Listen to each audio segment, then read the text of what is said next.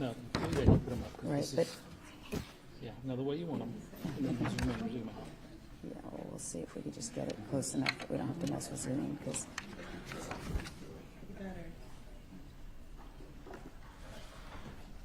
So, yeah, come out a little bit, there we go, And see, this is your little zoom. yeah. So how do you just touch it? Do you want the laser pointer? No. It's, If you do, I have. no, I don't. Yeah. Okay, so I think that's all we're gonna need. Is she turning on and off, or are we in charge? Just leave it on? Yeah, just leave it on. All you have to do is. This is I guess that's fine.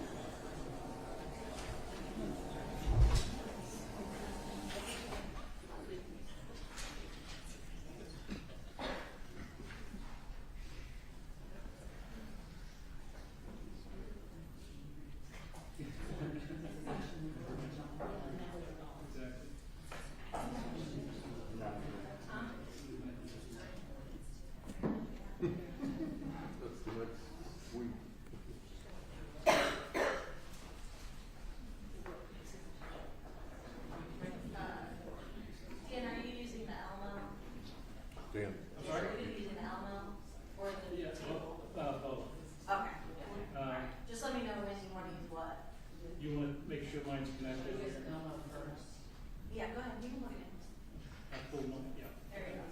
Good. Cool. Carla, are you ready? I'm ready. Did you try it, Dan, see if it works? Will you give me the screen back? Remind everybody in the gallery, make sure your phones are turned off and put away. If you need to use them, step out in the hallway, please. I already told them to start it. They can use them, but it's making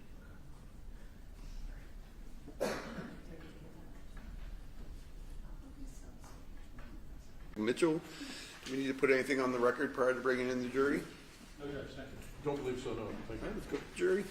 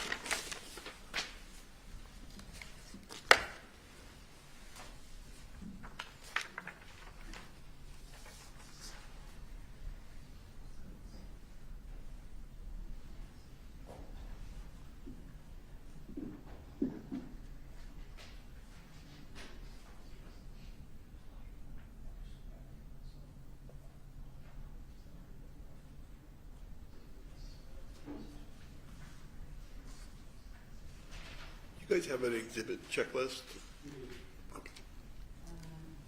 But it's only ours. What? But it's only our recording. Okay. You want a copy? So you want- Yeah, I do. I didn't take copies because I was still tweaking it, it was close. We'll take a copy too, if that's all right. Yeah, it's in the box. All right.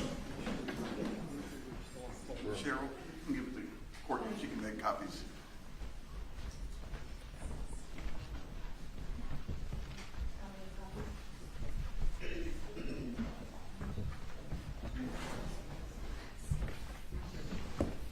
Stop.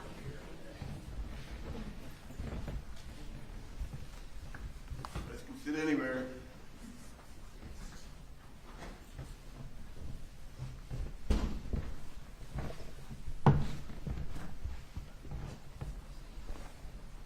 We can have a seat.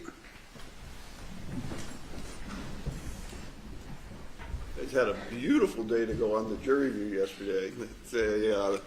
Sometimes I send poor jurors out in January, and it's very difficult. Any witnesses on behalf of the state of Ohio? Yes, thank you, Your Honor. Officer Daniel.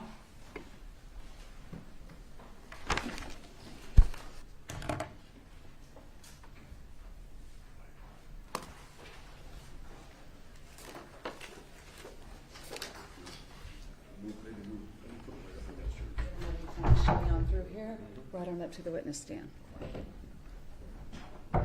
Maze around here. Oh, yeah.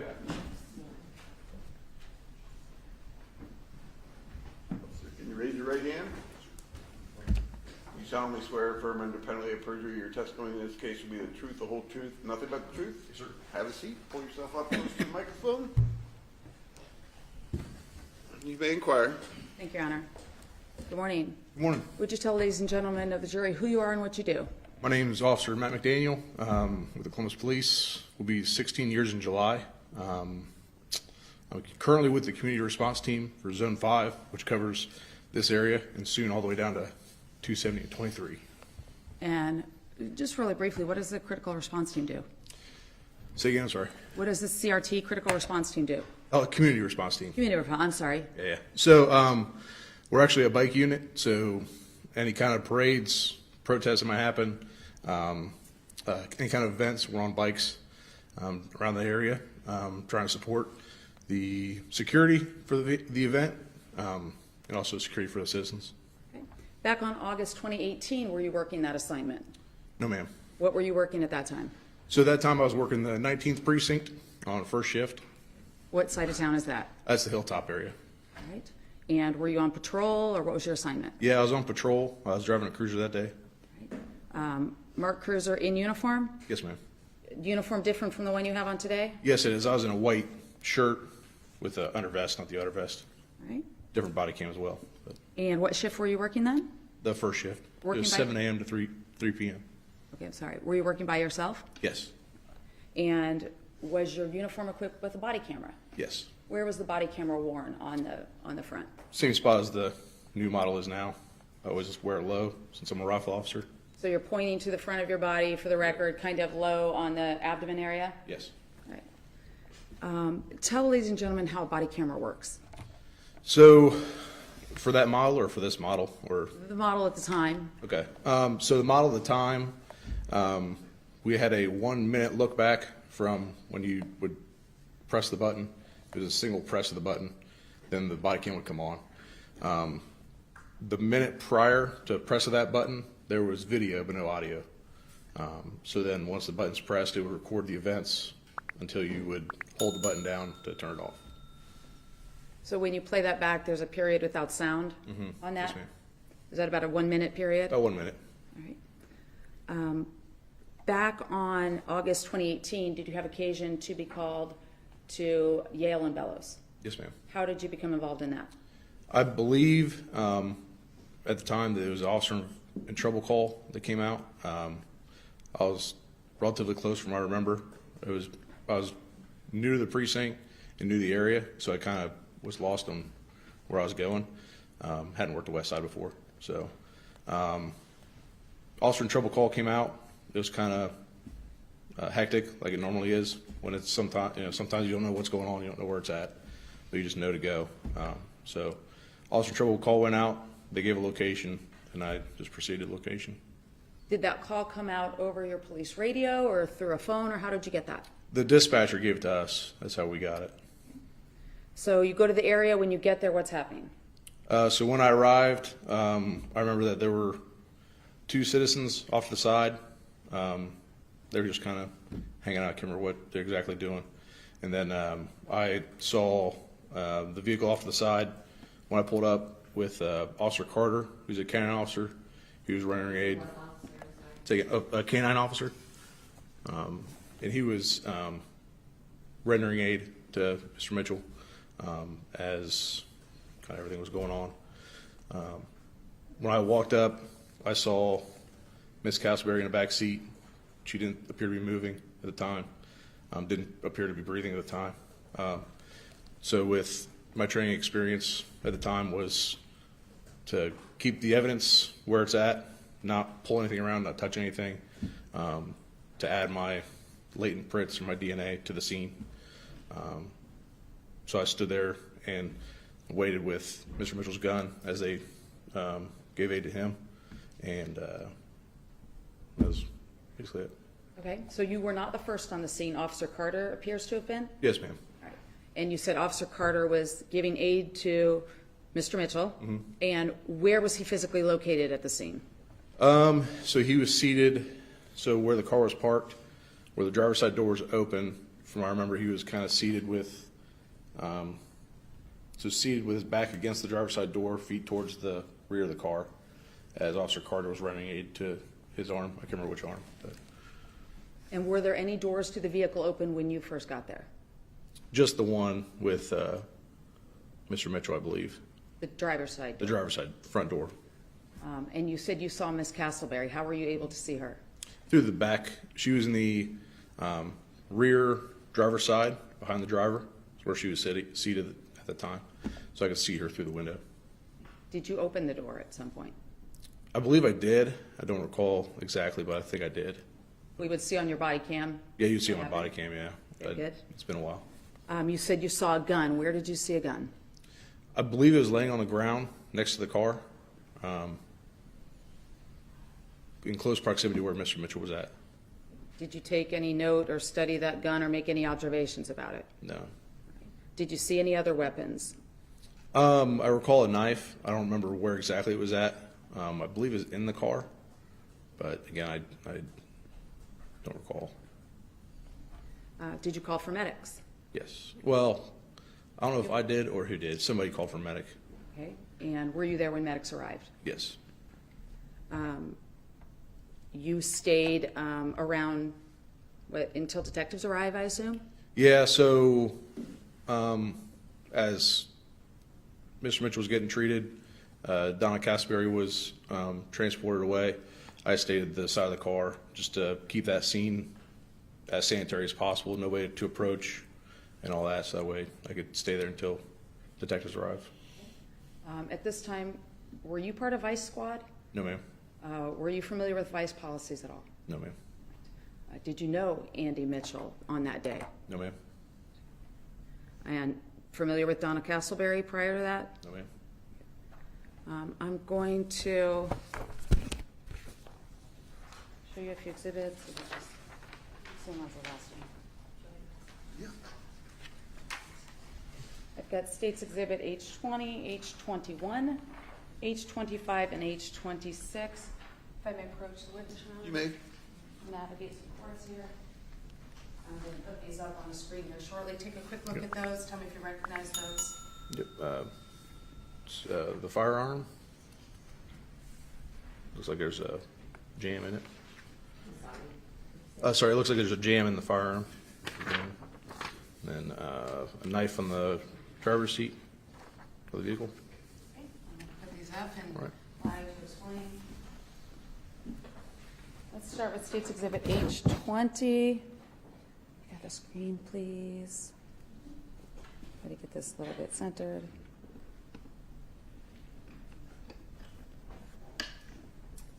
States Exhibit H20, is that the firearm you saw that day? Yes, ma'am. There's a cone by it. Is that something that the detectives or crime scene search unit placed there? Yeah, they would place that after. I wasn't there for when they placed it, but that normally is how they do things, is they'll place the cones out for their photos. I'm not sure if you can see cone 2 and what that is. Do you recall seeing that object? I believe that's a cell phone, from what I remember. I'm not sure, though. States Exhibit H21. Is that a close-up of the firearm you saw that day? Yes, ma'am. And I believe you said you thought it looked like there was a jam in the gun? Yeah, looking at it now, it looks like it's jammed. States Exhibit H25. Do you recognize this photo? Yes, ma'am. What is that? The knife seated on, or is on the seat, the driver's seat there. Okay. And is that what we're looking at next to the piece of paper? Yes. And a close-up, let's go with States Exhibit H26. Would that be a close-up of the knife as you saw it that day? Yes. Right. And does that appear to be a holster? You Yeah, that's noted what it as appears to well? be, yes. Okay. Okay, I'm done with this.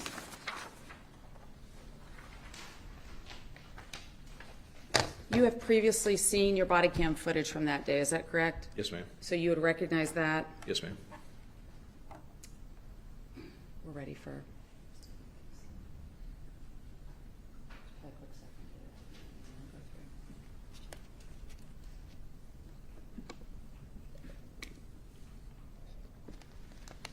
What are we looking at right here? So that's me in my cruiser pulling up to the scene, I believe. Yep. So I just had pulled up. There's the two citizens standing to the side. with the vehicle with Mr. Mitchell by the door. Okay, so this is the look back part. We don't get sound for a minute, correct? Right, yeah. But as you pulled up, you saw some civilians on the scene? Mm-hmm. And this is you approaching? Yes, ma'am. Is that white vehicle Officer Carter's vehicle then? Yes, that's Officer Carter's canine vehicle. Okay.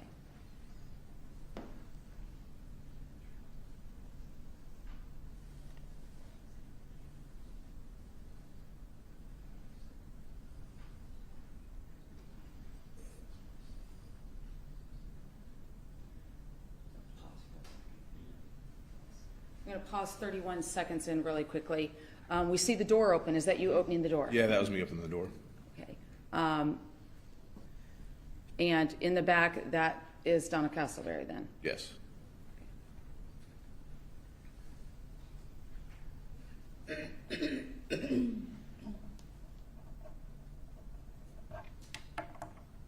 We see off to our left Officer Mitchell and Officer Carter? Yes.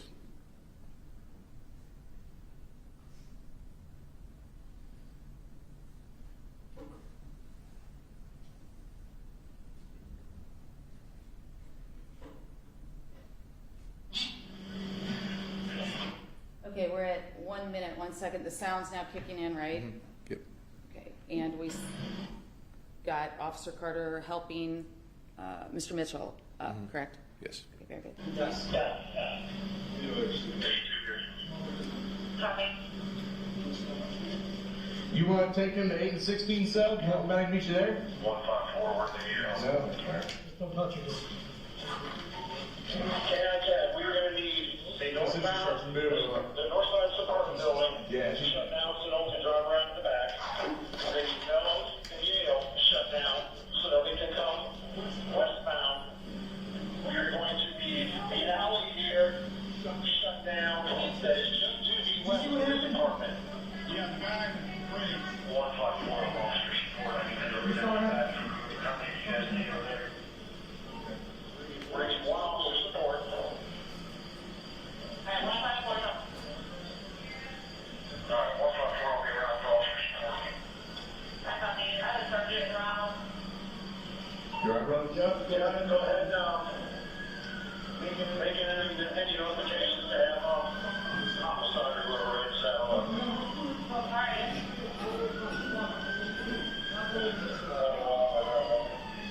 Copy.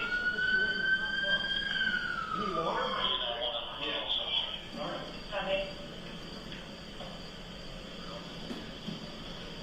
1165. Yeah. My supervisor's around.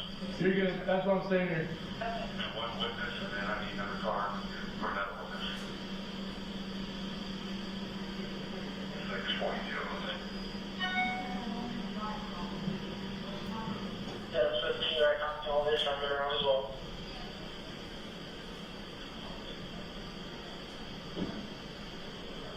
That's done.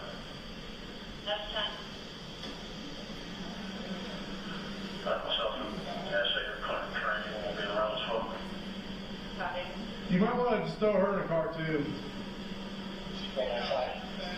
195. She was with him though. I'm gonna pause it 308. You're referring to putting someone in a car? Were those people that were at the scene? Yeah, so I saw her walking to the side, so I was like, well, she was standing there as well. I think she was the female that I had walked past. And I was like, hey, go ahead and have her seat in the car as well to secure the witnesses. So you're unsure whether or not anybody saw anything, but you Right. thought they needed to be talked to? Yeah, it would be best to have her point of view as well, just in case. That's just how I've always, if they're there, they're probably a witness to something that could have happened. So Control for now, In the end. 60,000, Chris Collins. I copy. Shut down 60 cars. Go ahead and. Yeah. Okay.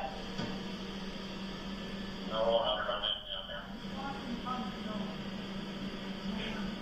192. That's what it seems like.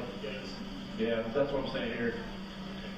192. Go ahead. I did move his gun a little bit, but I was. Well, he had it pretty much. It was like right. Yeah. That's when I got here, so he was sitting right here leaning against it. Yeah, go ahead, sir. Pause at 348. Who's talking here on screen now, if you know? So that was Officer Carter talking off to the side in the black uniform shirt. I'm not quite sure who these other officers on the right side are. Sorry, I should probably point it there. So yeah, so the officer that came in from this side was Officer Carter. Okay. He was talking, and then these officers came up to talk to him. Officer Carter said he moved the weapon a little bit. He was. That's what it sounded like, yeah. Yeah, I'm headed down. Just gonna probably run so we figure all this out. I copy. She shot in the back, he said.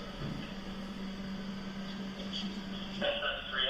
We're on 9100 is moving to get the mobile sub up there. Okay. We're gonna need somebody to see alleyway up here. That's it. That's it. I'll leave it saying around. Well, I copy. So the order sample is gonna be walking around.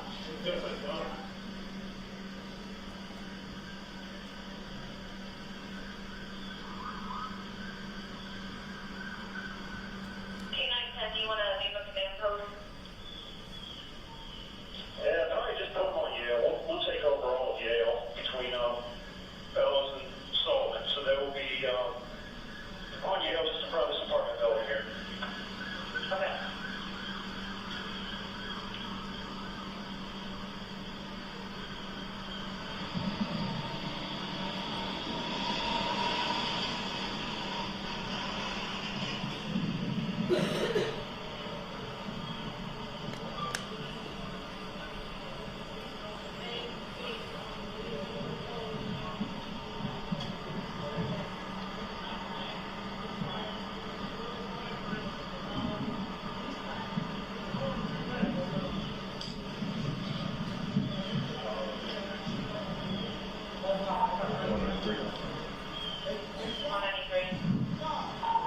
Yeah, I'm down there as well. Stopping this 5 minutes and 33 seconds in. Is that the medic that's arriving? Yes, ma'am. 365 South Yale is going to be the address where the rear up. Be a alleyway to the north here. We're blocking off that. Okay. She had to move out. But since the gun was there and she looked pretty dead going,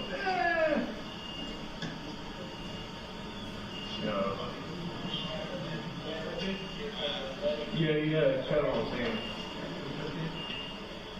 What is this, a window thing? Yeah. Yeah.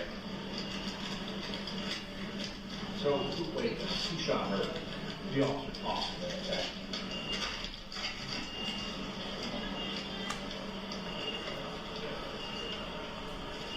As well.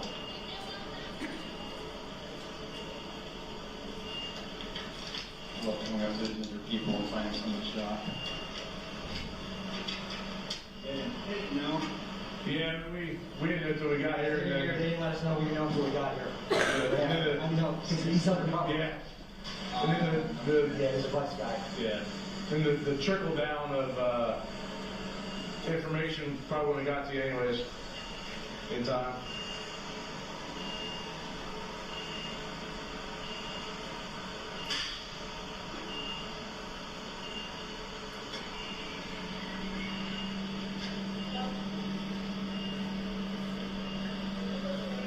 You got a guard log? I'll get it. No, I'm staying with guns, so Matt. I copy. Do we have everything blocked off? Does anyone think still be blocked off down there? just heart still beating. I don't know if we're still beating or not.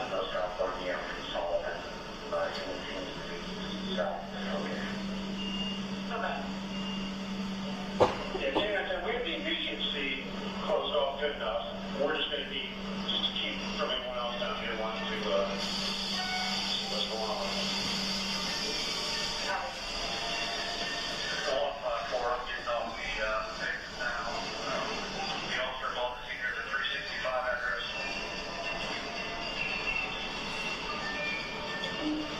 We're in the rear of the apartment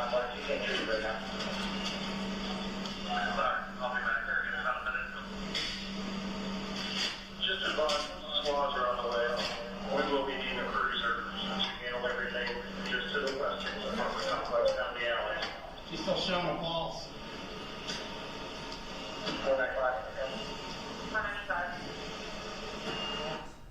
gonna pause 8 minutes and 30 seconds in, so the medics bring a gurney over Yeah. at this point? Mm-hmm. Okay. They are going to be transferring the suspect here in a couple seconds. So you don't get into all that head out. I can follow if you want. Follow back then.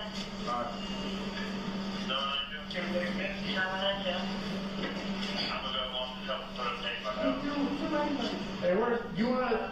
Do we know where you're going or what the mission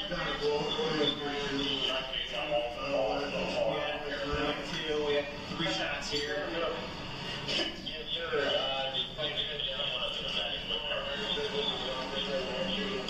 get it on. Okay, 919 or 98, where you go in the medic, please.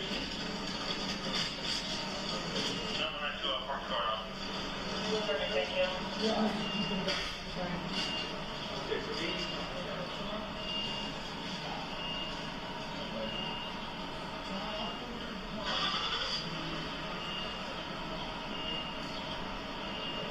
Channel 3, what's the other 43? 365 South Gale. Uphill responding. Copy. 5224. 5224. He's aware, attorneys responding to report. Okay. 291. 291. 90 is going to reach right with 3010 to the hospital. Okay. We have a condition. We got a suspect. Okay. Do we have a condition? Say, threatening a little bit. There's a bag we see it. We're 10:15 into this video, and it's been sitting there for a minute. Do you know where that came from? I think that's the medic's bag.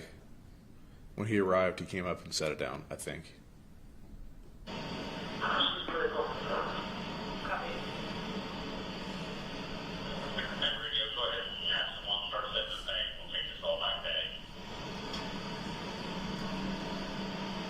And you want it monitored?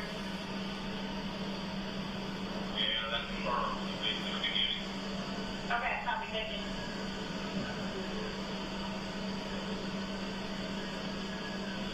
They're gonna wanna push back even more, I bet. That's 10. Copy.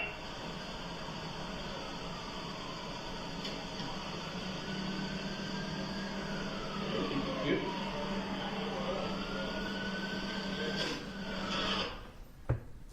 At about 11 minutes in, what is that you're signing? That's the guard duty log for the scene. That just keeps track of who's coming and going? Yes. Yes, ma'am.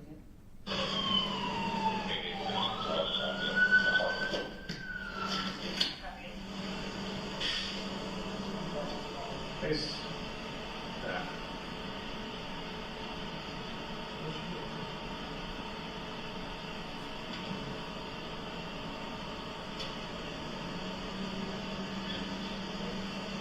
Once that deputy pulls up, is there anything else we need to shut down?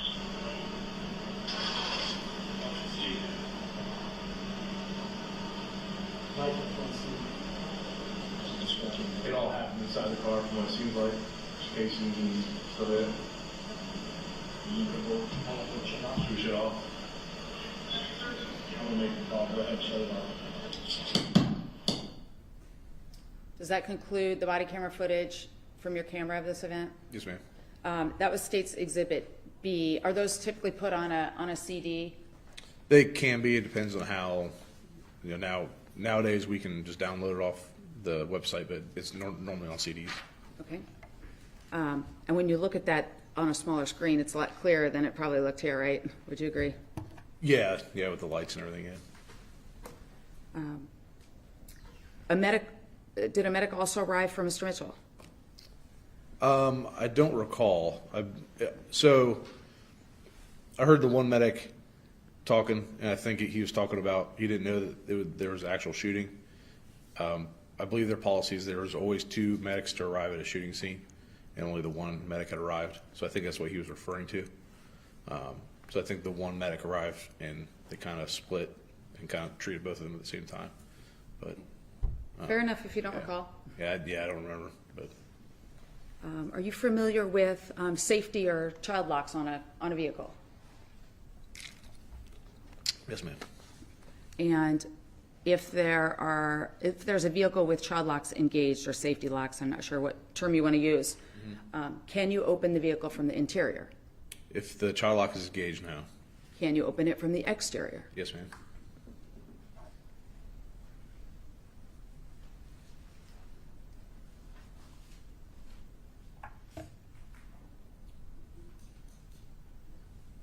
Thank you. Nothing further at this time. Cross-examination? We're not getting a feed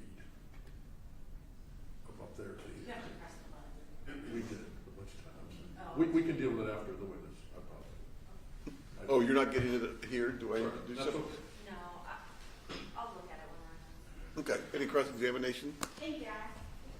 Actually, we're also not either, but when we were looking at the laptop, we're not getting. After the witness is on. Do we need to send all? It was on that, so it was. Okay, May I proceed? you may. Good morning, Officer McDaniel. Morning. My name is Caitlin Stevens, and I, along with my co-counsel, Mr. Collins, represent Mr. Mitchell in this case. If at any time I go too fast, I'm sure Carla will yell at me. But if you don't understand my questions, please just let me know, and I'll rephrase. Yes, ma'am. You said you've been a police officer for 16 years come July? Come July, yes, ma'am. Thank you so much for your service to our community. During your tenure as a police officer, you've had to arrest people several times, correct? Yes, ma'am. You've probably encountered hundreds, if not thousands, of arrests, right? Yes, ma'am. And in order to make an arrest, Officer McDaniel, you have to have probable cause, or the elements, in order to make that arrest lawful, right? Yes, ma'am. Once you have probable cause, you then tell that suspect, hey, you're under arrest, correct? Yes, ma'am. You tell them the charges for which they're under arrest, correct? Not always, but after the fact, yeah. And then you proceed to handcuff them, right? Yes, ma'am. This is typically the same process no matter if it's a drunk driving case or a disorderly conduct case, correct? Normally, yes. Now, if you have the elements for an arrest and you're alone, as you were back in August of 2018, you can make that arrest while you're by yourself, correct? Yes, ma'am. I want to talk to you, switch gears a little bit, about taking a suspect to jail versus summonsing a suspect in. Just because you charge someone with an offense doesn't mean that you're definitely taking them to jail, correct? Correct. You as an officer, especially for misdemeanors, have the discretion to take the person to jail, right? Yes, ma'am. Or issue them in on a summons, correct? Yes, ma'am. A summons is a piece of paper providing that you provide to the suspect that tells them when their court date is and where their court date is, correct? Yes, ma'am. Now, back in August of 2018, however, the only time that you did not have discretion as a police officer for a misdemeanor case is when the person had a warrant, correct? Correct. So back in 2018, hypothetically, if a person had a warrant out for their arrest, you had no discretion. You could not issue them a summons, right? It depends on the warrant. Some you could drive them to the courthouse if it's a traffic ticket, and there's a cash payout that they would have to do. If But it was- normally, if it's a warrant, violent misdemeanor, or it's one where they have to go see a judge, basically. Let's say if it was a warrant that a judge issued for a failure to appear, you would have to take them into custody, correct? Yes, ma'am. You would have to take them to jail, right? Yes, ma'am. So you had no discretion back in August of 2018 if that person had a warrant for a failure to appear. Yes, ma'am. I want to switch gears and talk about compliance now. Certainly you've come into contact with many different types of people when it comes to compliance, right? Yes, ma'am. Some are very compliant, others not so much. Yes, ma'am. When you approach a suspect, you start from the premise to proceed with caution, correct? Yes, ma'am. You start with the premise that, hey, people most of the time, some of the times, are not compliant, correct? Yes, ma'am. Because you're trained, Officer McDaniel, to expect the unexpected, right? Yes, ma'am. And in your dealings with suspects that you have arrested, I'm sure there's a difference between a sober person being compliant and an intoxicated person being compliant, right? Yes, ma'am. Fair to say a sober person is typically more compliant than an intoxicated person? Yes, ma'am. And I'm sure you've come into encounter with people who are high on drugs, right? Yes, ma'am. Fair to say that sober person, when compared to somebody who is high on drugs, the sober person is more compliant, correct? Yes, ma'am. You would agree with me that an intoxicated person or a person who is high on drugs are certainly more unpredictable, correct? They can be, yeah. Now, depending on the level of compliance or lack thereof, you may have to use force to effectuate an arrest, right? Yes, ma'am. You're allowed to do that, Officer McDaniel, right? Yes, ma'am. When you took an oath as a police officer, that bestowed upon you the power to effectuate an arrest, correct? Yes, ma'am. Fair to say, Slow down a little, slow down a little bit. that's one time. When I saw Carla, I turned around. Sorry, Carla, I gotta see, Gotta hit a button. the Elmo's in my view. Okay. Fair to say, Officer McDaniel, whenever you put handcuffs on someone, you have to use your hands, right? Yes, ma'am. You have to place your hands on them, correct? Yes, ma'am. You have to use your hands in order to get them the suspect's hands behind their back, correct? Yes, ma'am. And you're allowed to do that, right? Yes, ma'am. You're allowed to use force to effectuate an arrest, correct? Yes, ma'am. Hypothetically, officer, you go to arrest someone and you tell them, I'm going to put handcuffs on you for my safety. And they tell you, no, I'm not going in handcuffs. What does that mean to you? They're not being compliant. It's a sign of noncompliance, correct? Yes. It's a danger cue? Huge at times, depends, but yeah, it can be. It's like, oh, here we go. Certainly, it heightens your awareness, right? Yes, ma'am. Said it's like, here we go, correct? Now, they're not allowed to tell you, no, I'm not under arrest, correct? Correct, yeah. Fair to say that when you go to arrest someone, you want to know as much about what is on that person as possible, correct? Yes, ma'am. So every single person you have ever arrested, you ask them, hey, do you have any weapons on you, correct? Yeah, yes, I do. Or after the arrest, I search, so make sure there's no weapons. But certainly you ask them if they have any Right. weapons first. Yeah. Because you don't want to come into contact with a weapon on their body, let's say a knife or anything like Correct. that, right? That's for your safety, correct? Correct. Now, in that same hypothetical, Officer McDaniel, if you ask that person, hey, do you have any weapons on you? And they don't answer you, that's certainly a sign of noncompliance, correct? Yeah, or trying to be deceptive, either one. You said trying to be deceptive? Yes, ma'am. It would certainly alert you to the fact, hey, this person is not answering my questions, correct? Yes, ma'am. Same hypothetical, Officer McDaniel, you try to put handcuffs on the suspect. The suspect starts screaming, get your hands off me, and then starts to fight. Definitely a sign of noncompliance, correct? Yes, ma'am. Another alert, Yes, ma'am. at this point, your alertness is heightened, correct? Yeah. Certainly a danger cue, right? Yes, ma'am. That person then, that suspect, Officer McDaniel, is then not allowed to physically resist arrest, correct? Correct. At that point, that person has no lawful right to resist arrest, right? Correct. And if they physically resist arrest, in that moment, Officer McDaniel, you're focused on their actions of the resistance, correct? Yeah, I'm trying to stop, gain their control so that way I don't get hurt and they don't get hurt any further. So you don't care necessarily why they are resisting, right? At the time, it doesn't go through your head. Right. And all you know is that once they begin with noncompliance, escalate to physically resisting, all you want to do is get that suspect under control, right? Yes, ma'am. And if a suspect tells you they're not complying and then they physically resist arrest once you try to put handcuffs on them, certainly you're not the aggressor in that situation, right? Objection.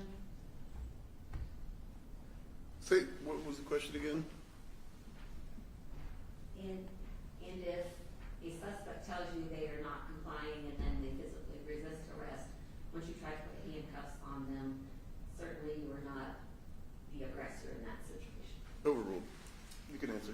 Okay. Can you say it again? Sure. Sorry. So when a suspect tells you they're not complying, Right. they physically resist arrest, you go to put handcuffs on them, you're not the aggressor in that situation, are you? No, I'm actively trying to get them under control. Correct, because the suspect is aggressor by not complying, right? Right. The suspect is the aggressor by physically resisting, correct? Correct. The suspect isn't trying to defend themselves against you, right? So it's hard to judge what's going through their head at the time, Because So- you don't care what's going on in their head, right? Right, I'm just trying to get control. You're trying to get control because you're focused on their actions of physically resisting, correct? Yes, ma'am. The suspect's actions aren't lawfully defensive. They're not allowed to say, no, I'm not under arrest, right? Correct. They're not allowed to physically resist. Correct. Resisting arrest is a charge in and of itself, correct, Officer McDaniels? Yes, ma'am. Hypothetically, officer, if that same suspect introduces a weapon into the equation, then uses it to attack you while you're making a lawful arrest, again, who is the aggressor in that situation? The suspect. The suspect's the aggressor. The suspect's attack on you certainly, again, at that point, is not defensive, right? Correct. Not against me, no. They're on the offensive, right? Correct. They are trying to attack you, correct? Yes, ma'am. Training doesn't say that the suspect, you're not trained to know that the suspect is acting defensively, right? No, ma'am. In fact, training doesn't even dictate that you are to look into the suspect's mind and speculate as to what their intent was, correct? Correct. At that point, again, officer, you do not care why they are attacking you, right? Right. Your training tells you to focus on their actions, correct? Yes, ma'am. Not their words. No. When their words don't match their actions, you're trained to focus on actions, correct? Yes, ma'am. You would agree with me that training dictates that an action is always faster than a reaction. Yes, ma'am. At that point, Officer McDaniel, in that hypothetical, that person is dangerous, right? Yes, ma'am. You have a duty to take that person into custody, correct? Yes. Your training tells you that you can't run away from the threat, right? No. Training tells you that you have to go toward the threat, correct? Yes, ma'am. It's your duty to take that person into custody, correct? Yes, ma'am. The suspect, according to your training, is not allowed to say, I don't believe you're an officer, therefore you're not arresting me, right? Yes, ma'am. At that point, you go to make an arrest. It is lawful, correct? Yes, ma'am. The suspect, Officer McDaniel, doesn't get a get out of jail free card just because they don't believe you're an officer, right? Correct. Certainly, you've had people tell you they don't believe that you're an officer even while in uniform, right? Yes, ma'am. That doesn't matter, does it? No, ma'am. You still have to arrest the person if they violated the law, correct? Yes, ma'am. Now, certainly, you've run into this with sovereign citizens before, correct, Officer McDaniel? Luckily, I never have. Oh, well, lucky for you. Yeah. Do you know what a sovereign citizen is? Yes, ma'am. Your colleagues have certainly run into sovereign citizens yes, ma'am. before, right? Tell the ladies and gentlemen of the jury what a sovereign citizen is. So basically, my basic belief is they don't really recognize the laws of the United States, the state, at all, basically. They don't believe that they're subject to the laws of the United Correct. States, right? So you've seen situations where your colleagues have gone to arrest a sovereign citizen and they say, nope, don't care, you're a police officer, not subject to the laws of the United States. And yet your colleague still has to take them into custody, correct? Yeah, I've never personally seen it, but I've seen it, in general on videos and such from training. Fair enough, officer. You're trained on the use of force continuum, correct? Yes, ma'am. That use of force continuum goes from 0, correct? Yes, ma'am. All the way to 8, right? Yep. And a situation, Officer McDaniel, can escalate from 0 to 8 in a matter of milliseconds, right? Yes, ma'am. I want to take you back, officer, to August 23rd of 2018. We saw on your body camera you pull up to 365 South Yale, correct? Yes, ma'am. You get out of your cruiser? Right. Yes, ma'am. When you first pull up, you see my client sitting with his back up against the driver's side door, I apologize, correct? The door was opened. You see a cell phone? Yes, ma'am. Didn't touch a cell phone. No. Saw a gun also, right? Yes, ma'am. Didn't touch the gun either. No, ma'am. Both are on the ground, right? Yes, ma'am. A tourniquet was being placed on my client, correct? I believe so. I don't think you see it in the video, but I think that Officer Carr is putting that tourniquet on. Tell ladies and gentlemen of the jury what a tourniquet is. So the tourniquet is applied, if there's a wound, you apply it on, so that way it stops the gushing of blood, because the blood's not controlled. Obviously you saw his hand wrapped up, but that wasn't stopping the bleeding, so you gotta go above and place that compression on to stop the bleeding.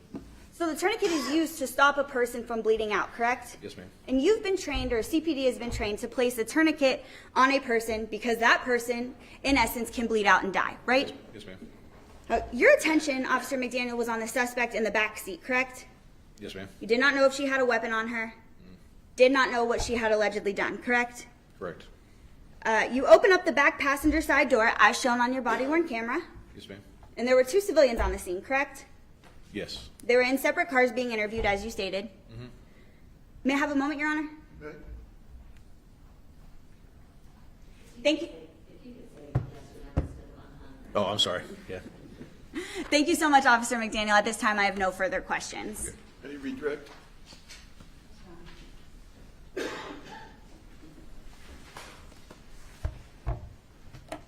Officer McDaniel, are you aware of instances where someone with a warrant was released or cut a break and told just go on down to the courthouse and take care of it? That has happened in the past, yeah. Why do you carry a badge, Officer McDaniel? So that way it signifies I'm a police officer. And when you're working undercover, where do you put your badge if it's not apparent on you? You're supposed to keep it concealed. So you're not obviously readily, hey, that's a police officer. So, because you're obviously undercover for a reason, for whatever reason it may be. Sure. But you could pull it out and you use that as a piece of identification, right? If I ever come face to face, yeah. Okay. If we're to happen, yeah. When you're dealing with a suspect, or just the general public, you're approaching someone to see what's going on in a situation. Do you like to talk to them? Do you have conversations? In my uniform or in plain clothes? Either. Normally, when I have worked in any kind of plainclothes capacity, I try not to have contact. It's more of, I'm more in a surveillance kind of capacity, whereas like you don't obviously want to draw attention to yourself. When I've only ran into it on a couple instances, I think, where I have, but I'll have my badge in my dominant hand, and I'll knock, and if somebody comes, when they came to the door, I'll be like, hey, I'm so-and-so. To give an example. And that was a bad question, so I Yeah. don't want to make you try to explain. Okay. I just meant, if you tell somebody, for example, you walk up on their car and you're like, hey, I'm stopping you for a traffic violation. You have conversations with that person, right? Yeah. This is why I'm here. Right, yeah. They talk to you. You exchange. Right, yeah. Yeah, you kind Some of sort of gauge. conversation. Yeah, you kind of gauge. Sorry. Go ahead. You kind of gauge. Oh. You engage in some sort of conversation. Yeah, so you kind of engage in the conversation to kind of gauge where they're at, where you're at, kind of, see where the situation might go. Are they going to be compliant? Are they going to be not? So kind of have that conversation to just see how things are going in that incident. So that helps you decide, how's this going to go? Right. So you listen to their tone of voice? Yes, ma'am. You listen to the words they're saying? Yes, ma'am.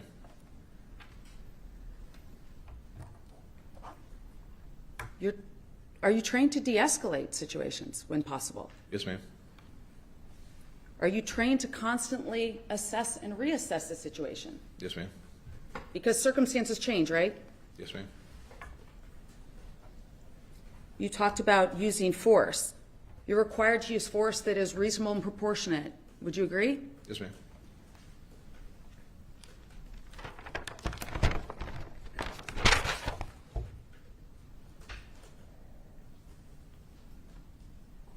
Are you also trained when you're in a dangerous situation and you have an opportunity to get cover if possible? Yeah, but only if there's the ability to. Sure. If time dictates, if you have the time to get to cover, if you have the, if it's a short distance, it just all depends on the situation. It's hard to say. It's hard, situationally, it can go 1,000 different ways. So. Sure. I'm saying if possible. So if possible, possible, you could. Are you trained to create distance from a suspect? If possible. Yeah, it depends on the situation, yeah. And are you trained to preserve life where possible? Yes.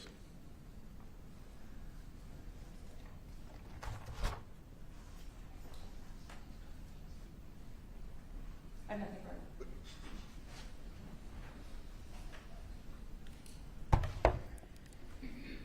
May I proceed? Back in 2018, Officer McDaniel, are you aware that it was a policy of CPD that you did not have to have your badge on you at that time? I did. It depends on the policy. I don't recall. If you were undercover, you did not have to have your badge on you. You're not aware of if that policy existed? I'm not aware, no. If I told you that policy existed, or if I showed you a copy of that policy, He's answered. What? He's answered he doesn't know. Okay. Sustain. Ms. Pritchard talked to you about the conversations that you have once you're under arrest with someone, or once you're making an arrest, correct? Mm-hmm. Once you place that person under arrest, there's nothing in your training manual that dictates you have to continue to negotiate with them in order to convince them that you are in fact a police officer, correct? Is this, you're saying after they're in handcuffs, or? After you tell them you're under arrest. Right, yeah, I don't have to say, hey, I'm the police, comply. You don't have to Just- negotiate with them, correct? As a police officer, no. You're not trained in negotiations, correct? No, ma'am.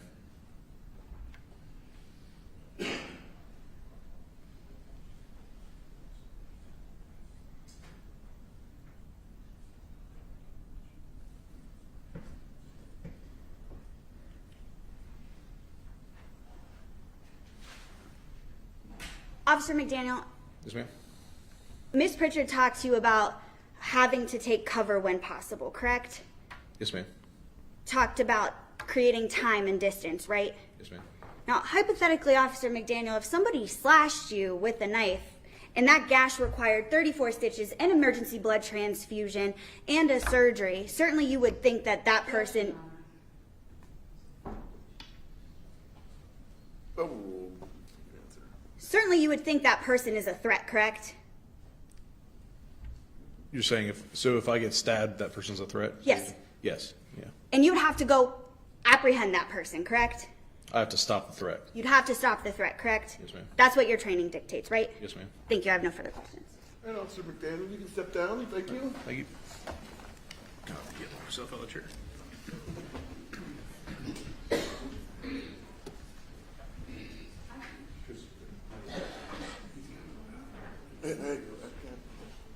Ladies and gentlemen, we're supposed to have our technology when the video is played on the big screen. It's supposed to go to everywhere else. We didn't do that, so we're going to need to take a break. Let's say for about 15 minutes, and we're getting our IT people up here. So hold on. I have to read this to you. Do not discuss this case among yourselves. Do not permit anyone to discuss it with you or in your presence. It is your duty not to form or express an opinion on the case until it is finally submitted to you. All right.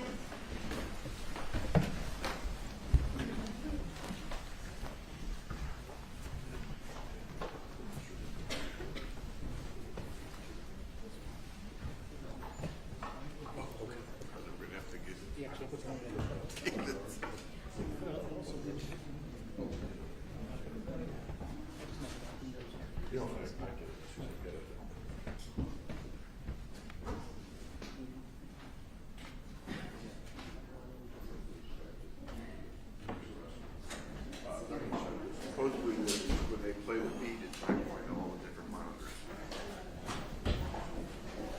Hey, Mark, Caitlin is not allowed to have any more Starbucks. Not allowed to have what? Yeah.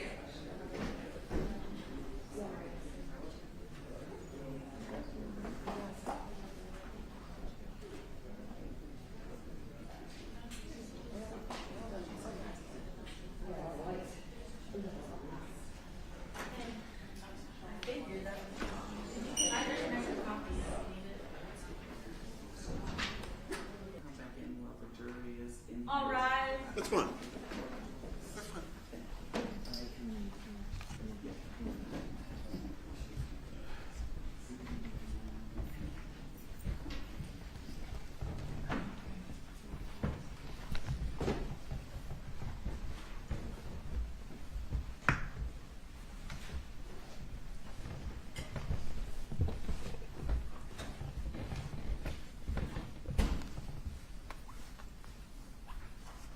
Everyone can have a seat. Got our technical little issues solved. Anything further on behalf of the state of Ohio? Yes, sir.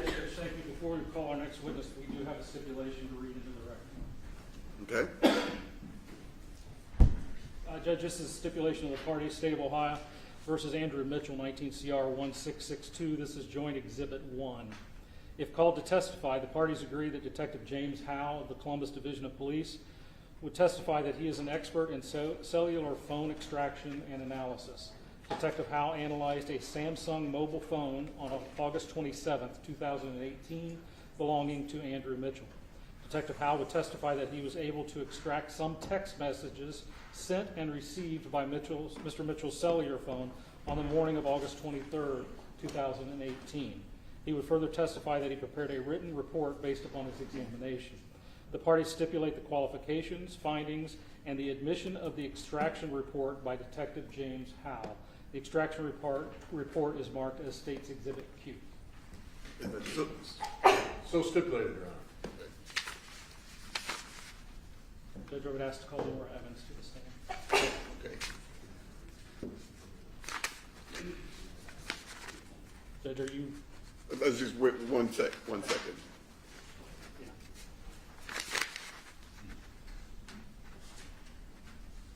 Yeah. As I read during the instructions, as I typically said, that the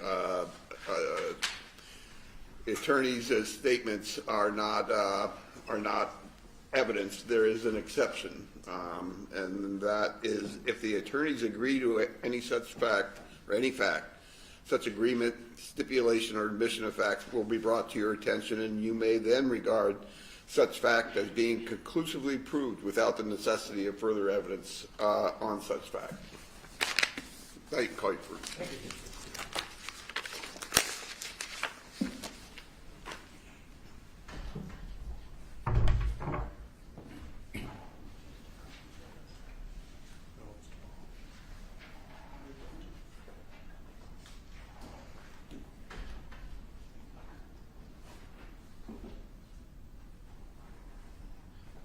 What's for all the wires down there?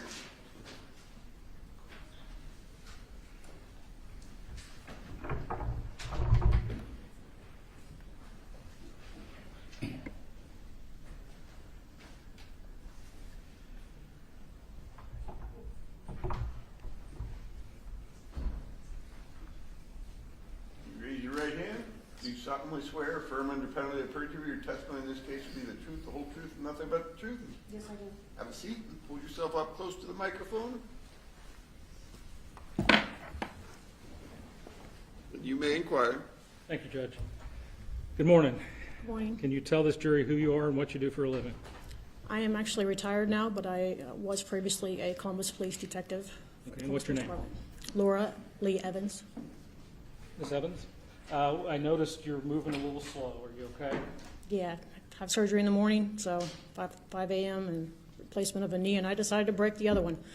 So, Tomorrow morning, perhaps? yes. Are you okay to talk about this case Yes, for I now? am. Okay. You know why we're here, right? We're going to talk about August of 2018. Can you tell us what you were doing for Columbus Police back then? I was working for the Vice Unit. And what's that mean? You're asking what we handle? Yeah. Kind of an array of things. I normally would handle the juvenile underage buys that we would do for narcotics and not really necessarily narcotics, but marijuana, alcohol and cigarettes. And then I would also do reversals for them, which are where I would play the part as a prostitute trying to pick up a John either in a hotel or on the street. Okay, so you would try to pick up Johns occasionally as part of your job with the Vice Unit? Yes. Did you have a group of folks in Vice that you worked with on a regular basis? Yes. Did that include Andrew Mitchell? Yes, it did. Do you see him here in the courtroom this morning? Yes, I do. And can you point him out briefly? Your Honor, we would stipulate both identity and venue. So stipulated, the witness has identified the defendant. And I believe, Judge, that means the second stipulation is that everything we're going to talk about in this trial happened here in Franklin County, Ohio. Okay. That's correct. And if you can, give me a kind of a overview of what your group did on a daily basis. What kind of stuff were you doing? We would normally come in and have like an admin day on a Monday. Normally the guys would go out later on, though, and pick up girls if that would be the case. I would normally go out afterwards if that way they could clean up the street a little bit before I went out. I think that day we had firearms qualifications in the morning, actually. So, and again, I just want to get this straight in my head. The general stuff. You would say the guys would go out and pick up girls to clean up the street. Yes. What's that mean? That means pick them up so that I'm not having to be pressed for business, put it that way. So if you were going to go out and pretend to be a prostitute that night, they would go Right, kind of they clean. wouldn't be taken away, the ones I'm looking for. And is that what was happening the morning in question here? Actually, we had just started with the guys Yes, going out and picking up women, yes. And while the guys, and you talked, it's Andrew Mitchell, who else was one of the guys there? We had Daryl McKissick, who was out there. He had actually just gotten one prior to that. I would search the females also for them before they were transported to jail, so I was searching his female at the time. I believe Jim Mathis was there, and Brian Key was there, Sarge was there, Sergeant Mike Evans, I'm sorry, and Andy. So it sounds like 5 or 6 people maybe? Yeah. Suppose. And were you the only female? Yes. Okay. Now you mentioned that you would search the women. How was it that you were aware that someone needed to be searched? They would text me. Okay. So did you guys have a group text of some sort? Yeah, we usually kept a group text going. With whoever was on for the day, we would make one. Okay. And if things went as normal, I guess, when you searched a girl, what happened then? I'm not sure. After you searched a girl, did you just hand them back over to take them downtown, or what happened? Yeah, they would normally be waiting for a transport from a cruiser to actually take them downtown if they had warrants. And were there any locations that you used specifically to stage these girls or to make these searches and arrests? Yeah, there were places that we liked to use that had bigger parking lots and things that we could use without being so noticeable. We would normally use for the Hilltop area. We would try to use the library. I believe it's about Hague. Up on like Hague and Sullivan? Yes, and then for the bottoms, we would use the Princeton Club quite often. I could go anywhere they needed me to go, though, but those were kind of common areas, so. So typically, what you're saying is if one of these guys picked up a girl, got the elements for prostitution, they would just drive straight to one of these 2 places? Most likely, yes. Okay. But did it happen that occasionally you had to go to wherever it is they decided that they Yes, needed it or did. searched? I mean, normally they would stop and try to get the cuffs on while they're not driving. And then once everything was fine, they would either take her there or have me come to them. Okay. And in this situation, when you're doing this work, are you in a cruiser? No, I'm in a plane car. You're in an undercover car? Are the other guys in undercover cars as well? Yes. Okay. Are you wearing a uniform? No. Just dressed normally? Mm-hmm. What kind of undercover car were you using? I believe I had my silver Honda Civic at the time. Okay. So if somebody drove by, they would have no idea you were a police officer? Unless they knew me or had seen me, yeah. Right, okay. Did you carry walkie-talkies generally? Yes. Okay. Did you carry mace? Yes. Did you carry your badge? Yes. Did you carry your plastic ID card? Yes. Okay. Did you carry any recording devices? If you're going to be doing a type of stop like that, then yes, but I normally have one. It's just not ready to go until I need it. Okay. And for you, what was that recording device? I actually had a phone that looks like a phone, but it actually was a recorder. Okay. Do you know would this apply to the guys as well, the kind of things they were carrying? There's many devices they could have used, several. So I believe most of them could just use their regular phone for that to record the audio and even video.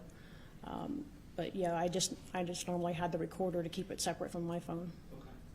And so you're saying they could just use their city-issued iPhone or whatever it is y'all get? Yes. And turn that on use it as a recording device? Yeah.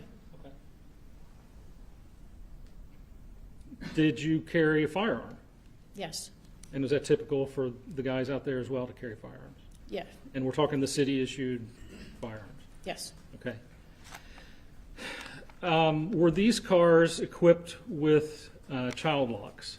Yes. And can you tell the jury what a child lock is? Child lock is put on for a vehicle so that you can actually lock the doors and the child can't just open it up while you're moving. But in this case, you're not trying to keep children out, right? Correct. Or in, I guess. Right. What are you trying to keep in at this point? You're trying to keep whoever you're arresting in at the time. So they can't escape. So they Right. can't. Correct. Because is it true that prostitutes occasionally try to open the door and bolt? Almost always, yes. And these child locks, you cannot open them from the inside, right? No, I've been locked in myself, so yes. They blocked you in? Yes. How does that happen? Well, if you're riding along with them to go somewhere and they just forget that they're on because they're normally left on. Yeah. So they either have to roll down the window to let me out or I have to reach through. So they're in the restaurant and you're standing out? Yeah, excuse me, come get me. Okay, Yeah. all right. And what we're describing is standard, normal, how things normally go, right? Right.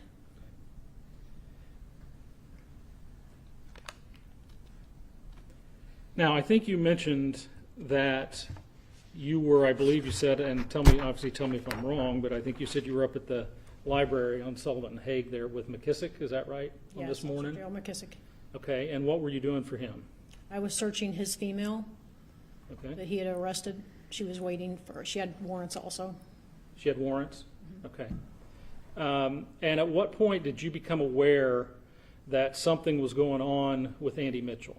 Daryl had told me that he sent a text. I didn't have my phone on me because I was busy, but he told me he sent a text that he was looking for one, apparently, and that's normally when you're looking at one, you'll let them know in advance, hey, I'm looking at this girl, so that no other detective actually picks her up also, and he's going to drive around a minute, see if she's still there, and get his car ready. So if they saw one, they would text general location maybe and say, I'm here, I'm looking at one, and that would tell the other guys, you don't need to go here, Correct. and then you're going to circle And it around. also make sure you have somebody out there, that's Make sure close it's to you. not like you undercover. What do you mean? To make sure she's not a cop that, No, to make sure that he has help that's Okay. available. and when you get that first text, do you start heading that way, or do you start heading to one of the two? No, I was still searching. I think I was still going through her purse, so, and I didn't know where he was going or where he was going to take her yet, so I would wait for that. Okay.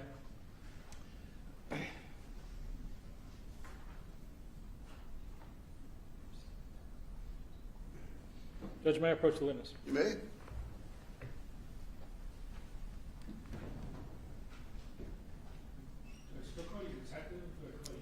It's totally up to you. Detective's fine. I'm going to show you what's been marked as State's Exhibit Q. You recognize that.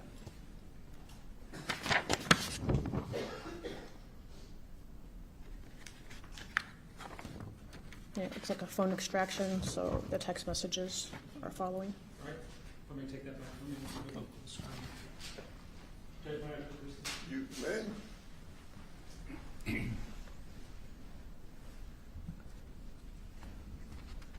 These appear to be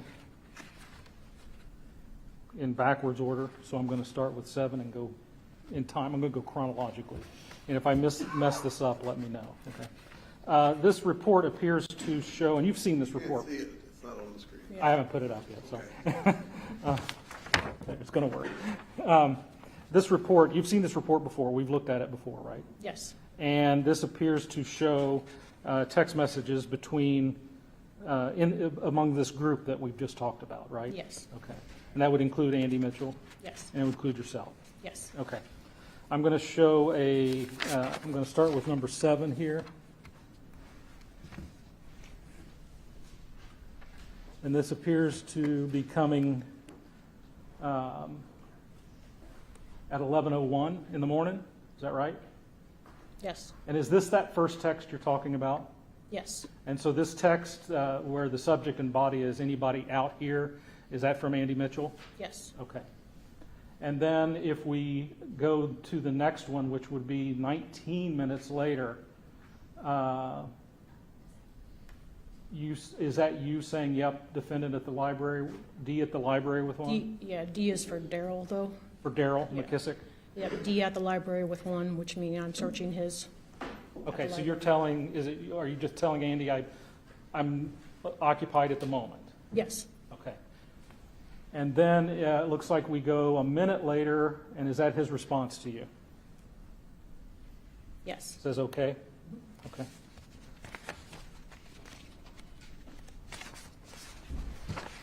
And at this point, is there anything that's making you think anything's out of whack? No. Okay. So now if we go to 11:31, The body of the text appears to say, "Someone come to take and bellows, please." You recall getting that? I don't recall getting it. I think I was busy searching the purse and things, Okay. the contents of. Okay. Are you aware of a take and bellows intersection in Columbus? No. Okay. I did look at that later, and I could not make that out, yeah. Okay. So you wouldn't know where that is at this point? No. Okay. And then the next one, number 3 text says Graz, G-R-A-Z. Were you aware of that one? No. Okay. Do you know what that means? No. Okay. Then the next one at 11:33 that you received, Bellows, Yale, doesn't believe I'm a cop. Is that also from Andy Mitchell? Yes. Okay. And is he doing this to you or to the group? He's doing it to the group. Okay. And then finally, at 11:35, at least on this timestamp, it looks like a text that says 10-3. Yes. Is that from Andy Mitchell? Yes. And what does 10-3 mean? That means an officer in trouble. Okay. How did you find out there was an officer in trouble? I was driving, actually. I didn't know for sure. I just was driving toward an area where we'd had a previous problem the week before where one of our officers had to mace a female out of the prostitution stuff.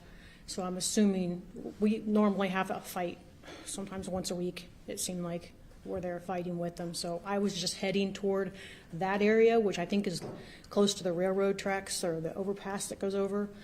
I didn't know where I was going, and then cruisers just blew by me, red light and siren, and I'm like, oh, I hope that, I don't know for sure. You know, I didn't know what it was, but I just hoped it wasn't that. So I tried my best to kind of see where they were going and follow them, but in a plain car, I couldn't get around some cars, and I couldn't run lights like they were. I probably violated a few things going there, but I could not get around to see where they had turned off. So I just headed straight, and I was looking for them, looking for anything I could find at the moment until someone had come across and, you know, would tell me where it was actually at. So you're just generally heading from the hilltop toward the bottom? Yes. Mm-hmm. On Sullivan? Yes. Okay. And that's just because your gut tells you that, I mean, did you know he was down in that area? No. Okay. But your gut's telling you something's going on? Right. Okay. And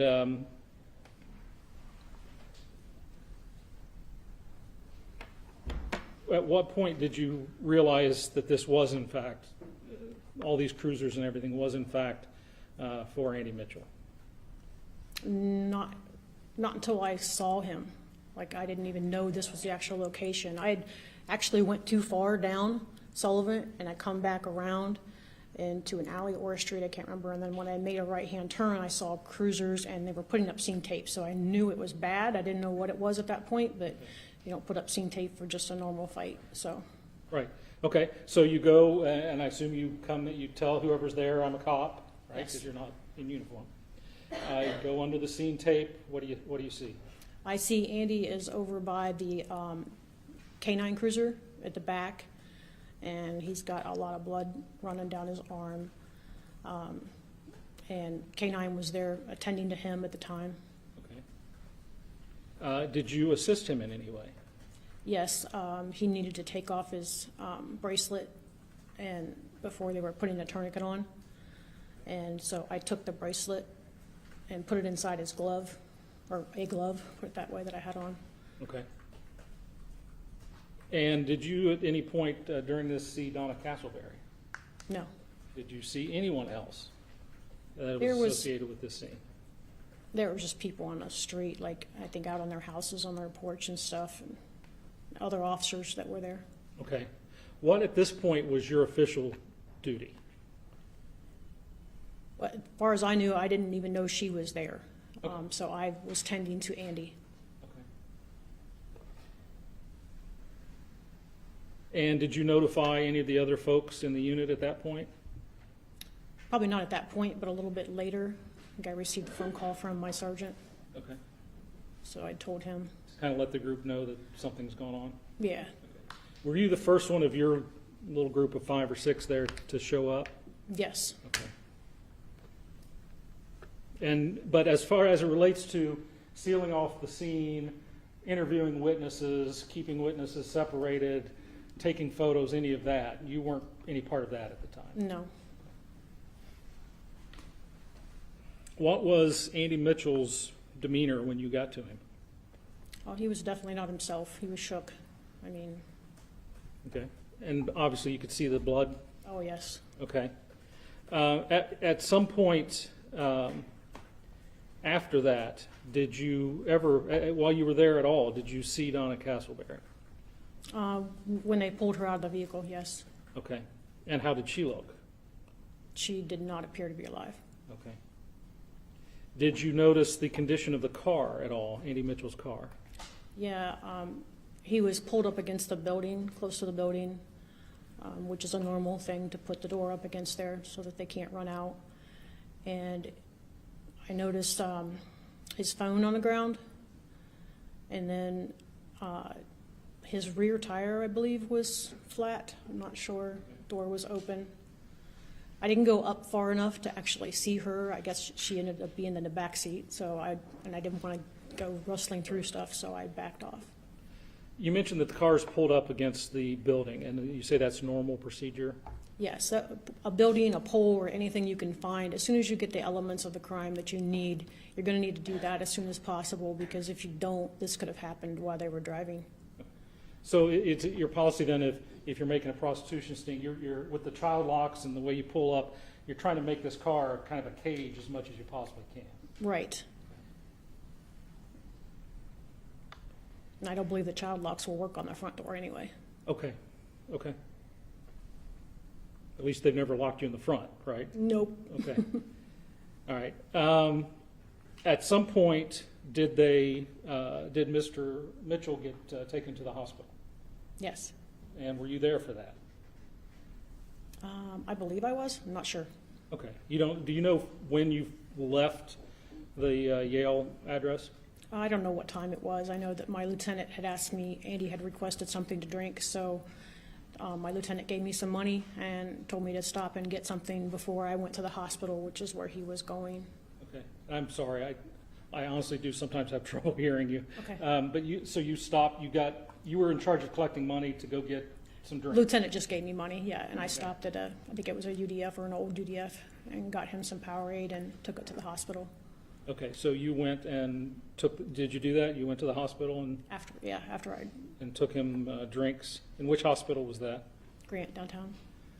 Okay, and did the rest of your group show up at that point? Yes. And you guys were concerned about Andy Mitchell's well-being? Yes. Okay. Have you had contact with Andy Mitchell since that day? Since the actual, when it happened, Yeah. yes. I went the next day, I believe, to the hospital. I took back his bracelet, cleaned it off, and then I gave it to his wife. And I think I saw him in headquarters one time. I took them all cookies that were up there sitting, not just him, but everybody else that was up Okay. there sitting in headquarters. You brought everybody cookies? Yeah. Okay. Have you talked to him since then? No. Why not? I didn't want it to appear to be biased. I have not contacted him at all while he's been in there. I want people to understand that I will not lie for him. He knows that also, and didn't But want to make that appearance. You consider yourself friends? Yes. And you consider yourself friends at that time? Yes. And did you guys have relationships, not inappropriate, really, but friend relationship outside of Oh, yeah. police? Andy worked on a lot of his own houses while he was, that he owned and rented out. And so he'd offered to do some work in my house I had a food disposer go bad, and he charged me $80. I think I gave him $100, but and I had to watch his child while his wife was busy at work still. So I watched his little girl while he was fixing stuff in my house. So. Okay, so you know his children, you know his wife. Have you had any contact with his wife since this happened? No, and a lot of people did try to contact him, and apparently we were just not given. We have to get permission as a police officer to actually see anybody in jail. So everybody that was trying they just kept telling them they were working on it. Every time they would say, "Hey, is my paperwork done?" They're like, "Oh, we're working on it." But so this was nobody. This was back in 2018, right after that, right? Yes. But you haven't had any contact with the children or the wife or anybody No. since then? Okay. May we approach him? You may.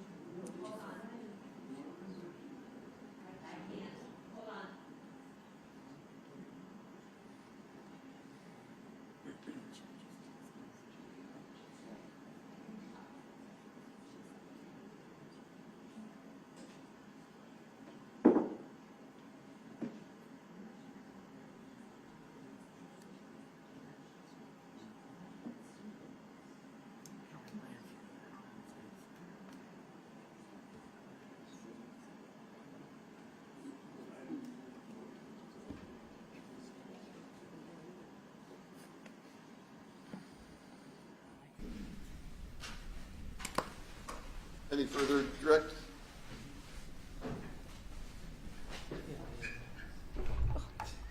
My bad. Thank you. That's all I have. Thank you. Any cross-examination? May I proceed, Your Honor? May? Thank you very much. Good morning. Morning. We know each other, correct? Yes. My name is Mark Collins. Together with my partner, Ms. Stevens, we represent Mr. Mitchell. First and foremost, how is retirement? Pretty good, except for the surgeries. Okay. Second of all, you got the compression sock on or the compression stuff right now? I just got a knee brace on for the one that I broke. Yeah. It's From broke a piece off and From my experience torn from tendon. hips and knees, you're going to be very thankful when you wake up with the replacement, I I hope promise so. you. Okay. And I'm going to call you detective, even though you've been, how long have you been retired now? June 15th last year, so All right, and how many years? 30 years. Congratulations and thank you for your service. Back in 2018, you had been in Vice, correct? Yes. And I think my understanding is you started in Vice about 2016, correct? Yes. Tell the ladies and gentlemen of the jury, prior to 2016, what different types of positions you had as a police officer. Prior to that, I was a detective in burglary because you actually need 6 months experience to move into other detective areas. So I did a 8-month stint, I believe, in burglary, and before that I did 21 years on the street. And when you say the street, what does that mean for the ladies and gentlemen of the jury? Patrol. Okay. And I'm sure you had multiple assignments in patrol, correct? Yes. And in patrol, you're wearing your nice uniform and your shiny badge and everything like that, correct? Yes. Okay. And is it fair to say all those years in patrol, you came into contact with many different types of witnesses, or of suspects, correct? Yes. Okay. And fair to say that you had to place many people under arrest, correct? Yes. Many times you'd have to do that by yourself, correct? Yes. Okay. And when you came into contact with someone, and did you normally tell them when you had the elements, would you tell them, hey, I'm going to arrest you? Yes. Okay. And you're trained to do that, correct? Yes. All right. And then based on that, you would tell them, hey, I'm going to handcuff you, correct? Yes. Okay. And you're trained to do that, correct? Yes. Okay. Is it fair to say that you would incur different types of noncompliance from those individuals? Yes. Okay. Noncompliance means resisting arrest? Yes. Means verbally, you're not going to handcuff me? Yes. Could be running away? Yes. Okay. Could be getting physical with you, correct? Yes. Okay. And in those situations, is it fair to say that sometimes, in general, people that you came into contact with that you were going to arrest and told them, if they were sober, you might not have as many issues with them, correct? Correct. I'm sure you had some issues with people who were not intoxicated or not on drugs, right? Yes. But for the most part, your instincts or your training is, hey, everything's going according to plan, right? Yes. Can you say the same thing for people who were intoxicated or people who were high on drugs? No. What would you look for in that situation, Detective Evans? Sometimes they will tell you, I'm going to be dope sick, or no, I'm not going to jail, can't do that again, judge told me I'm going to be doing time if I have to go back. Okay. When that happens, that's an alert for you, or a danger cue, correct? Yes. It means that they're going to be non-compliant. Right. Is it fair to say at that point in time, you have to get the cuffs on as quickly as possible? Yes. And you're trained to do that because that's for their safety as well as your safety. Correct. And there's no negotiations at that point in time between you and them about whether or not they're going to agree to be placed in handcuffs, right? No. Okay. If they don't comply, that's non-compliance to you, correct? Yes. Okay. And if it gets physical, that's taken up to a different level, correct? Correct. And that person's the aggressor, not you, correct? Correct. Okay. You mentioned the term dope sick. Tell the ladies and gentlemen of the jury what that means. That means someone that has normally taken drugs on a regular basis, they need that to get back to normal, so to speak. They cannot operate or can't function without having it in their system. And they will often, flail at you, they will vomit, they will do anything they can, and they are so strong. You'd be amazed at the littlest person, how strong they are when they are in this condition. Why do they, based on your training and experience mostly, why do they not want to be incarcerated? Because they can't get easy access to drugs. Okay. And you've had actually people that you were arresting saying, hey, I'm dope sick, I don't want to go to jail. Correct. Okay. Is that a heightened threat indicator for you? Yes, it is, because I can't just give them something, so, And it's not like you can just let them go away at that point, correct? no, they're under arrest. Okay. And when you have the elements for someone and you are going to place someone under arrest, you have the legal right to place your physical hands on them, correct? Yes, You have to in order to handcuff them, correct? yes, They don't have a right not to comply, correct? correct. Okay. And I'm sure in your experience as a street officer, as well as a detective, as well as undercover and vice, you've had situations where suspects who were lawfully going to be arrested didn't believe you were an officer, correct? Yes, Okay. And in that situation, did you try to show them that you were an officer? yes, Does it matter if they don't believe you after a certain point, Detective Evans? no, Why not? because they're under arrest. There's no right to resist if I've done everything I can to show them that. Normally, they will deny it anyway. Okay. Does it matter what their intent is at that point in time, if they're being physical with you and they're elevating the force that's being used? No, Okay. What are you trained to do at that point in time? place them under arrest. And get control of the situation? Okay. You're trained on the force continuum, correct? Yes, And 0 is kind of verbal, that type of stuff, all the way up to 8, correct? yes, And in every situation that you've encountered, that could take longer or shorter, correct? correct, Could be milliseconds or 2 seconds, right? correct. That whole thing could take a long period of time to go from one level to another, to another, to another on the escalation, correct? Yes, You're trained to try to de-escalate it before you have to use physical force, correct? yes, Okay. So if you go to use physical force and the person's physically resisting, there's no requirement for you then to say, oh, okay, you don't want to be arrested, I'm going to try to negotiate with you and talk you into this. no, Okay. That's not how you're trained, right? correct. Okay. Now, back in 2018, if you came into contact with someone with a misdemeanor, did officers and detectives have the ability to simply write them a summons?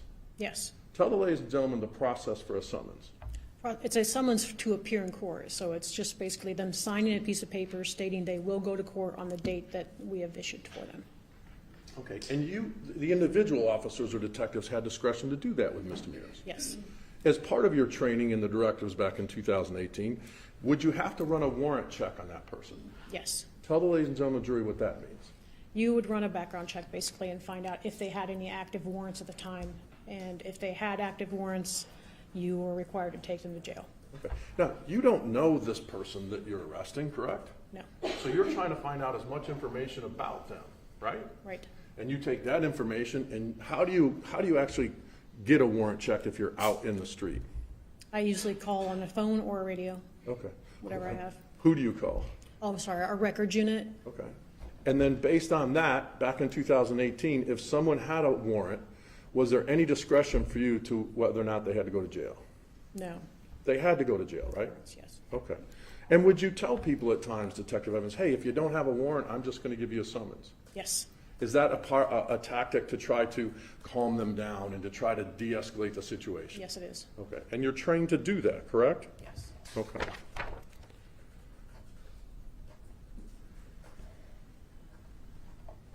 Now, once you have the elements of probable cause, and you announce you're going to arrest them, what's going through your mind at that point in time, based on your experience and training, as you tell someone that you go to handcuff them? What are you looking for? Any indicators of them pulling away or doing, we're talking the guys or the girls, but if they're going to pull away, that's probably going to be the point. You're probably going to have some trouble. So you want to do something in advance, like I said, pull that car up against a door, do something, anything that you can to prevent anything else from happening. Okay. Mr. Cable, I mean, that is a training aspect, correct? Yes, And it's called containment, right? yes, It's not called putting someone in a cage, correct? correct, You're taught to contain an area in case it goes upside down, right? yes, Okay, and that's for your safety as well as the other person's safety, correct? yes, Okay. Now, you're trained to get the cuffs on as quickly as possible, correct? yeah, once you've had the elements, yes, Okay. And again, there's nothing in your training that says if someone doesn't believe you're an officer, that you need to negotiate for a period of time to try to convince them? No, Okay. Why not, Detective? they're under arrest. Okay. There's nothing else you can do to negotiate, like I said, with them. It's not an option. So if someone says, hey, I don't believe you're an officer, therefore you can't arrest me, that's not a defense, correct? No, If someone says, hey, I don't believe you're an officer, don't touch me, that's not allowed, correct? right, It doesn't matter why they believe it, and you don't care why they believe it, correct? correct. Okay. You're trained and your duty is to do what? Place them under arrest. When someone is resisting or committing a physical act against you, what are you focused on at that point, Detective? Safety, Okay. For who? myself and them. Okay. Are you focused on their actions as to what they're doing and their resisting or their assaultive nature of you? Or are you focused on what their words and intent are? No, their actions. Okay. Why are you focused on their actions? Because they will often say that, I'm done, and they're not. It just picks back up right after you kind of, if you say back a little bit, it seems to pick right back up once they realize. Are you, in the use of force, are you trained with an action is faster than a reaction? Yes. Okay. Tell the ladies and gentlemen jury what that means to you. Other than the same thing, it's just you're prepared to look for whatever you're looking at to see their actions and what they're doing. If they are talking a certain way or if they are resisting a certain way, you can almost see their hand going toward the door sometimes, just trying to get out whatever they got to do. So you got to look for those clues and that's why you are taught to do this as soon as you get the elements, wherever you're at, try to get that done as soon as possible, because you do not want to have this fight in the middle of the car in the middle of the road and hit some other car that's not even involved in the situation. So when you're in that situation and they verbally say they're not going to comply and they physically don't comply and there's a tussle, if that suspect brings a knife into the situation, do you care why they brought the knife into the situation? No. Are you focused on the action of the knife? Yes.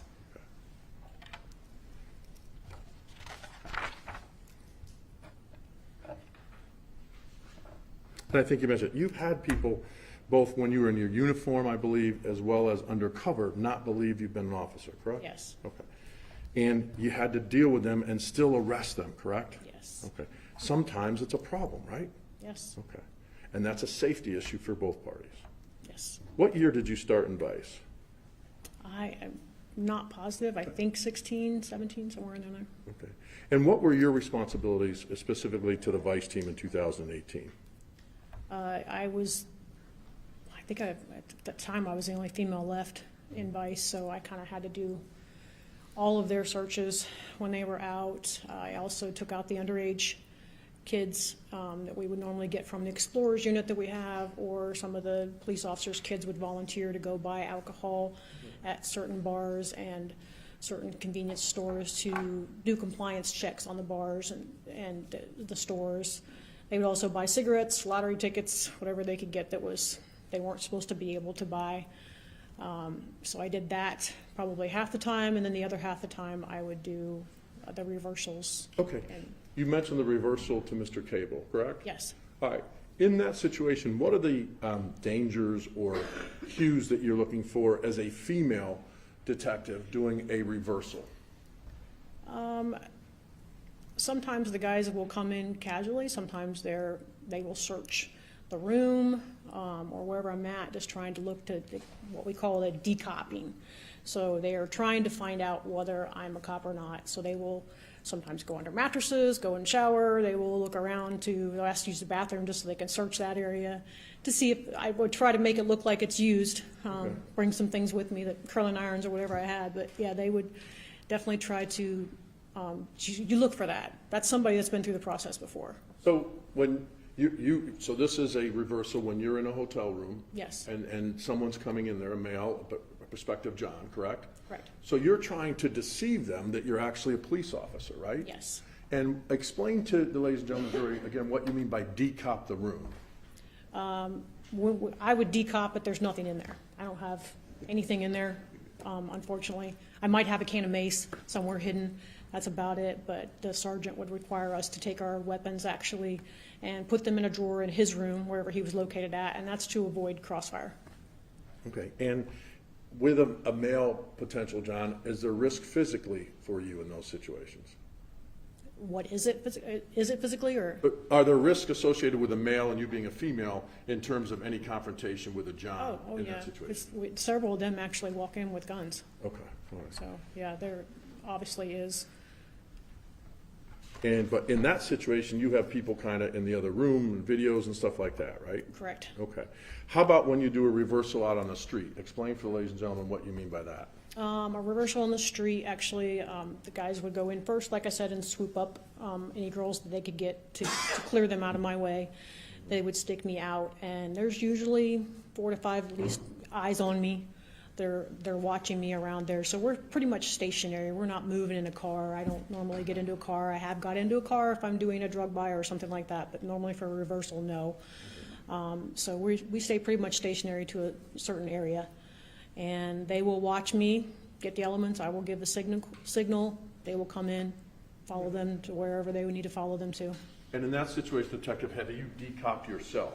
Oh yeah, I have nothing on me normally.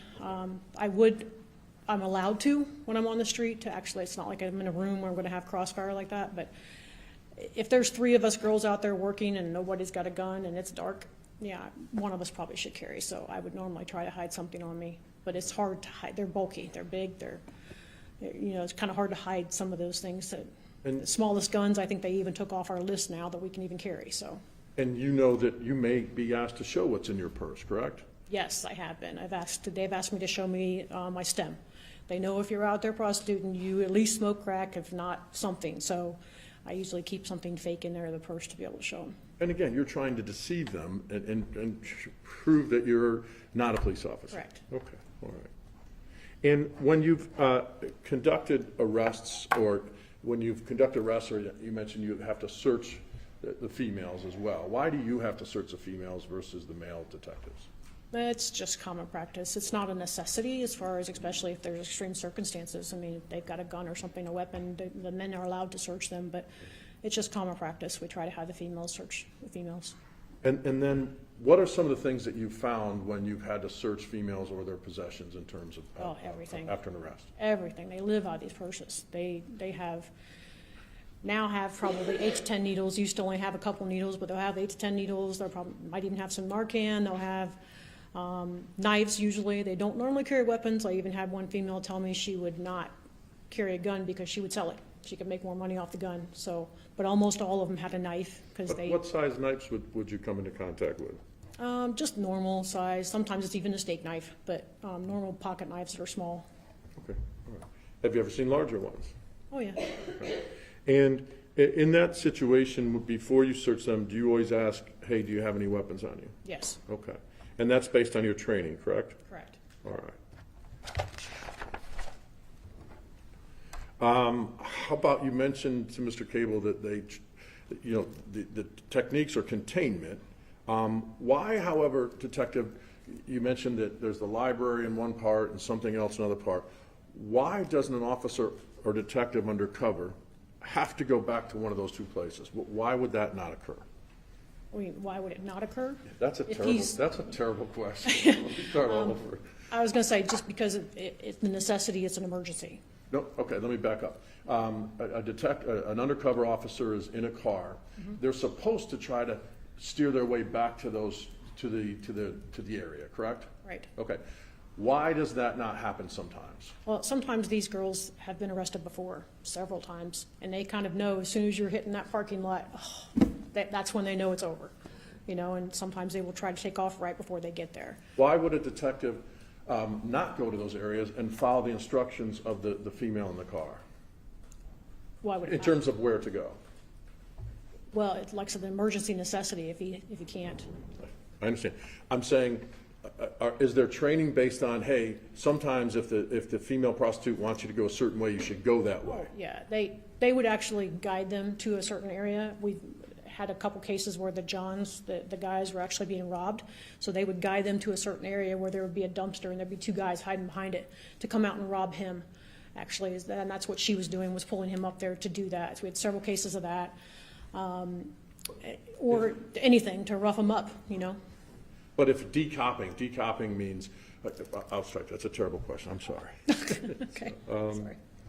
You mentioned that that people flee. What else have you experienced, or based on your training, that people will do not to go to jail? It's just all around of resisting. They will fight. They will obviously cut you, stab you, whatever Have you they heard can of do. someone jumping out of the car? Oh, moving car? always. Yeah, they almost always get out of the car. It has happened, not to my knowledge when I was working, but yeah, they've jumped out of the car while it's moving. Okay. And you mentioned decopping the hotel room and decopping yourself.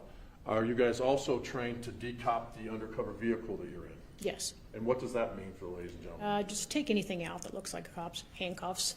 You know, you don't want your badge hanging around the mirror, or any kind of papers laying around that actually look like they're from the court, or the walkie is very large. You're going to need to hide that somewhere.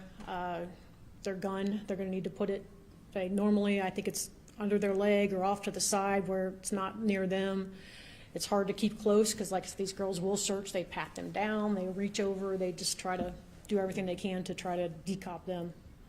So again, you're trying to decop not just your car and that. And were you aware in 2018 the directives, if you were an undercover, there was no requirement for you to carry your badge? Correct. Okay. So that is in fact a directive from the Columbus Police Department that in August of 2018, undercover officers weren't required to carry their badge. Correct. Okay. Mr. Cable talked about the plastic ID. Tell the ladies and gentlemen jury what's on that ID. A picture of the officer, normally in either detective wear like this or a uniform shirt. Uniform white shirt. Yes. And that ID also has another purpose, correct? Yeah, it gets me into doors, certain doors. So it's not just some little plastic thing. It's something that actually has a code on the back that allows you to get into different access of Columbus Police Department. Correct. I have it now because it'll still get me into to work out if I want to go work out or certain buildings. Okay. May I see that? Yes. May I approach the witness, Your Honor? You may.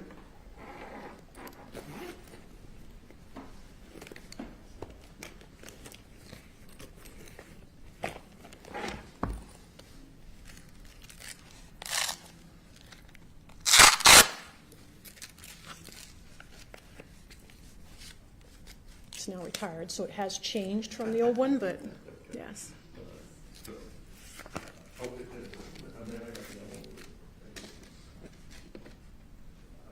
Mark, this is defendant's exhibit for demonstrative purpose of 20. Demonstrative purpose. We're not gonna. All right. Okay. So on there, that's the badge, correct? Correct. Says retired, right? Yes. So that has a picture of you and you're undercover. Yes. Type situation. Okay.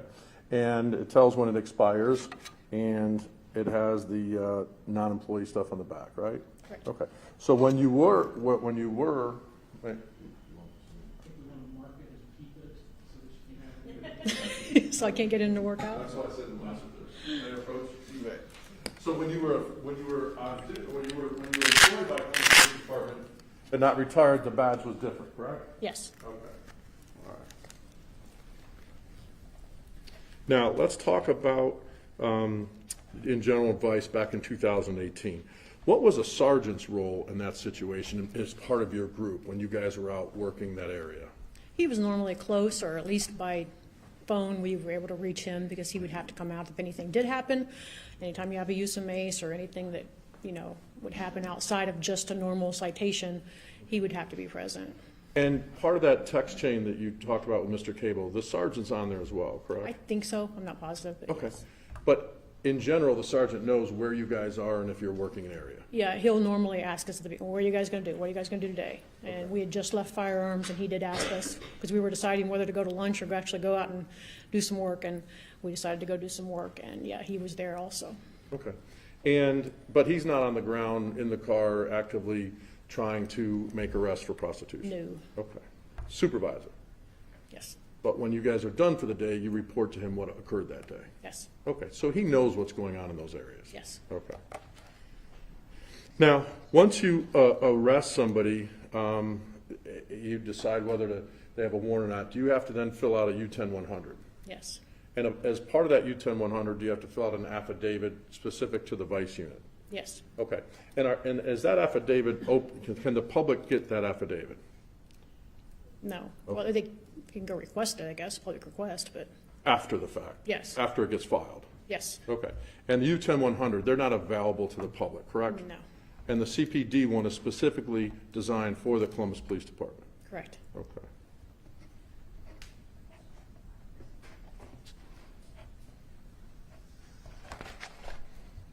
So you mentioned to Mr. Cable, and you just mentioned briefly there, that your group was at the range earlier that day, on Yes. August 23rd of 2018. Yes. Explain to the ladies and gentlemen what that means. We were at the range for qualification. We have to qualify several times a year with our weapons, so, Okay. And when you go to the range, did the whole group go? yes. Okay. And do you remember what the topic was that day? It was scenario based, so it was not necessarily just shooting at a target to see how many you could get right. It was, each scenario was different. It was for each person, and you would go, they would walk you through it, and they would tell you, this is what you got. And mine that day was with a dog, actually. You mentioned they would walk you through it. Who walks you through it? The ordnance officers that are out there. Okay, so there's someone out there directing what happens at the range, so to speak. Yes, And when you said they walk you through it, they're actually walking you through a course, right? yes, Okay. And I believe the person is behind you kind of with their hand on you. yes, And that's a controlled environment, correct? yes, Do you have ear gear on? yes. Why do you have ear gear on? Because it hurts your ears when you have to shoot a gun without it. Okay. And I believe they require at least one level of protection, sometimes two? Yeah, one, you can use the secondary, but you at least have to have one on. Okay. Explain for the ladies and gentlemen of the jury what the first one is, or the first one is, and the second one is. The first one is going to be the headphones that are just regular headphones that go over your head and your ears, and then there are little foam things that we stick inside our ears. Okay. How does it sound when you fire a weapon on the range in that controlled environment? Can you feel it in your ears? Oh, yeah, you can feel it. Okay, okay. And so you actually, is there a classroom section of that part of the training that day? There usually is, not every time, but yeah, there usually is, and that way nobody else is getting to watch the scenario so that the next person doesn't know what's coming up. Okay, so every person has a different scenario. Correct. And is it fair to say we call them shoot, don't shoot scenarios? Yes. So you're trying to be trained on whether or not you have to fire a weapon at someone, why? Or something, because they're a threat? Right. Do they teach you the different levels of threats? Yes. Okay, and what are the basic different levels of threat in that scenario? I'm not sure what you mean by the different levels, but Different names, I guess, of threats. they're immediate, or is that what you're looking for? Okay, yeah. Sorry. Yeah, the immediate's the only one coming to me right now, but yeah, each scenario is different, and it might not involve a person, it might involve an animal, obviously, is what I'd had. My scenario was a dog that's coming at me and going to attack me, and I have the owner in the background who's telling me, don't shoot my dog, don't shoot my dog, and I can't help it, the dog is attacking me, so I have to shoot the dog. Why did you have to shoot the dog? Because it was attacking me, Okay, because it was a threat to you? yes, An immediate threat? yes. Okay, so in terms of that threat, are you trained to stop at a certain point? You stop when the threat is done. What happened in your scenario for the ladies and gentlemen of the jury? Well, I shot the dog, and you got the owner screaming in the background how I shot his dog. They actually gave me a clipboard to hold on to see what I would do with it, and I actually held on to the clipboard the whole time. But the dog got back up and actually started to attack me again. So my threat wasn't over, and I had to shoot it again. Okay, so in your scenario, there was an immediate threat, right? And then there was a time went by, and then the threat came again. Yes, Okay, and did you shoot again till the threat stopped? yes, I did. Okay, and is there a specific number of shots that they train you on, how many to shoot or anything? No, You shoot until the threat is stopped, correct? Correct. And to stop mean not moving? correct. Okay, all right. And sometimes on those courses, they might turn a person at you and they have something pointed at you, but it's a beer can, right? Correct. Okay, that's an indeterminate threat or a non-threat. Does that make sense? Correct. Okay. And you're trained on that year after year, correct? Yes, Okay. Now, that's a sterile environment, right? yes, Okay. It's a controlled environment, correct? yes, You can only fire certain ways on the range, right? yes. Okay. And there's distances involved, correct? Okay. Have you ever been trained to defend yourself or against a threat in a small, compact area? Yes. Okay. Explain that for the ladies and gentlemen of the jury. Part of the courses have, the target actually moves in and out. So I think it comes as close as 5 feet away, if I'm right, if I remember. It'll come as close as that, and it'll flip, and you have to decide whether it's, once again, a beer can or a gun that's coming at you and you're at close distance. Some of them will be clear down to the end of the range, which I'm not even sure how long that is, but So you have to take into account space they are from your time or the level of threat, correct? yes, They don't have any trainings, however, inside of a vehicle in a compact space, correct? right? They can't train on those types of situations, right? No. Okay.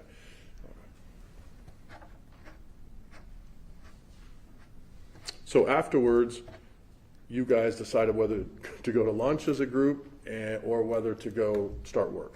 Right, I mean, you're already at work, right, but go work an area. correct. And the group made a decision to go work the bottoms. Yes. Okay. And then you received a text from Andy, correct? Andy's text, yeah, came to Daryl first. I was busy, but yeah. And when you mean Detective McKissick, he's passed away since He then, did, correct? yes. Okay. So, but what's the reason that everyone is on the group text? It's so that everybody knows I'm here. I'm in this area, or they're in somebody might even be in the bottoms or in the hilltop, both looking at the same time, so. And when you saw the first couple texts, you didn't know what something in bellows meant, right? No, I didn't. Probably, in hindsight, do you now realize that it was yell and bellows? Oh, yeah. Okay. And is it fair to say that if someone doesn't believe you're a police officer, you want other people to come so that you can help convince them, correct? Yes. Okay. And is that what you would do in that situation? Yes, I would try to get there, but I'm not sure what we can actually do as, once again, another ununiformed officer. And especially, they will often say they don't believe you're a police officer, even though they know you're a police officer, wholeheartedly. And my understanding is, something's up, 10-3, your instinct takes you to start driving towards an area. Yes, Cruisers are blowing by you. yes. You can't blow by because you're undercover. I tried, but yeah. Okay. And you pull up, and I think you said to Mr. Cable that the scene tape was already up. Okay. Normally, when something happens at a scene, that takes a little time to get the scene tape up, correct? Yes. Okay. So you have no idea when the situation occurred between Andy and Miss Kessler, right? No. And you got there as fast as you could, Yes, but when you got there, the scene tape was already up. correct. Okay. Now, when you pulled up, you said you saw, I think you said a canine officer? Yes. Okay. Do you know Officer Carter? Not personally, but yes, Okay. And you saw him administering a tourniquet. yes. Could you see the gash on Andy's hand at that point in time? Yeah, I don't think he was actually doing the tourniquet as soon as I pulled up, but yeah, I was taking that off and he was doing that at the same time. What were you Or taking? taking the bracelet off, I think Okay. at the same time he was putting on the tourniquet. All right. And, let me have the exhibit page. And are you trained in CPD to put a tourniquet on? Yes, Why do you have training for a tourniquet? basically because your officers might need it, Okay. or anyone else at the time. So they issue each one of us, we usually keep them in that car. Once again, one more thing, you're gonna have to decop out of the car, most likely. And why, what happens so a tourniquet's placed on to stop severe bleeding. Yes, What happens if a tourniquet's not placed on? Someone can bleed out and die, correct? yes. Okay. May I approach the witness, Your Honor? I'm going to hand you what's been marked for identification purposes, Defendant's Exhibit 4. You'll take a look at that.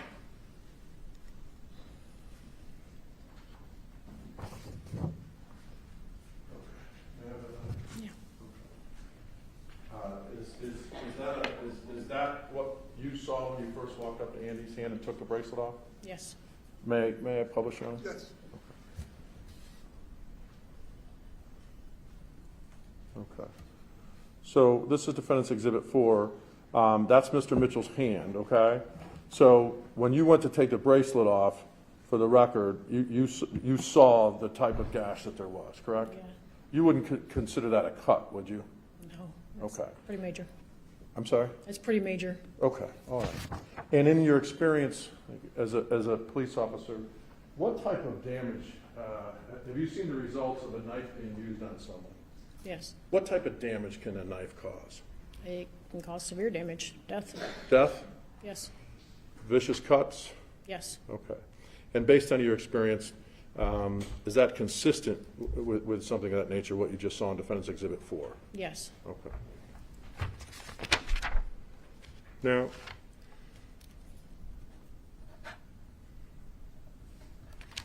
Mr. Cable talked about child locks, and I think you said you had a Honda? Yes. It had child locks, correct? Well, it was a two-seater, actually. Okay, so no child locks. A two-seater, actually. Okay, so no child locks. In the four-seaters, there's child locks. Yes. But you have to engage the child locks, correct? Yes. They're not on all the time, right? No. You have to make a conscious decision to engage them in order to know that they're on. Yes. Okay. So an officer might not know if they're on or not, or if the person engaged them, correct? Correct. Okay. And you mentioned you were friends with Andy Mitchell, correct? Yes. All right. Is it fair to say that your friend group is mostly Columbus police officers? Yes. Is it fair to say that most of the people on that unit you are friends with, right? Yes. Okay. And you mentioned to Mr. Cable, you're not going to lie about anything, or you're not going to try to help Andy Mitchell, correct? Absolutely not. In your 31 years of being a police officer, did you ever lie about anything to help somebody? Okay. No. Are you professional? Yes. Are you a good friend to fellow police officers who you know? Yes. Okay.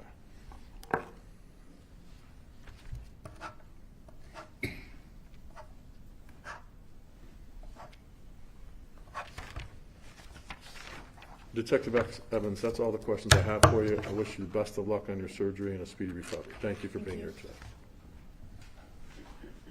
Any redirect? You realize, Detective, that you're probably the first person in the history of trials not to become the most hated person in the world after uttering the phrase, "I shot a dog." True. Because I owned 4, so it made me feel really bad. So. Remember what kind of dog it was? Huh? Remember what kind of dog it was? It was a Rottweiler. Okay. In the picture. Okay. Yeah. So big, mean. Yes. Okay. If you're shooting that dog and it tucks tail and runs away, do you keep shooting? No. Okay. But that's movement, right? Right. He's leaving me alone. Okay. Yes. So is it that some movement can be interpreted as not aggressive? Yeah, if they're leaving. If somebody holds their hands up, right? That's the standard. Well, they can say that, but they're not. They could still resist afterwards. Yes. Right. But if they hold their hands up, that's generally Right. they're communicating something to. Correct. Or if they curl up in a ball. Correct. Okay. And you mentioned to Mr. Collins that one of the things you look at is, or take into consideration is as you approach them if they're talking a certain way. So do you take into consideration everything when you're looking at somebody and whether they're a threat? Yes. Okay.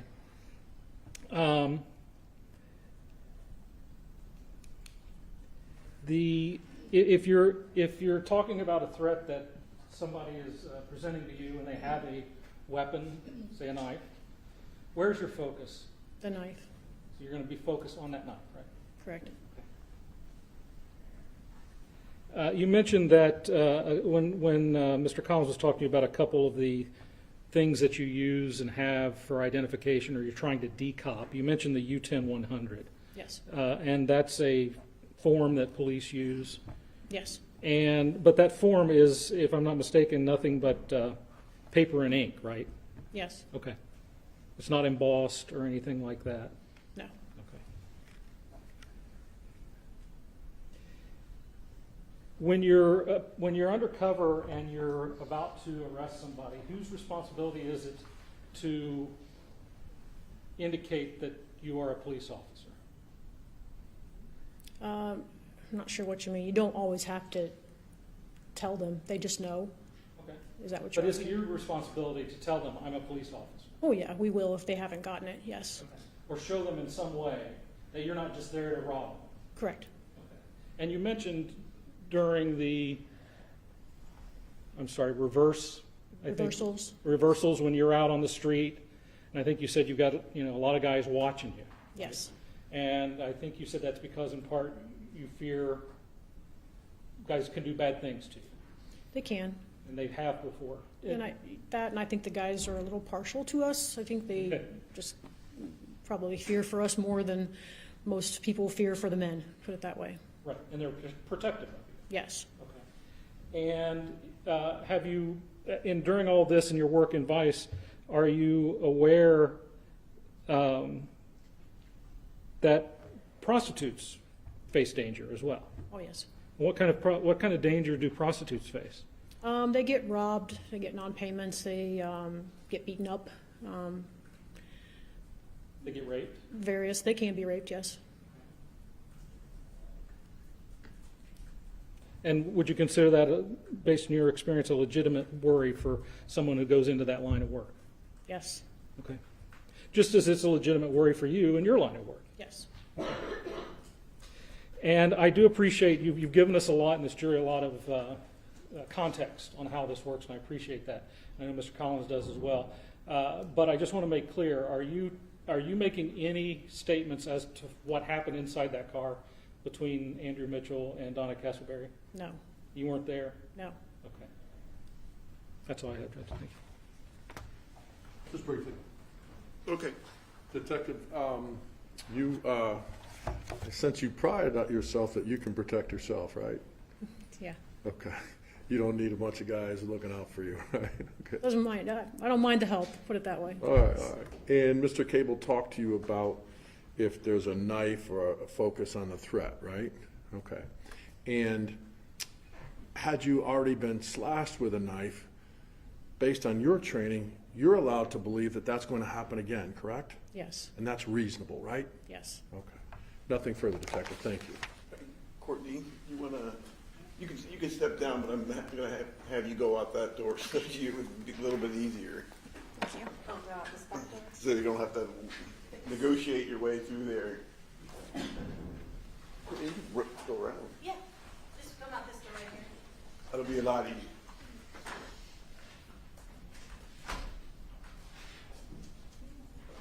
Councilman approach.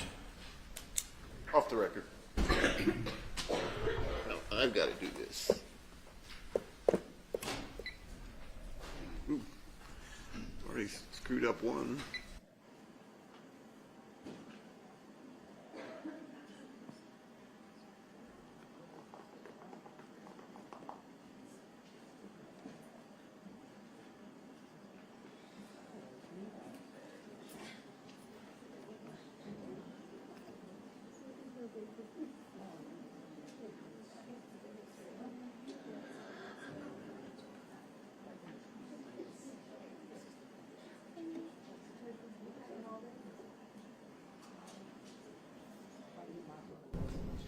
Ladies and gentlemen, we're going to take our morning break, or lunch break, I'm sorry, for that matter. If you can be back here at 1:15, we're going to try and start up about 1:30. Hold on. Do not discuss this case among yourselves. Do not permit anyone to discuss it with you or in your presence.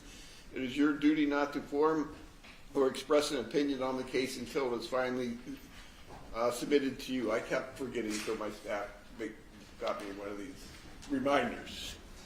All right. Prosecutor went through 350 photographs. We've only got 400. Corey was just going through average. All right.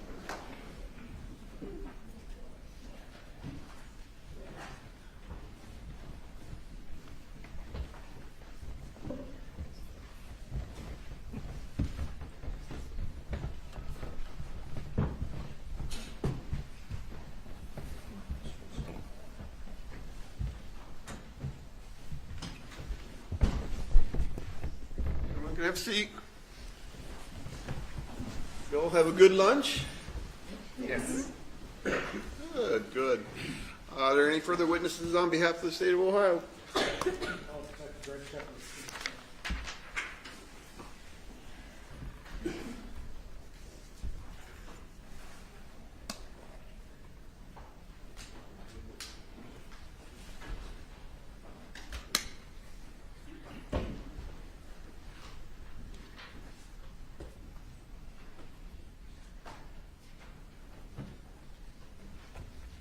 Can you raise your right hand? Do you solemnly swear or affirm under penalty of perjury your testimony in this case will be the truth, the whole truth, nothing but the truth? Yes, sir. Have a seat. Pull yourself up close to the microphone.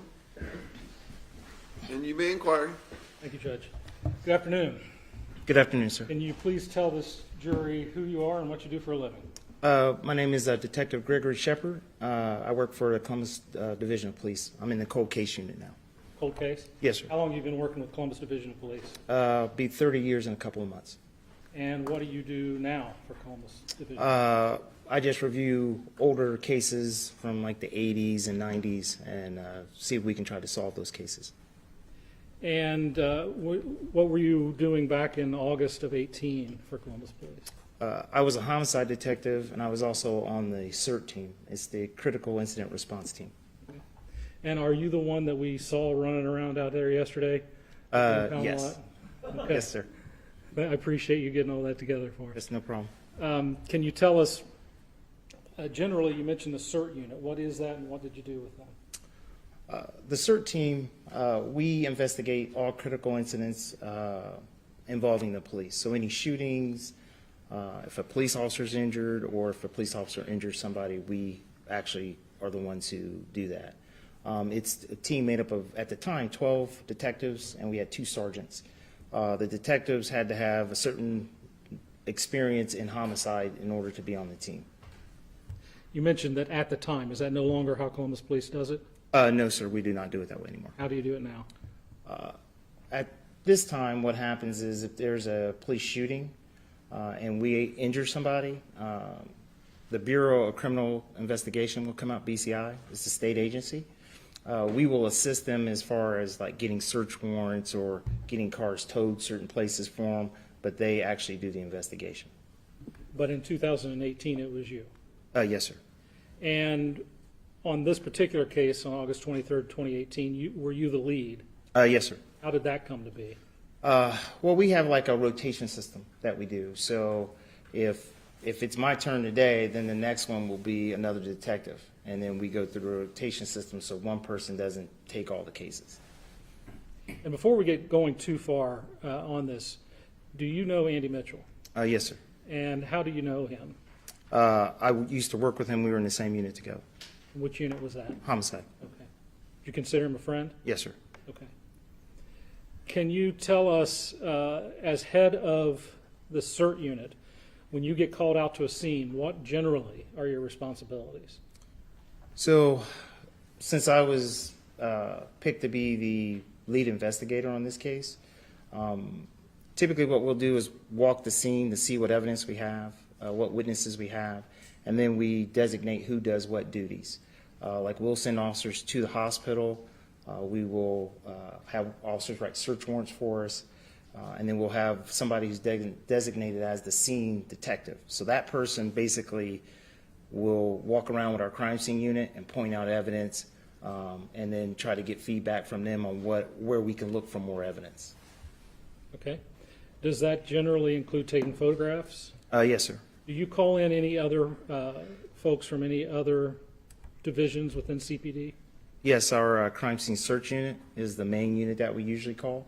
If we need to download video, we have a digital forensics unit, and they're police officers, but they've been trained in how to download video, extract information from cell phones, so we will typically call them to get our video. Okay. And did you do that in this case? Yes, sir. So you take some photographs of the scene.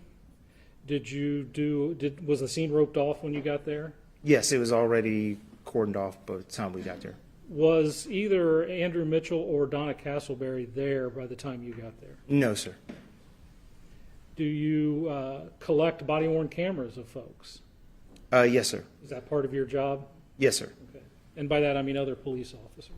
Yes, other police officers that arrive at scene, if they have a body-worn camera, we will take the camera from them to download it to get the video off the camera. And you generally supervise the collection of evidence that CSSU does?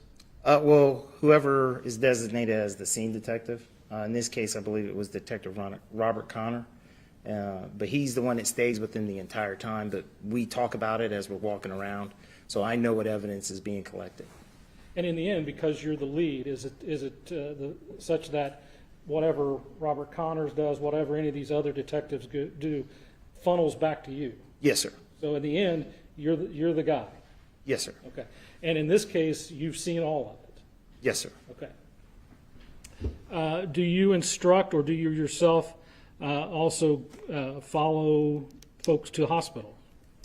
We will designate, and I believe this time it was Detective Dana Kroom and Robert Cutshaw who responded to the hospital, since we had 2 people that were transported.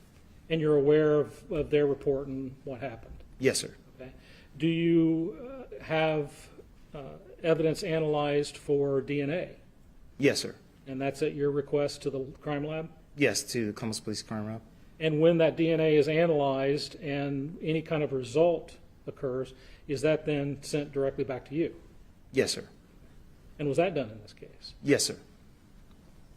Do you investigate or test firearms in these kind of cases? Yes, sir. And what kind of testing do you do on those? Since we know that there was only one firearm used in this case, because sometimes there's multiple people shooting or they'll have a gun, so we know that there was only one gun used, but we still typically try to do the same test. We test the spent shell casing, which houses the actual bullet. We test that to compare it to the gun to make sure it was fired from that gun. We also will test any spent projectiles that we collect from the gun, so the actual bullet that comes out. We will compare that to the gun to see if it was fired from the same gun. When you say shell casings, what are you talking about? So like the bullet, you know, just the metal piece on the bottom that has, like, if you look at the bottom, I'll have like a little circle and stuff, just that piece, that's the shell casing. So the bullet itself, the projectile is on the tip, so that's what actually comes out and does all the damage. The casing is what holds it. So that's what we're talking about, is the metal casing. And how do casings end up at a crime scene like this? Typically, if you have a semi-automatic weapon or a weapon that ejects the casings, they will fly out and they kind of go everywhere once they fly out of the gun. Can you get generalized locations of where a firearm was fired based upon the casings? If the shooter's kind of standing like in an open spot and there's nothing around, you can kind of get a general direct, because the casings will usually kind of pull in the same area unless they hit something. Okay. Do you have someone go to the coroner's office in the event that there is a person who died as a result of one of these? Yes, sir. And did you do that in this case? I did that myself. You personally were the one who went to the coroner's Yes, sir. office?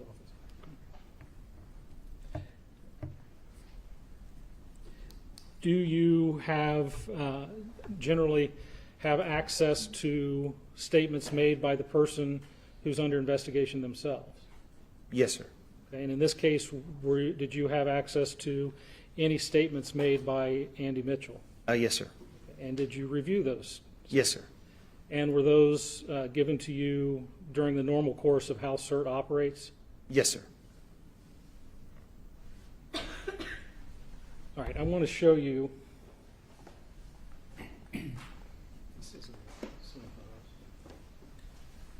Judge, if I may approach. Right. I'm going to show you what's been marked as states H1 through 68. Can you briefly take a look at those? All right, Mr. Collins is telling me that he trusts that you've looked at these already. Yes, sir. Okay, and I'll just go ahead and publish them. But let me ask you, and you went over these last week, right? Yes. Okay. Do these all 1 through 68, we're not going to show all of them here this afternoon, but do all 1 through 68 appear to be fair and accurate representations of what you saw out there at the scene in August of 2018? Yes, sir. I do want to go through a few so that we can get a good idea of what this scene looked like. So, Judge, with your permission, Okay. I'll start publishing a few of these. This is State's Exhibit H1. There we go.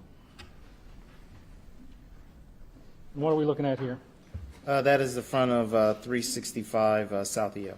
Okay, and is this the apartment building we were at yesterday? Yes, sir. Okay, this is on the Yale side, though? Is this looking from Yale? Yes, if you're standing at Yale and looking towards the building, yes. Westbound, I believe. But we drove around the corner, right? Yes, sir. Okay. And I'll show you now State's Exhibit 4. What are we looking at here? That's the side of the same building. And at this point, Judge, may I approach the witness? Right.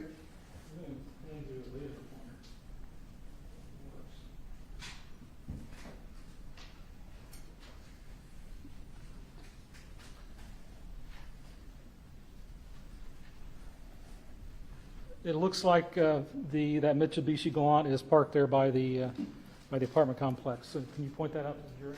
Right there. Okay, so the left-hand side of the picture, Correct. and this is the car that we saw at the impound lot yesterday? Yes, sir. Okay. And is this the car that Andrew Mitchell was using that day? Yes, sir.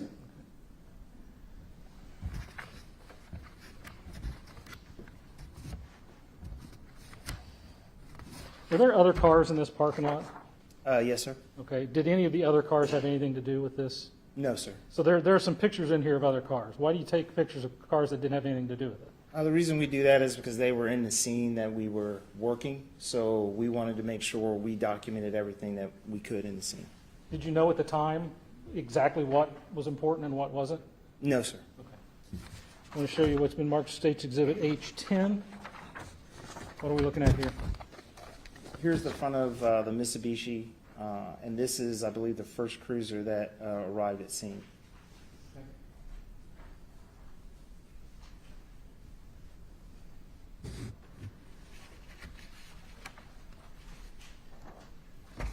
And is this car in these photographs still where it was during the event, Yes, sir. to the best of your knowledge? Yes, sir. So I guess clumsy way of saying, are you aware of whether this car was moved or not? Yeah, to my knowledge, it was not moved. Okay. Show you State's Exhibit H13. What are we looking at there?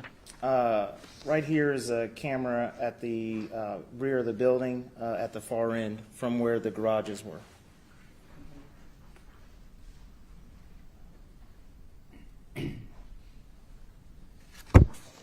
H14.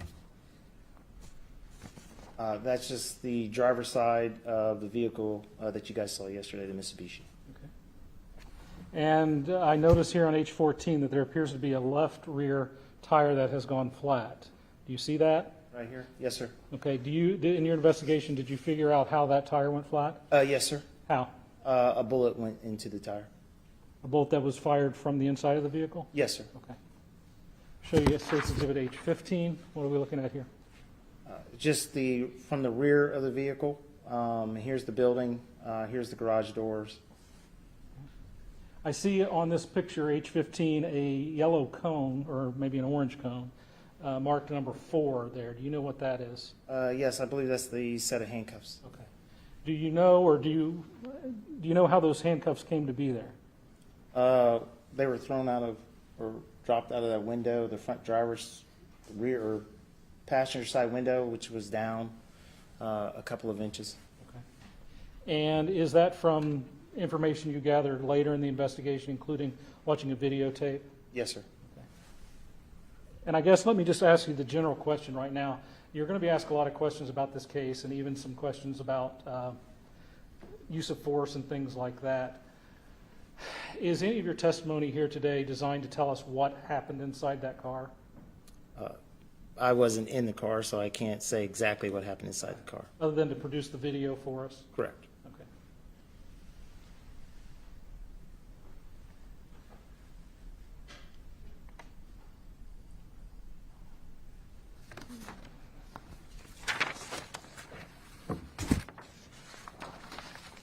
Show you what's in March State's Exhibit H18. What are we looking at? At the side of the Mitsubishi, right here at the top, you can see the defect, which is we believe to be a bullet hole. And does that appear, in your experience, to be a fresh bullet hole? Yes, sir. Something that you consider to be out of this incident? Yes, sir. And H19? That's just a close-up picture of the bullet hole. I'm going to show you what's been marked as State's Exhibit H21. What are we looking at here? That is Mr. Mitchell's firearm. And is this still laying on the asphalt there on Yale? When we arrived, yes, sir. Okay. And again, these pictures were CSSU, right? Yes, sir. I'll show you State's Exhibit H22. That's just a close-up version of the gun and the spent casing that's right there. Okay, and from looking at this photograph, why did we get such a close-up here? Because that's a malfunction in the gun. So that's why we took a close-up picture of the malfunction. Okay. Is this what we would commonly refer to as a jam? Yes, a double feed. A double feed? Okay. Can you explain to this jury what those terms mean and what it would mean for the operation of this firearm? Well, the double feed is, so when, and everybody's seen the movies where the guys pull the slide back on the gun. So as you're firing a gun, if the gun has the malfunction, it won't allow the casing to be extracted from the gun. So the next round in the magazine will come up as the other round is still in there, as you can see this one on the top, and it catches it so it won't eject it. The gun will not fire till you clear that feed.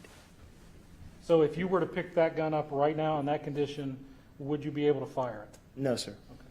Would you? Does this look like something? Have you had guns jam on you before? Yes, but I've never had that happen. Never had this one? Okay. Correct. Is this something that you could, though, probably clear and be ready to go? Yes, sir. Okay. But this is how we found it, how you found it Yes, sir. out there? Okay. Let me show you what's been marked as State's Exhibit 25. What are we looking at here? On the front seat here is a U-10-100. It's what we, as the Columbus Police, use when we arrest somebody, or we're going to, like if we're taking them to jail, you have to fill that form out. Next to it, this is a knife right here on the seat, and I believe this is the holster. I can't, it's kind of dark, but it looks like the holster, Mr. Mitchell's holster that he had his gun in. Okay. And are you aware from statements, evidence, and other that he had a holster on him at that time? Yes, sir. And does this appear to be a police-issued holster? I think that's probably his. Probably. It could be a police one because a lot of them are similar. Do you guys get, I guess I should ask, do you get police-issued holsters, or do you have to go buy your own? We usually buy our own. Okay. Okay. And 26, H26? It's just a close-up of the driver's seat with those same items. Okay. There appears to be something on the top of that U-10-100. In real life, in person, can you tell us what that is? It looked like blood. Blood? Yes. And is this knife in the position that it was originally found? Yes, sir. Okay. And is this the knife, do you believe this to be the knife that we've been talking about and that was mentioned in the tape and otherwise? Yes, sir. That Ms. Castleberry had? Yes, sir.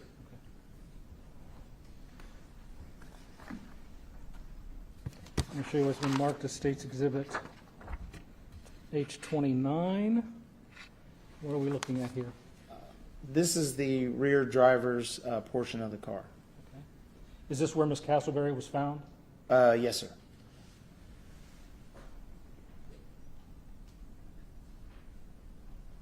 Yeah. Were any other weapons recovered out of this vehicle?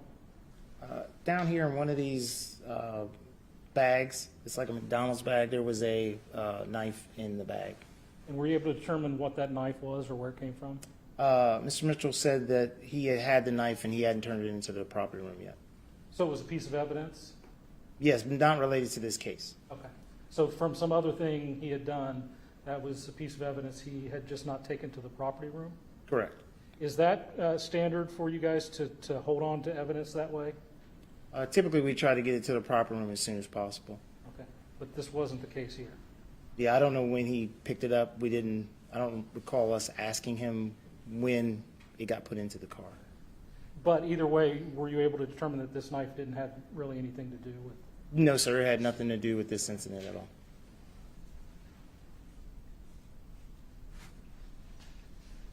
State's Exhibit H30. What is this? This is the driver's side rear tire that's flat from the bullet that had went into it. Show you H31. What is that? This is the driver's side door pocket, and that was the phone that Mr. Mitchell was using to record the incident. So any audio that we hear from what's going on inside that car, would that have come from that phone? Yes, sir. There on a video we watched earlier, and in some of these pictures, there's another phone that I think has been indicated to us that it was Andrew Mitchell's phone, Right. laying out on the sidewalk. Yes, sir. So did he have two phones working at that time? Yes, sir. Okay.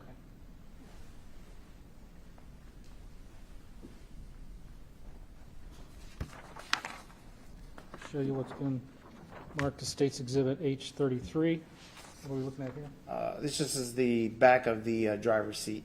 Okay. And there appears to be stains on that seat. Can you Yes. tell us what that is? Blood. Okay. Did you have multiple parts of this vehicle tested for DNA? Yes, sir.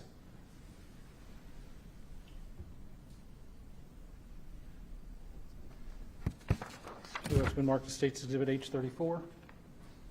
This is from the rear passenger side looking towards the driver's seat. Okay, there appears to be a defect in that driver's seat. Right there. Yeah, what, could you determine what that was? That was a bullet had went through the seat. And again, did that appear to be part of this incident? Yes, sir.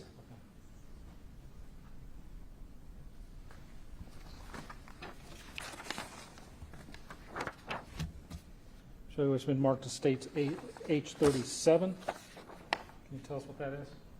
Another photo of the rear of the car. This is some medical stuff that the medics left at the scene. And this bag with tools in it belongs to Mr. Mitchell. Okay. Do you know where that came from? It came from the back area of the car.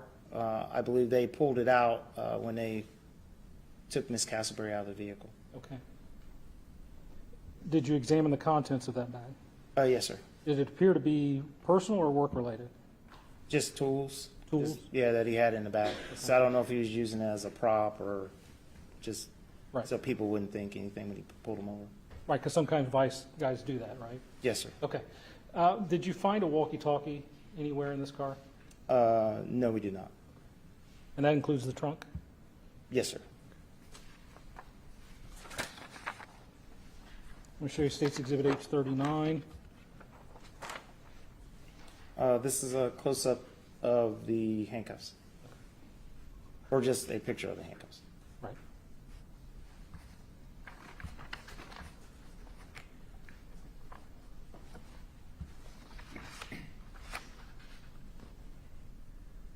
I'll show you what's been marked as State's Exhibit H51. What are we looking at here? That's just another photo of the gun. Typically what will happen is when our crime scene unit gets there, after they've collected it, then we call it staging. So they took a close-up picture this way. They will go ahead and render the gun safe and take the bullets out and count them. So we know how many bullets are supposed to be in the gun. That way we can match it up with the evidence we do find at the scene. And did you also have DNA taken from this firearm? Yes, sir. And is that still showing the jam we talked about earlier? Yes, it is, sir. And then State's Exhibit H55. So as you can see, they've cleared the jam. Here's the spent casing, and here are the rest of the live rounds and the magazine that was in the gun at the time. And did you task another sergeant to count the rounds and do all that kind of stuff? Yes, when it comes to counting the rounds of the gun, we have a sergeant that stands there with our crime scene unit. So we have two people doing it. At this, I believe Sergeant Sicilian was the sergeant that was standing there when they, cleared the gun and then counted all the bullets. And we'll have a stipulation on him later, but is there anything that you're aware of that was odd or unusual about the count? No, sir. Okay. When you first arrived at the scene, were there any civilians there? I believe we did. We had two civilians that stayed around and talked to us. Okay. And in your investigation, I assume you talked to those civilians? Yes, sir. And did you talk to an apartment manager? Yes, well, I didn't. I believe Detective Glazier may have. What was the purpose of that? So we could figure out where the surveillance equipment was at and located. At that point, we went ahead and got a search warrant to take the actual DVR system that they had, so our guys could take it back to police headquarters and download it. Okay. And in talking with these, before I show the video system, in talking to all these people and in your entire investigation, were you able to turn up anybody who actually saw what was going on in that car at the time Ms. Castleberry was shot? No, sir. I want to show you State's Exhibit 57. Sorry. And what are we looking at in State's Exhibit 57? So right over here is that front door where the the numbers were over top of it. You guys saw that. And here's the front door. So when you walk in, you come down these set of stairs, and here's a utility closet, and that's where the system was located. Show you State's Exhibit H58. What are we looking at? That's the DVR system after we opened the door, got the door open. Okay. Were there other cameras? Yes, sir. Did any of them have any evidentiary value to you? No, sir. So the one videotape we got from that northwest corner, that's the only one. That's the only one? Okay. Yes, sir. And this is the room you got it from? Yes, sir. Okay. What happened physically to Donna Castleberry after she was taken out of that car? She was transported to, I believe it was Grant Hospital, where they tried to provide life-saving measures. But that didn't work, right? Correct. And did you collect property from Donna Castleberry? Yes. And what did you collect from her? Her clothing that she had on, her flip-flops that she had on. She had a bag that was still sitting in the car that we ended up collecting that too, and all the contents of that. And what were the contents of that? Well, there was some drug paraphernalia. I guess the term would be crack pipe. There was also a piece of foil that had heroin in it. So she actually had drugs and drug paraphernalia on her possession? Yes, sir.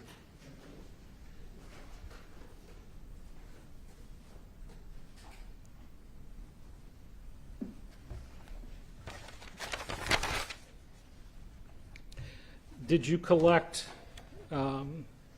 physical evidence from this property? Some of the things we've seen in the pictures? Yes, sir.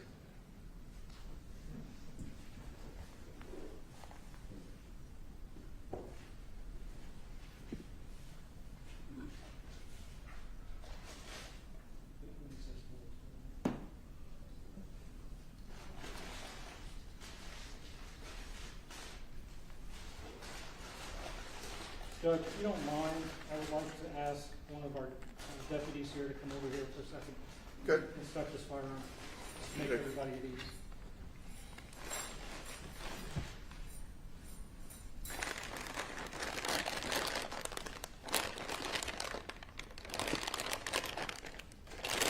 Okay. Zip tied correctly? Okay. All right, I want to show you what's been marked. Detective, got some items of evidence. Do you want gloves? Are you okay with? Yeah, if you got gloves, I'll take them. Judge, may I approach? Okay. Let me show you what's been marked as State's Exhibit R1. Thank you.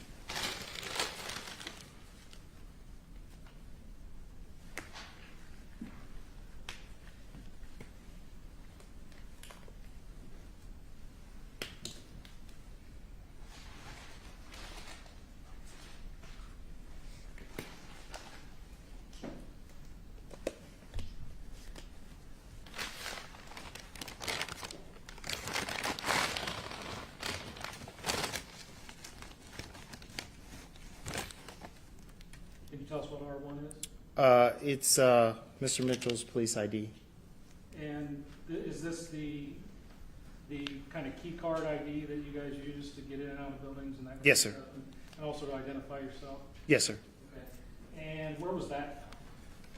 It was in the middle console. I don't know if it was the cup holder or it was like a little space in there, but it was sitting in there. In between the two front seats? Yes, sir. Okay. Only show you what's marked as R2. That was number-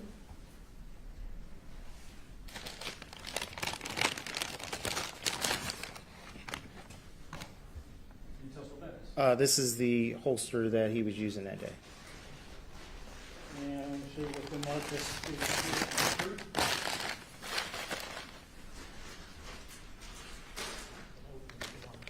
Let me take it out. This is the division issued firearm that we carry.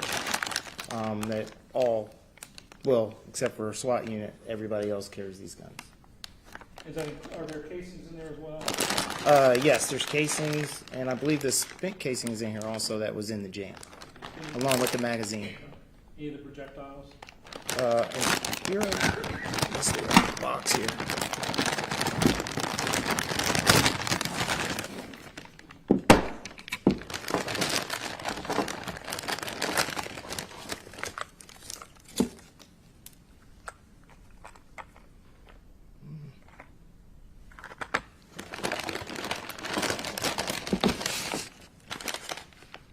You want me to open these, or? That's up to you. I mean, let me ask you this. How many shots in your investigation were fired? Then? 6. Okay. And how many times was Donna Castleberry hit? 3. And were there still projectiles in her body? 2. Okay. And was there a projectile in that tire that we found? Yes, sir. And did you ever find the projectile that went out through the roof? No, sir. We looked. We just couldn't find it. Okay. I want to show you what's been marked as State's Exhibit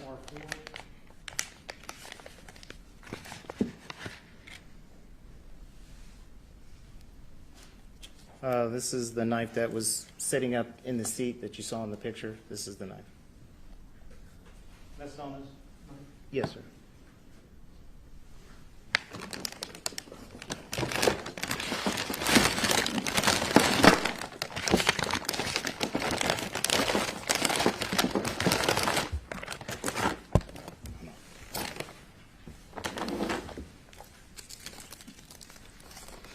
Figured he would make that.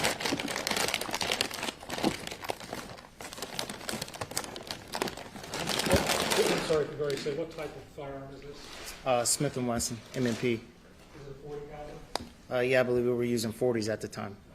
And are all the casings and projectiles consistent with something being fired from the Smith & Wesson M&P 40 caliber? Yes, sir.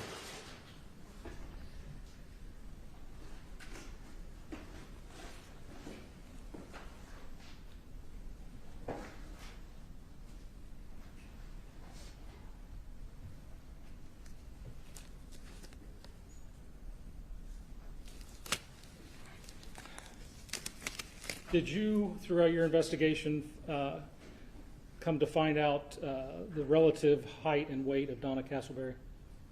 Yes, sir. What did you find out? She was somewhere in between, like, maybe 5'5", 5'7", somewhere around there, maybe 110, 115 pounds. And that'll be on the coroner's report? Yes, sir. You went to the coroner's office? Yes, sir.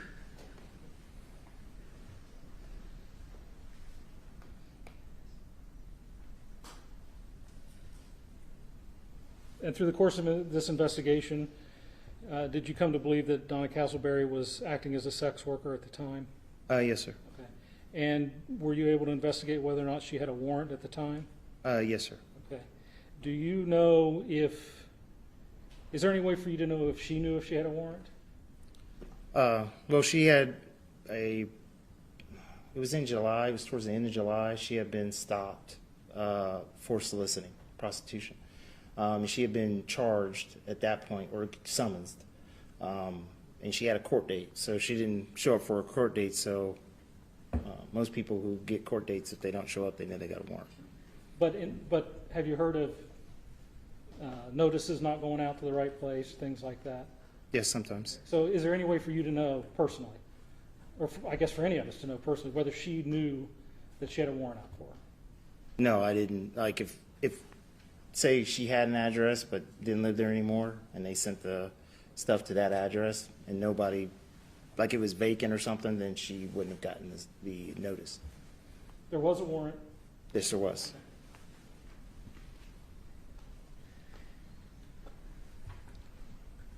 I'm going to show you, Judge, if I may approach again the sketches. Can you just publish them? Actually, I'm just going to publish these. Mr. Collins is going to stipulate that these are M1 and M2. Can you tell us, Detective Shepard, what we're looking at here on State's Exhibit M1? So like we mentioned, our crime scene unit comes out. So they take photographs and they do measurements. And so here's the Mitsubishi that's parked right here. Here's the side of the building, the garage doors, which you guys saw yesterday. And this is the cruiser that was parked in the picture. And this sketch has what appears to be an evidence, I'll try to zoom in as much as I can on this, sort of an evidence key. Can you explain how that works and what we're looking at here? Yes, so this is, the key is to show the evidence that they collected right there at the scene. So, like since his gun was laying on the pavement, that's number one. And then they took swabs from the cell phone, the tool bag that you guys saw in the other picture. So these are the items that we collect that are sitting right out there, right at the time of the scene when they're there processing it. And do these correspond to the numbers that we see down here in the parking lot? Yes, so 1's right here, so and then 2, 3, 4, and then 5 is right here. And do those numbers also correspond to the numbers that are on the cones that we see in the pictures? Yes, sir. So for instance, if you'll recall, the picture of the handcuffs had the number 4 cone. Correct. So that corresponds to this as well. It's right there, and then number 4 is right there. I want to show you what's been marked as State's Exhibit M2. Can you tell us what we're looking at here? So what they did here is this is the car, so they kind of made it a convertible so we can see the inside of the car and where the evidence was collected from. Same thing here. We have a little legend over here that shows what evidence corresponding with the numbers and where it was taken from, so that way you can see where they actually collected those pieces of evidence. Okay, so if we look at the number 1, it says plastic tub, lid, can with bullet strikes. Where is that? Which is in the trunk of the vehicle. Okay. And number 2 says is a spent projectile. Yes, right there. Okay, so that's one of the ones that didn't end up in Miss Castleberry and also didn't fly out. Correct. And didn't end up in the tire. Correct. If we look at number 3, that's the, it says CPD ID of Andrew Mitchell. Which is located right there. Okay, center console. Yes, sir. And is that the item you had in your hand just a few seconds ago? Yes, sir. 4 is the U10-100 with blood on it, Right there. and we saw that in the picture. Yes, sir. 5 is the folding knife with blood on it, Yes, sir. and is that the one we saw in the picture? Yes, sir. And is that the same one you had just a minute ago that was Donna Castleberry's? Yes, sir. 6 is the holster, Yes, sir. again, same holster. Yes, sir. 7, it says gray cloth bag and contents. What is that? That's the bag that Miss Castleberry had. And is this the bag you said that you collected and had the Paraphernalia. paraphernalia and stuff? Yes, sir. 8 is a spent casing from a .40 Smith & Wesson. Yeah, which was right there on the seat, driver's seat. And again, this is not the bullet, this is the casing. The that was actual ejected. casing. Yes, sir. Okay. 9 is another casing. Which is right here in the back seat. Okay. 10 is another casing. Yes, sir. Okay. 11 is a folding knife found in a paper bag. Yes, sir. Is this the one we talked about being in like the McDonald's bag? Yes, sir. And is this the one that had nothing to do with this event? Correct. 12 is an actual spent projectile. Yes, sir. So this is an actual bullet Yes, sir. that ended up just laying there? Just laying on the seat. Okay. 13 is a spent casing? Yes, sir. Okay. And 14 as well? Yes, sir. And do you have any idea how these ended up on different ends of the car like this? Basically, just firing the gun inside, and the bullet or the casing is hitting the roof or the seat, and it'll just bounce because it's just flipping through the air. As it exits the gun, it'll hit, and then it'll bounce. and go in different directions. And then 15 is this is the spent projectile, I believe you said, from the tire, and that's the one we saw the picture of? Yes, sir.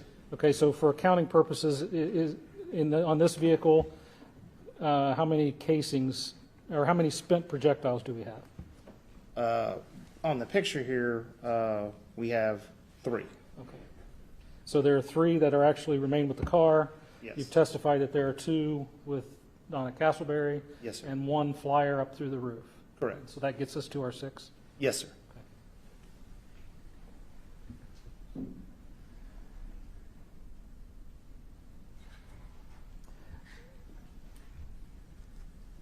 Did you have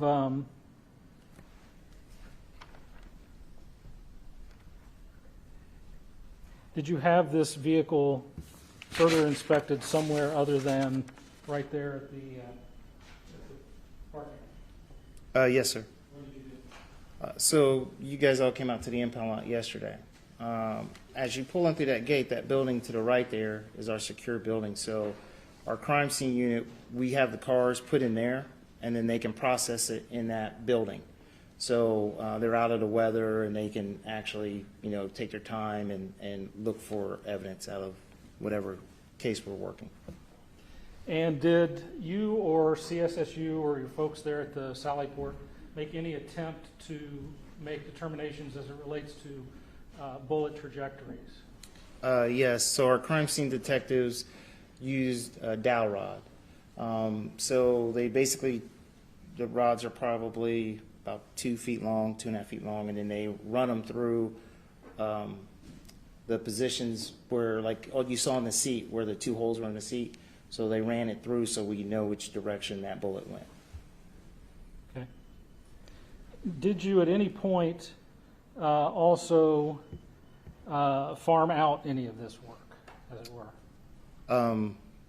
Well, the prosecutor's office requested that we have BCI come in and go over the car again, so that's what happened. Okay. And they did their own set of dowel rods? And they did their own dowel rods, yes, sir. We'll talk about yours for now. I would like to show you the F series of photographs. I have F1 through 62. Do you recall looking at those? Yes, sir. As well from the impound lot? Yes, sir. And when you looked at those last week, were those all generally fair and accurate representations of what you saw at the impound lot back in 2018? Yes, sir. And those sketches, those appear to be fair and accurate depictions of where all these pieces of evidence were found? Correct. All right, I want to show you what's been marked as State's Exhibit F4.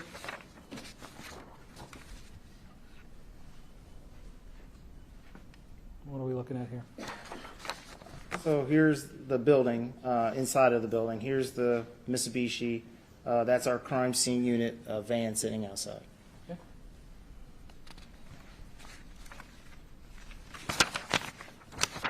What's been marked State's Exhibit F6? So this is the driver's side door. Here's the U-10, the knife, and the holster still on the seat. Now, at this point, the knife appears to have been moved. Is that correct? Yes, so what we do is if we're processing to get certain evidence out of the car, we will have the car towed to this location. A marked cruiser follows the car down to the impound lot just to make sure that the driver doesn't decide to look in the car or somebody else doesn't decide to mess with the car. So we have an officer follow it so we don't lose any evidence. Okay. I'll show you what's been marked. State's Exhibit F10. What are we looking at here? So here's the trunk of the car. Here's that tote that we saw in the sketch where the one projectile came to rest inside that tote. And I'm going to show you State's Exhibit F11. So the trunk is up, and if you see right here, that's where the bullet went through the seat and through the back of the car. And if you see right here, that's where the bullet went through the tote. With all of these, the trajectory work you did, and you've seen the BCI stuff, I presume. Yes, sir. Did you find any evidence whatsoever of any projectiles coming from the back to the front? No, sir. Or any projectiles going from the driver's side straight over to the passenger side?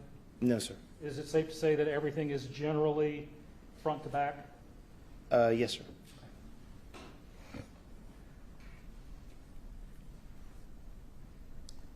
And I'll show you State's Exhibit F13. So this is from that picture where you can see from the passenger side. So here are the two defects in the seat right here.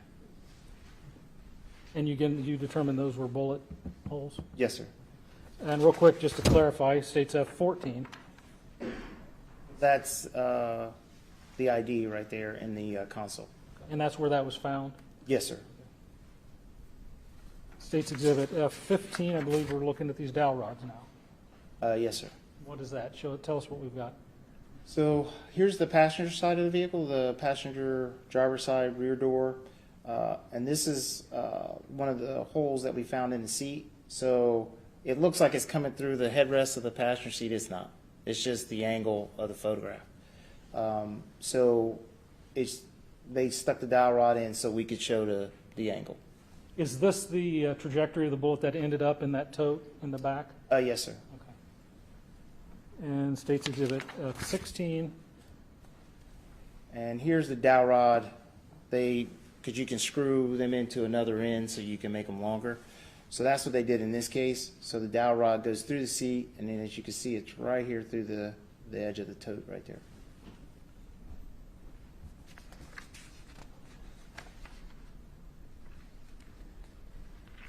What's been marked as State's Exhibit F19. And this is a different angle of the same dowel rod. Like I said, when you looked at it from the other angle, it looked like it was going through the passenger headrest. But here, you can see they just started it here, and then it goes on through the trunk. See what's been marked as State's Exhibit 22. Okay, this is the bottom of the tote, I believe. Yes. And then here's cone number 2. And right here is our piece of evidence that we're collecting. Let me give you a I believe closer that's- up on that. F23, easier to see. Yeah, I'm sorry, it's right there. So it's right here on next to this container wipes. And State's Exhibit F24. That is the spent bullet that was recovered sitting next to the wipes that you just saw in the other picture. I'll show you what's been marked as State's Exhibit F27. What is that? Okay, this is the driver's side rear seat, and this is the dowel rod that they used to run through the seat and into the tire. And 28. It's just from the outside, same photograph or same picture, but just different angle.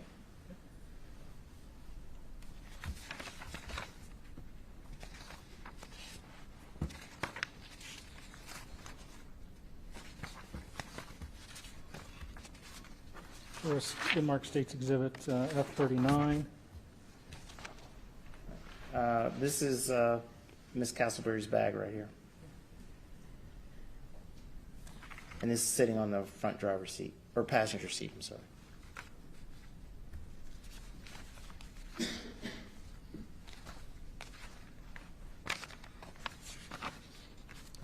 And State's Exhibit F48. This is the knife we talked about that was inside of the bag, and that's the bag that it was in.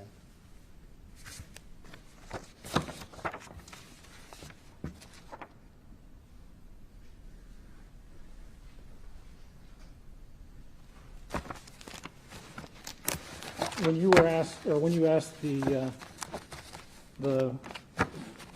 crime lab to do DNA, we mentioned that you'd have some of these, a lot of the parts of the car, the firearm as well. And did you also have her, Don Castleberry's flip-flop tested? Yes, sir. And what was the purpose of having that tested? During Mr. Mitchell's test or statement that he had given to us, he said that Ms. Castleberry had turned her back up against the dash as he was holding on to her hands, because obviously she had a knife in one hand, he's holding on to both hands. and she had placed her foot up against his neck and was like stretched out, and he felt like he was going to pass out because he couldn't breathe. So we tested the bottom of her shoe to see if we could get her DNA on the bottom of his shoe, which we did. And there was, Or his DNA on the bottom of her shoe. and when you say DNA, you mean just genetic material, right? Yes, from him. Well, DNA from him on the bottom of her shoe. I guess I should put it that way. Right. But do you have any knowledge or idea of where, this was his car, right? Yes, sir. Okay. So do you know for sure where that DNA came from? Well, Or is that outside your expertise? yes, that would be outside my expertise. Sorry, I didn't mean to. Oh, no. put you on the spot. Okay.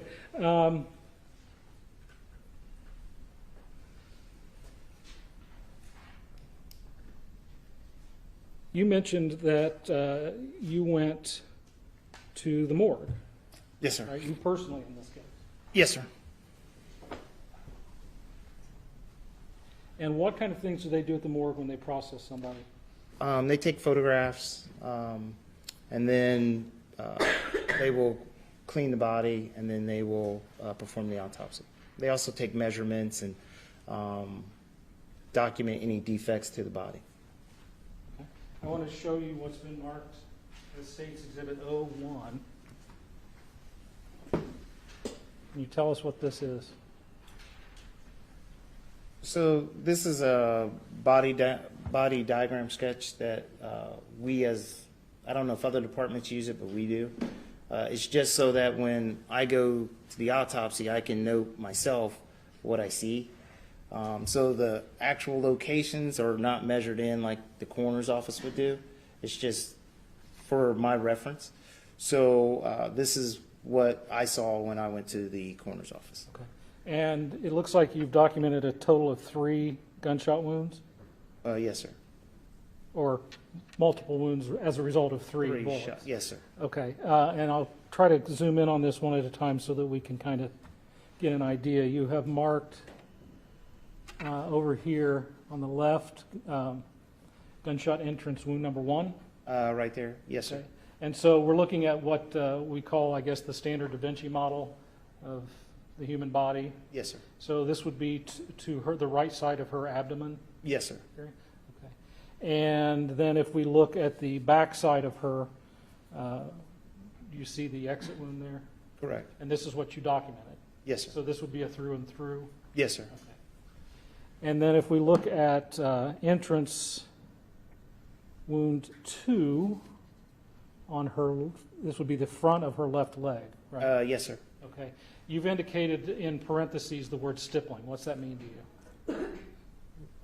So when you fire a gun, and everybody see movies where they're shooting at night and you can see like the fire coming out of the gun. So anytime you have that, you have some of the gunpowder and different things, gases from the gun. So if it's close enough to a person or clothing, you will see that that's basically the stippling. You'll see the soot basically from the gun ending up on something, and that's what happened on her leg. Do you know how far away somebody has to be before that isn't there? Roughly less than 18 inches, I believe. But do you don't have any way of knowing exactly? Yes. Okay. So that's an entrance wound there. And then I believe on the back side of that left, we'll call it the calf area, we have an exit Yes, sir. wound. And then it looks like you've attributed another entrance wound to that bullet. Can you explain how that happened? So it would be as if your leg was bent. So if I, bent my leg up in front of you right now, you would see my shin. So it went into the shin, out the shin, into the back of her, like her hamstring area. So if somebody's like this, Yes, sir. it was in, out, and Yes, sir. in the hamstring. Okay. And then is there another corresponding exit wound to that? No, sir. So did you recover that bullet? Yes, sir. It's right. Okay. And that's what we have here? Yes, sir. So these 4 here on the bottom are all the same bullet? Yes, sir. And then the third one, I believe, is on the front side here, sort of mid-chest? Yes, sir. Okay, and you've labeled that what? 3. Gunshot entrance wound 3. And then do we see where that was either exited or was recovered? It was recovered right there. And do you recall where on her body that was? Was it, Like right abdomen area. okay. Do you recall if it was close to the front or deep or? I want to say it was to the front, Okay. but I'm not sure. Okay. But that one was recovered? Yes, sir. Okay.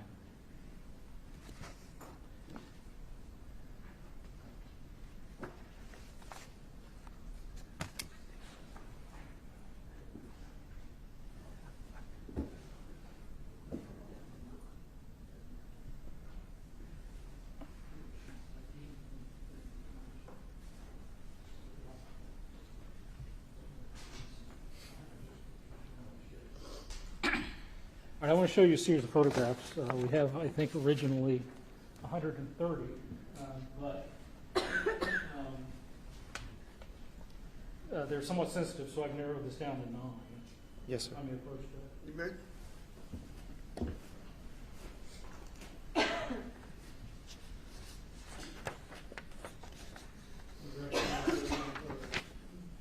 Yes, sir. And in general, what are These are for photographs from the coroner's office. these photographs on text? Yes, sir. These appear to be fair and accurate representations of what you saw at the coroner's office back in August 2018. Yes, sir.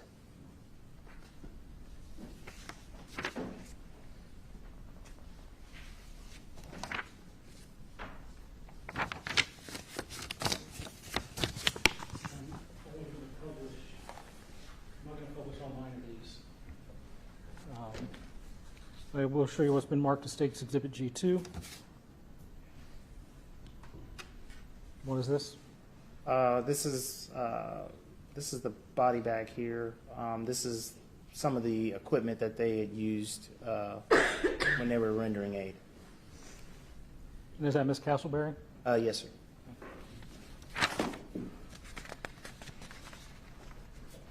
Show you what's been marked as State's Exhibit G24. What is that? That is the front of her left leg. And is this that leg wound that we talked about that went in and out? Yes, sir. And do we see evidence of the stippling that you were talking about? Yes, like right around in here. You can see some of the like peppering look. That's kind of what it is. It's, And this is an entrance wound? yes, sir. And then State's at G27. That's the back of the leg. So here would be the exit wound, and this would be the re-entrance. So her leg would have been folded up to match those two wounds? Bent, yes. Okay.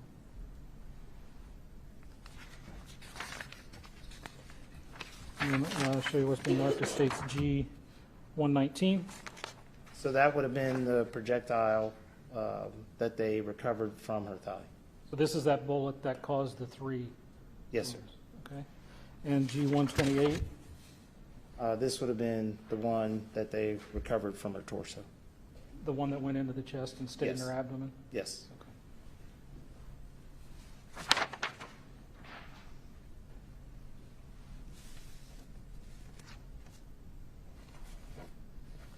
Do they also work, identify the body there, Yes, sir. who she is, and her name? Yes, sir. Is that how you came to know her as Donna Castleberry? Yes, sir.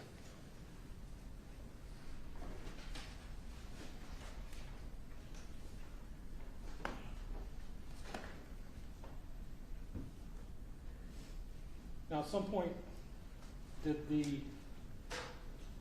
efforts to secure this video turn into you actually were receiving a video from that apartment complex? Well, when we took the DVR system, we downloaded the video, and so we had custody of the video at that point. I'm sorry? When we took the DVR system and we downloaded it, so we had the video from that system. And that video itself, if I'm not mistaken, carries no audio, right? Correct. But you were aware, how early were you aware that there was audio in the form of that phone in the door pocket? I believe Detective Kroom asked Mr. Mitchell at the hospital, was there a recording? And he said yes, so that's why we knew the phone was in the door. And were there any efforts undertaken to enhance this video?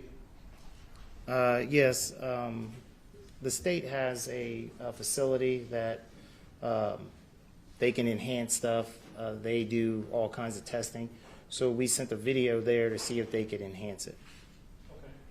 Were there any efforts that you're aware of to marry up the audio that came from that phone in the door pocket to the video you got? Yes, your office did that. Okay. And through the Ohio organized crime? Yes, sir. So you've seen that? Yes, sir. Okay. And you've watched this video both enhanced and with the audio married? Yes, sir. Okay. And you feel comfortable commenting about it and telling us what it is? Yes, sir.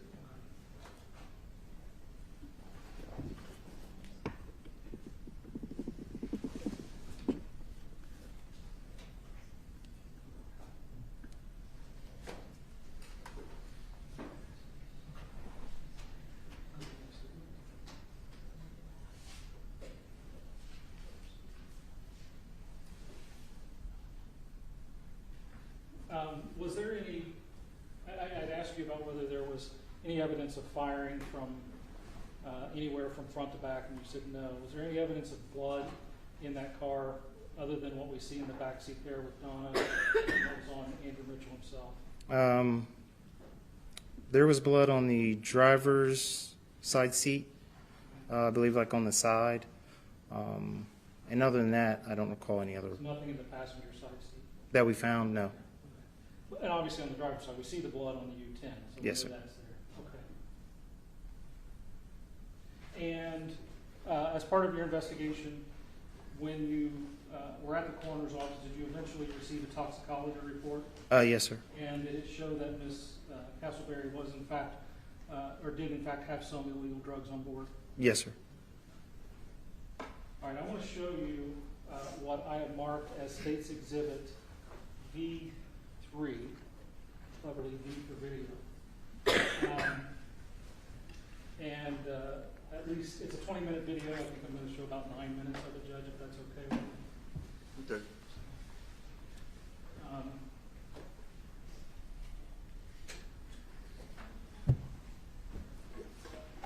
What?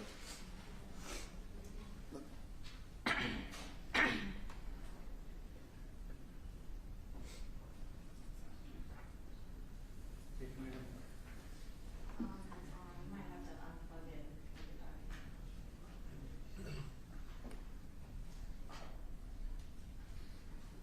Mr. Cable, you may have to unplug it and plug it back in. It's on, it's Oh, set it's to on. your table, yeah.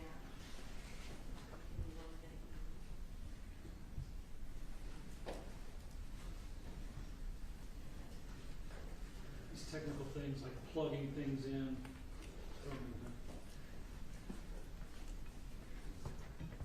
All right, well, we look here, Detective Shepard. Does this appear to be the enhanced and audio married video? Yes, sir.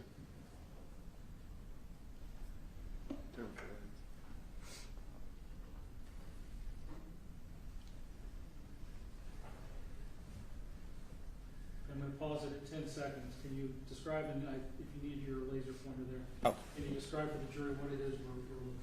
So, as you guys saw yesterday, this is the corner of the building where the car was parked. And up here at the top, where it says inside laundry, that's about where the camera is located at the top of the building. So what they did is they blocked this off in red, and then they tried to enhance it here to bring it up a little bit, so in hopes that we could see a little bit better. So when we see this vehicle come into the top part of our screen, into that smaller red box, you're simultaneously going to see it come into the bigger red box as enhanced. Is that right? Yes, sir.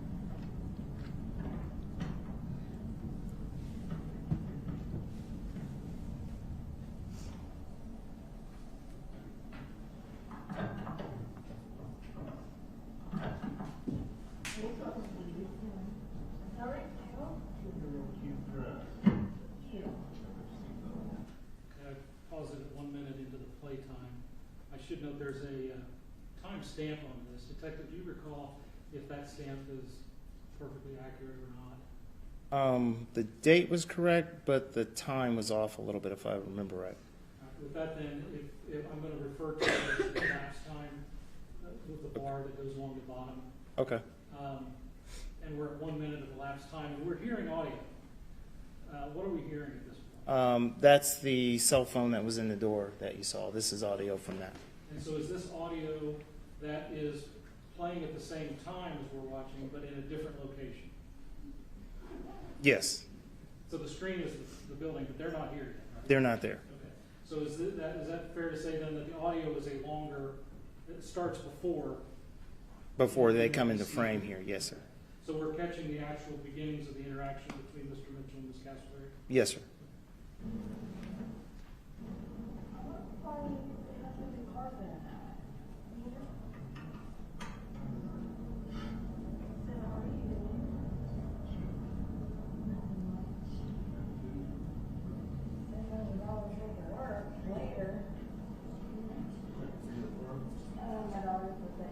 Stopped at 122. Courtney, can you give us any more volume?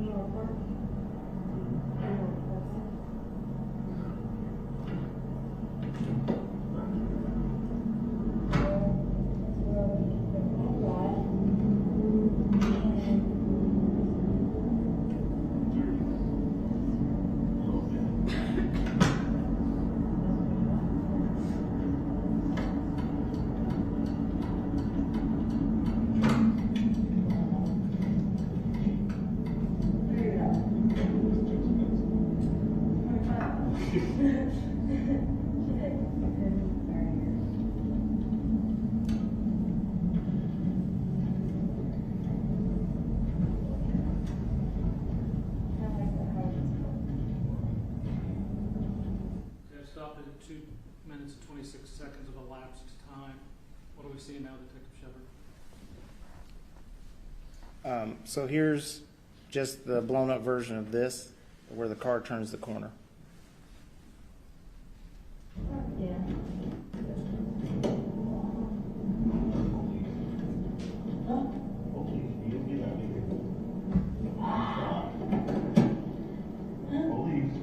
You're the police?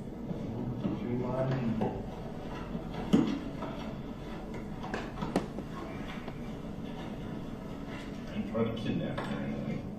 You got no weapons on you, do you? Hold on, let me see it. You got any warrants? 50 chat? No, I know we didn't get them. So where's your bag? I don't know. I'm falling apart. Don't worry, my handcuffs. Don't be off who I am. Oh, I didn't say that. I'm gonna cuff you just for my safety. I'm not gonna do nothing to you. I'm just gonna cuff you. No, I'm not getting any handcuffs. You're being under arrest. If you don't have any warrants, I'll let you go. Okay, well, I'm gonna have to see some other type of ID badge. I just showed you my ID. I don't have my badge on. I'm calling my buddy. You're gonna have to do that. I'm not gonna call that. I'll go ahead and call myself.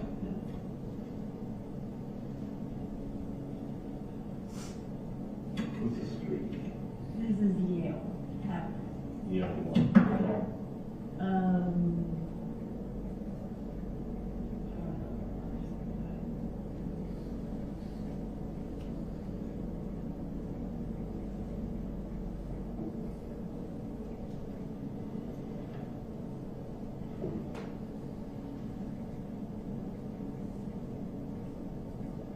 Because I know how the whole body situation works. No radio. I've never had any of the time available. So Why? Because I don't have my badge that I left on my police shirt. you don't have your badge, you don't have your walkie-talkie. Yeah, I do. You don't have any of that. You said What is that? There's nothing we can do. complaint. Vice. Right, you get that on the form. Right. So I'm a policeman. You can get that out of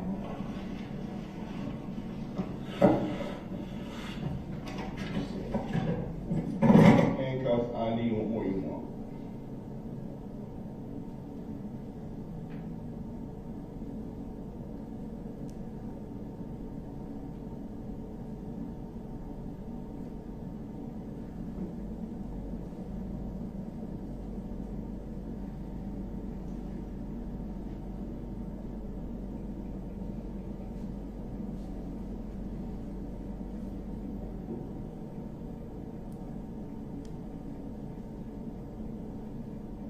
Stopped it at 5 minutes and 38 seconds. Throughout this, at times you can hear some clicking. Were you able to determine what that? I believe that was when Mr. Mitchell was texting Laura Evans. And we were able to get phone records from his phone to Correct. some of that. Yes, sir.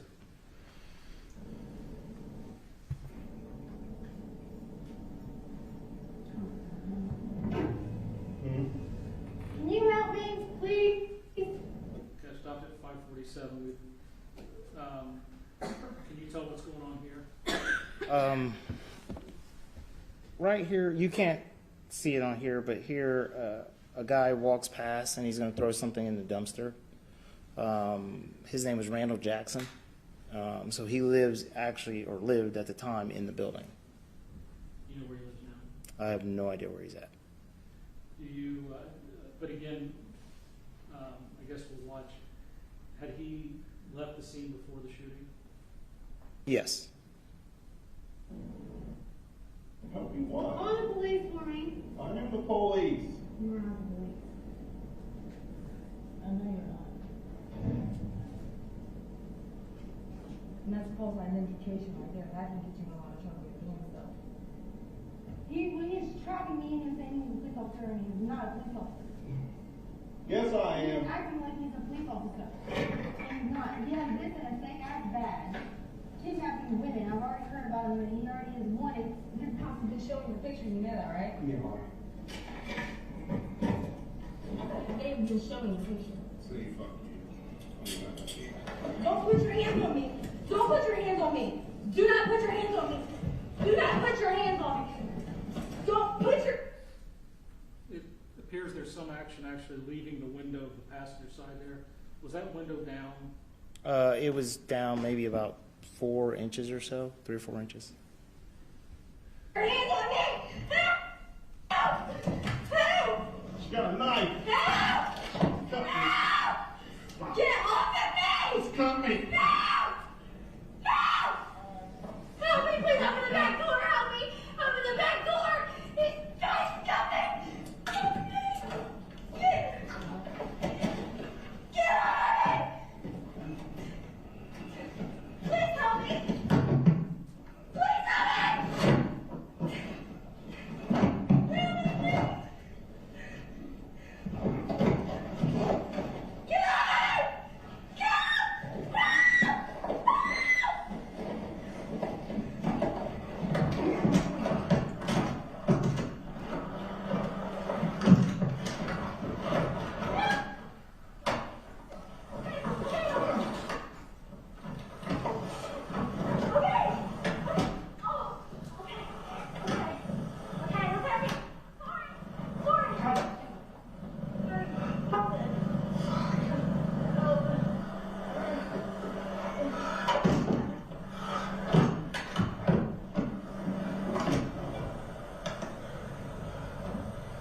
Fucking nightmare.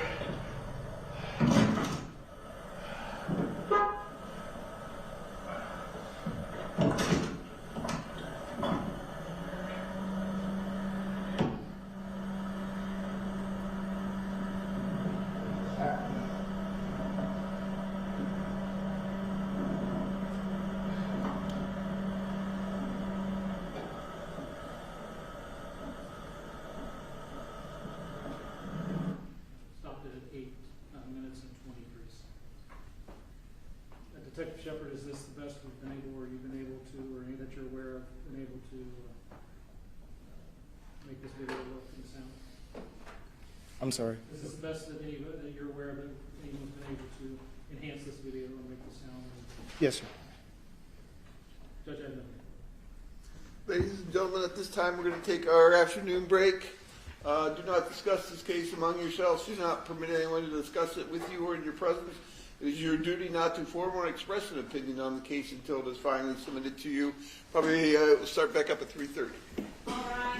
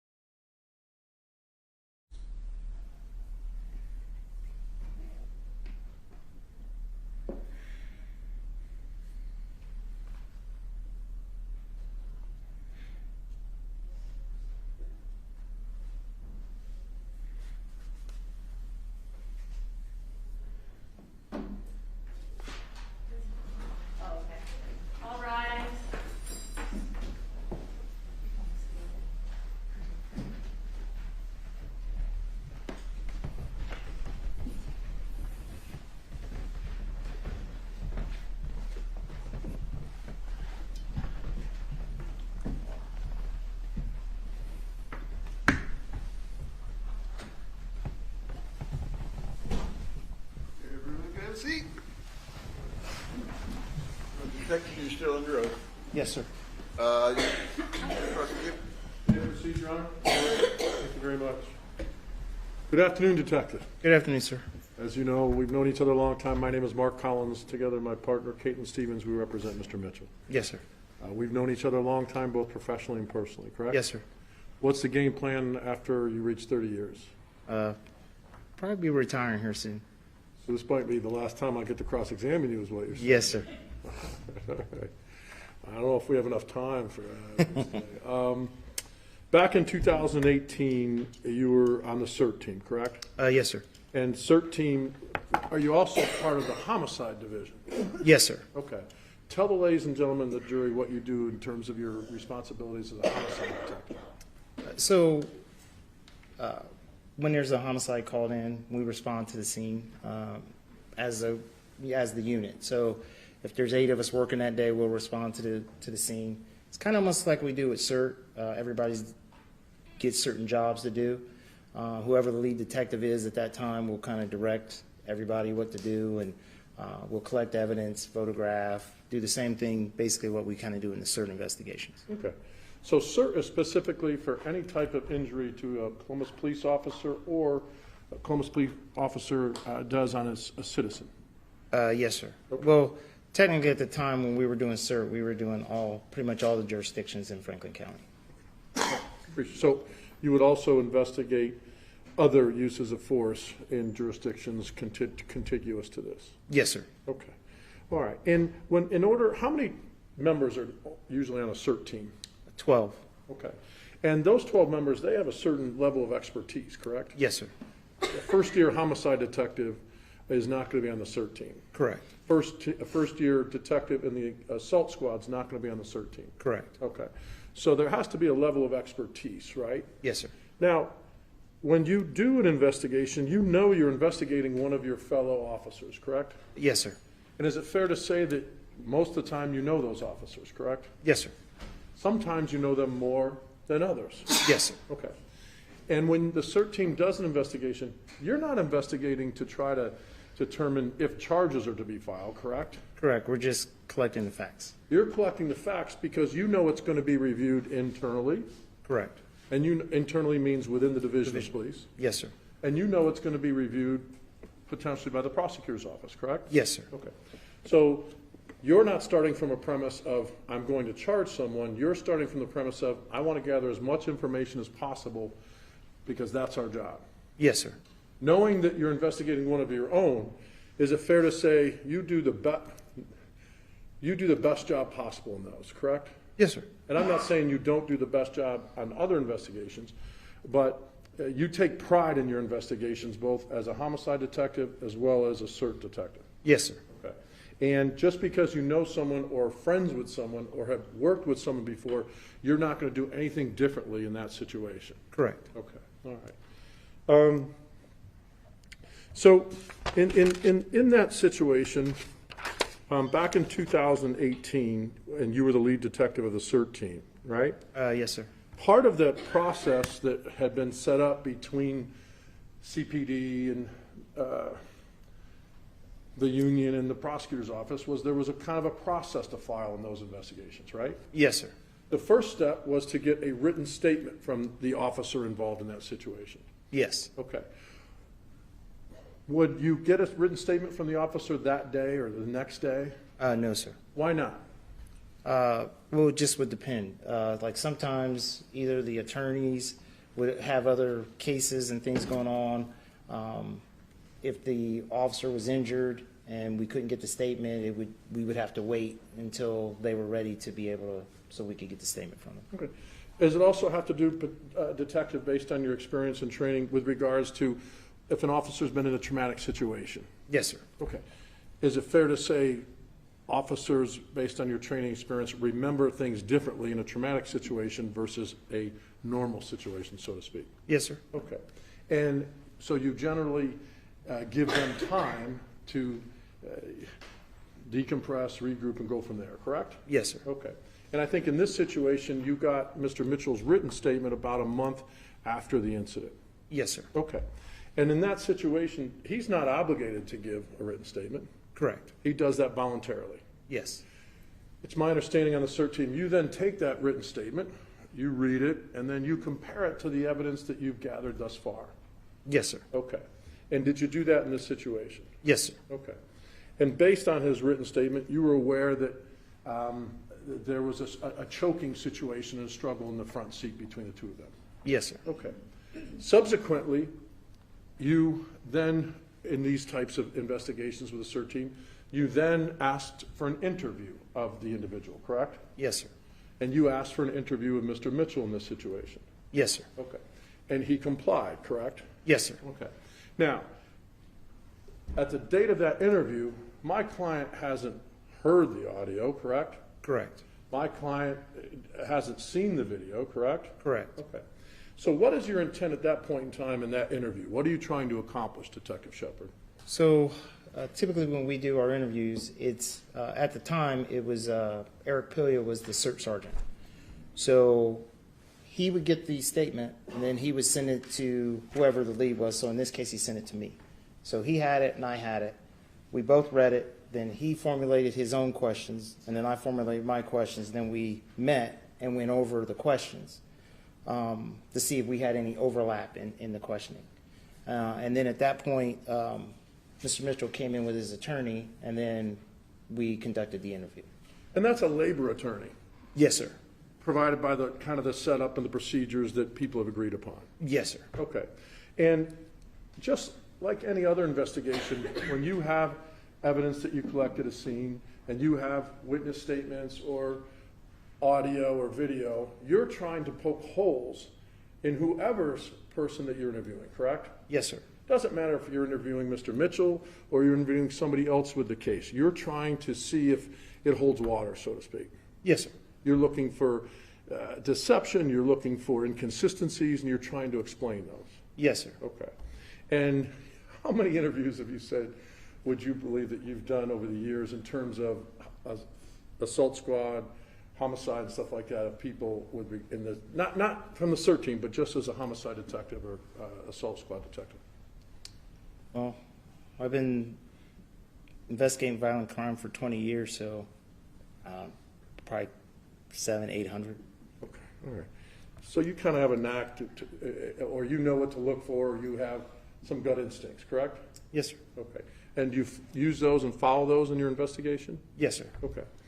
So you then asked for my client to come in and interview, and he voluntarily agreed, correct? Yes, sir. Again, no obligation to do that. Correct. And you and Sergeant Pila started asking questions? Yes, sir. Okay. And right before the interview was done, you then said, hey, we're going to play you the audio tape. Correct. Okay. Sergeant Pilia took Mr. Mitchell and his attorney into his office and played the audio for him. Okay. But you got the interview, the statement first, and then the interview, right? Yes, sir. And it was clear that I think you or Sergeant Pila asked, there's things that he did not remember happening that you could hear on the audio. Yes, sir. One of those that you could hear that the window went down. Mm-hmm. So when you listen to the audio, we couldn't hear it earlier, but when you listen to the audio, you could actually hear that back window being put down. Yes. So yes. Or front window, I'm sorry. Front window. Who put that window down? Miss Castleberry. Okay. So then it was also clear when you on that audio, you can also hear the door being open, correct?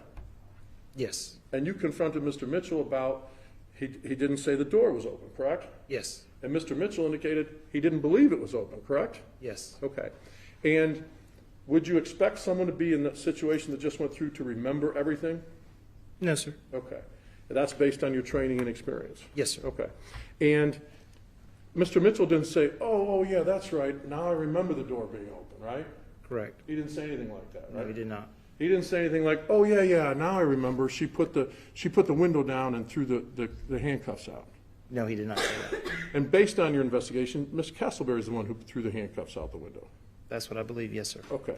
And so in that situation, I believe you indicated that you felt that he was telling the truth. Yes, sir. Okay. He honestly believed what he said. He honestly believed what he said in his written statement and said in the interview. Yes, sir. About the window and about the door being open. Yes, sir. Okay. So now based on, you have a written statement, you have the evidence that you've gathered at the scene, the video. You didn't show me the video at this point in time. No, I don't think so. The video and audio hadn't been synced up. Right, because we never had that. Okay. So the next step is you have more investigation to do, correct? Yes, sir. And that's based on what you hear Ms. Castleberry say in the audio, Yes, sir. as well as what you hear Mr. Mitchell say, both in the audio, his statement, and the interview, correct? Yes, sir. Okay. And again, your investigatory skills, you're trying to poke holes or to see from both sources of information, Ms. Castleberry and Mr. Mitchell, what you believe is correct or not, right? Yes, sir. That's your job. Yes, sir. If you don't put it to the test, you're not doing a thorough investigation. Correct. If you don't ask all the questions, someone's going to come back and say, hey, Detective Shepard, this is not good work. Correct. Okay. Now, I think based on the information you indicated that you realized that Mr. Mitchell described a struggle for you with Ms. Castleberry back up against the windshield, with facing him and him grabbing her hands trying to get the knife. Correct. So based on that her foot was underneath there, you went to the prosecutor's office to see if they wanted you to test the DNA, correct? Yes, sir. Okay. It was a prosecutorial team at that point in time, right? Yes, sir. You didn't talk to these two prosecutors, correct? No, sir. When you asked if they wanted the sandal tested, what was their response? No. Okay. What did you do? I tested it anyways. Okay. And the results of that test were what, Detective? That Mr. Mitchell's DNA was on the bottom of her sandal, And no other DNA was on the bottom of her sandal, correct? other than, I believe, hers. If you remember. Okay. Yes. We have the stipulation of that. But, and then you conveyed that and made that part of your full packet, correct? Yes, sir. Okay. Did that surprise you when they told you not to test the sandal? Yes. Okay.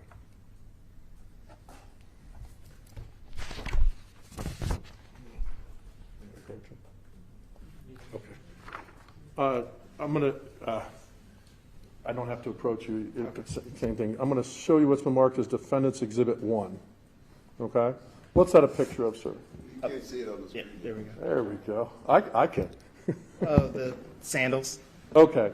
And are those the sandals that you then on your own took them and had them tested? Yes, sir. Okay. And it was on the bottom of, do you remember which foot?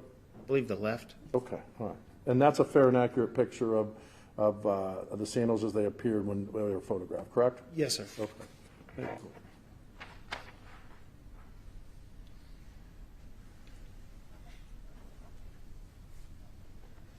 Now, also based on your review of the audio tape, some statements from Ms. Castleberry, you took it upon yourself to go talk to Sergeant Rapp, Sergeant Evans, and Sergeant Pelfrey, correct? Yes, sir.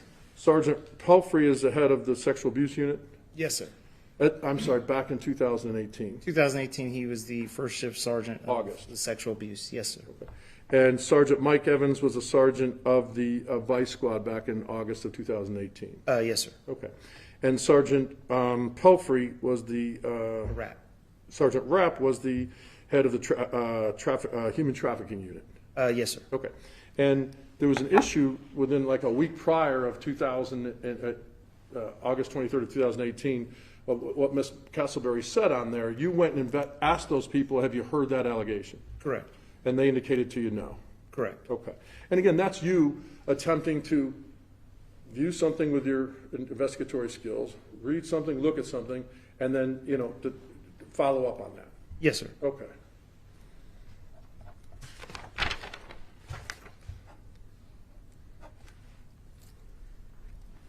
Now, let's talk about some of the things with regards to that you testified on direct.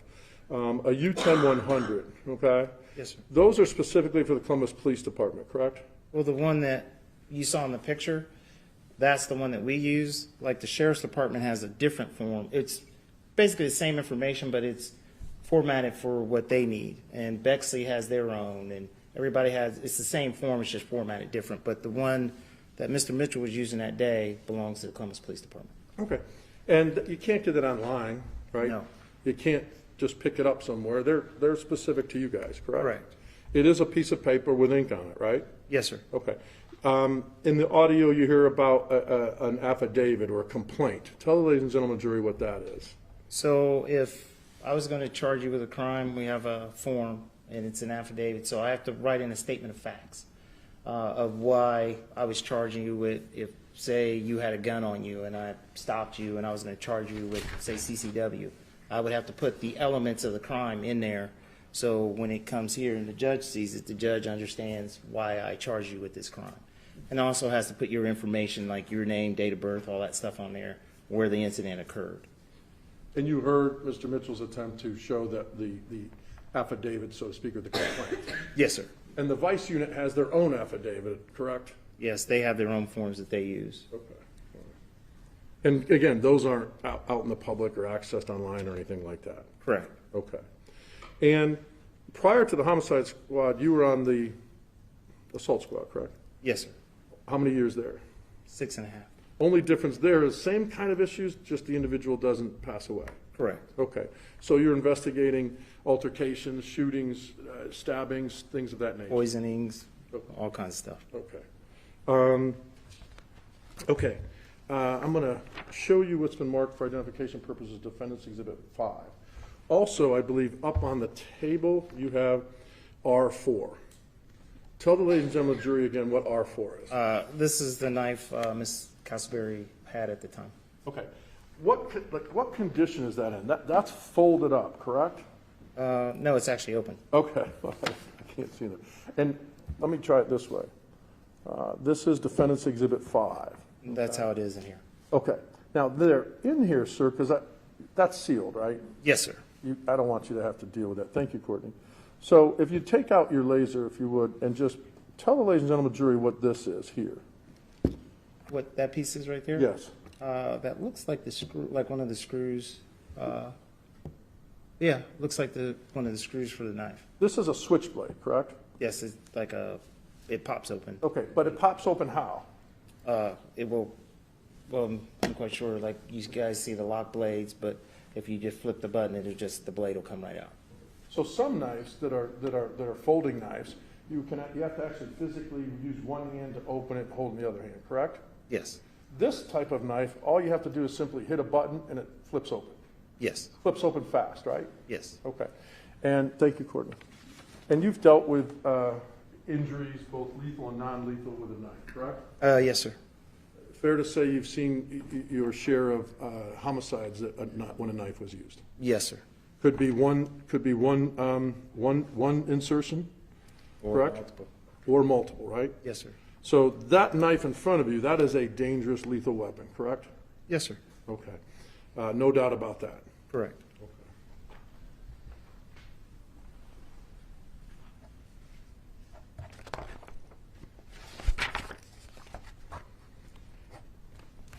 And as part of this case, a part of your investigation, I apologize, you had to obtain other medical records, correct? Yes, sir.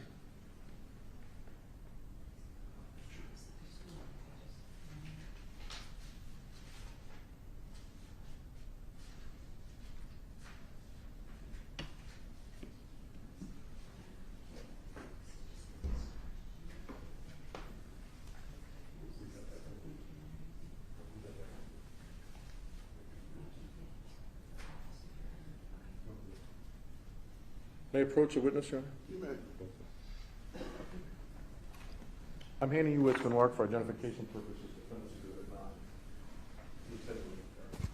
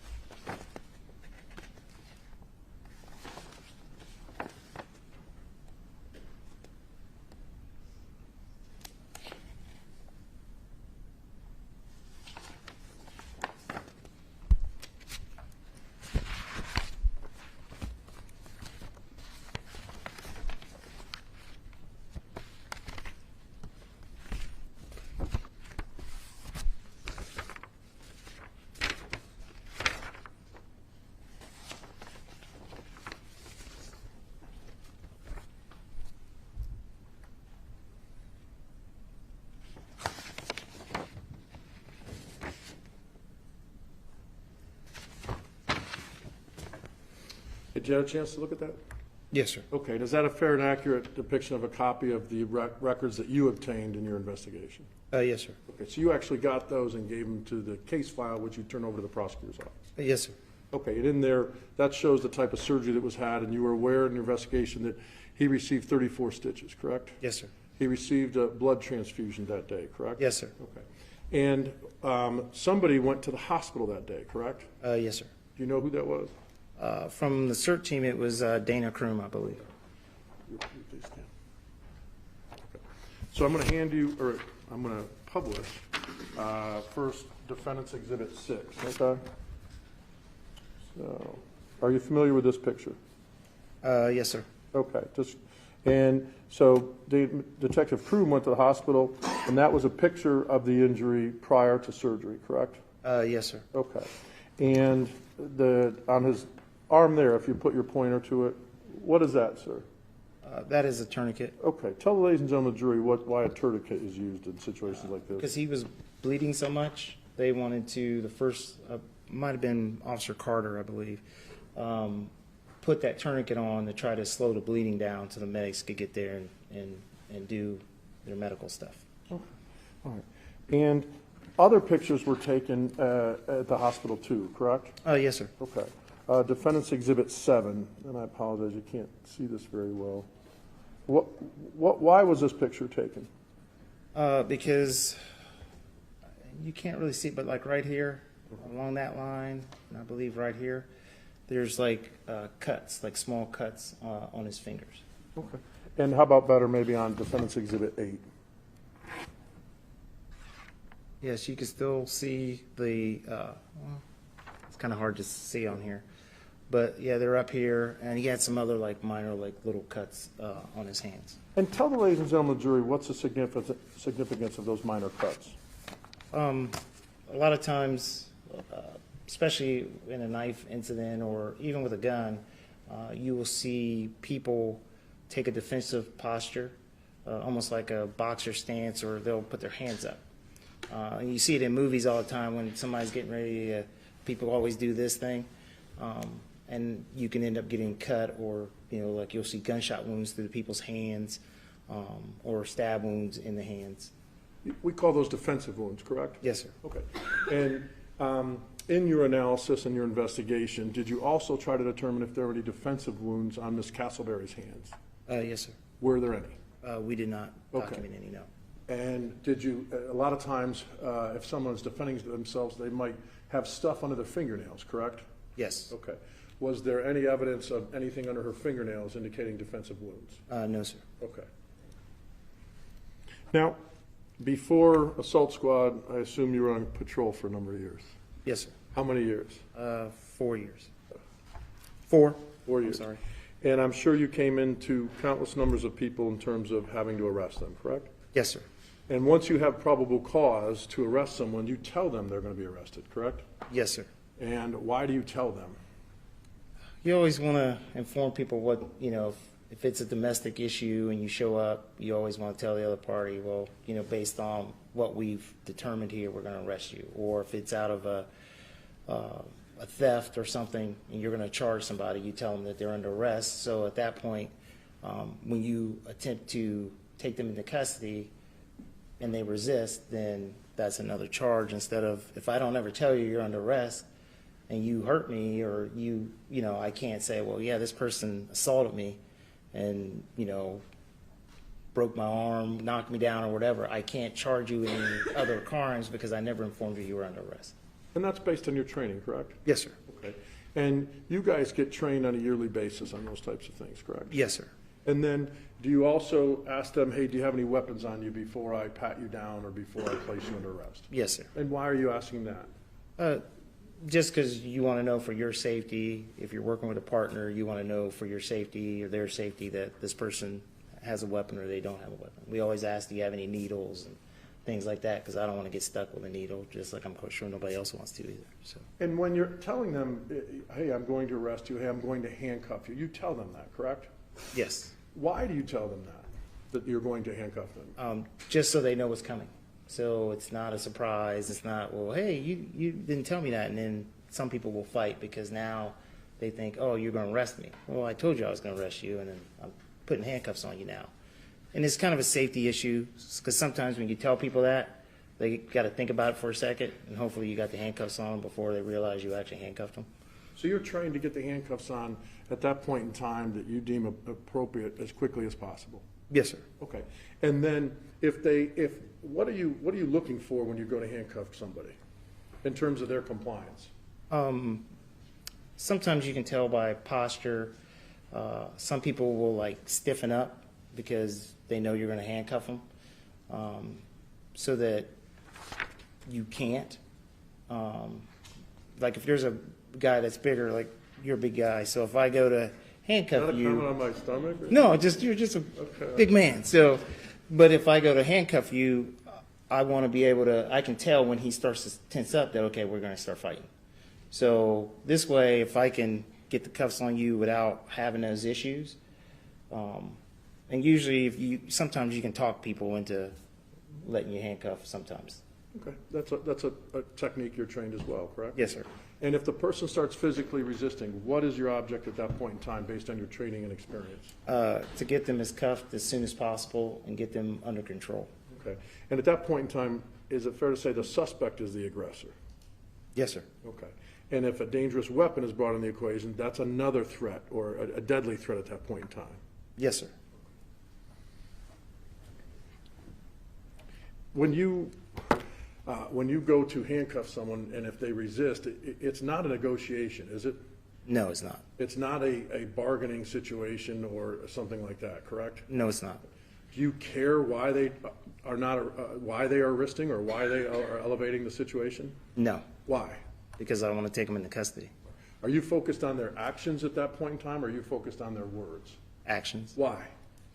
Well, because I can tell you, okay, I quit, and then I can punch you in the face. So if I can't get your hands, like some people will kind of do like this, and I'm quite sure everybody's seen when the officers are trying to pull their arms out.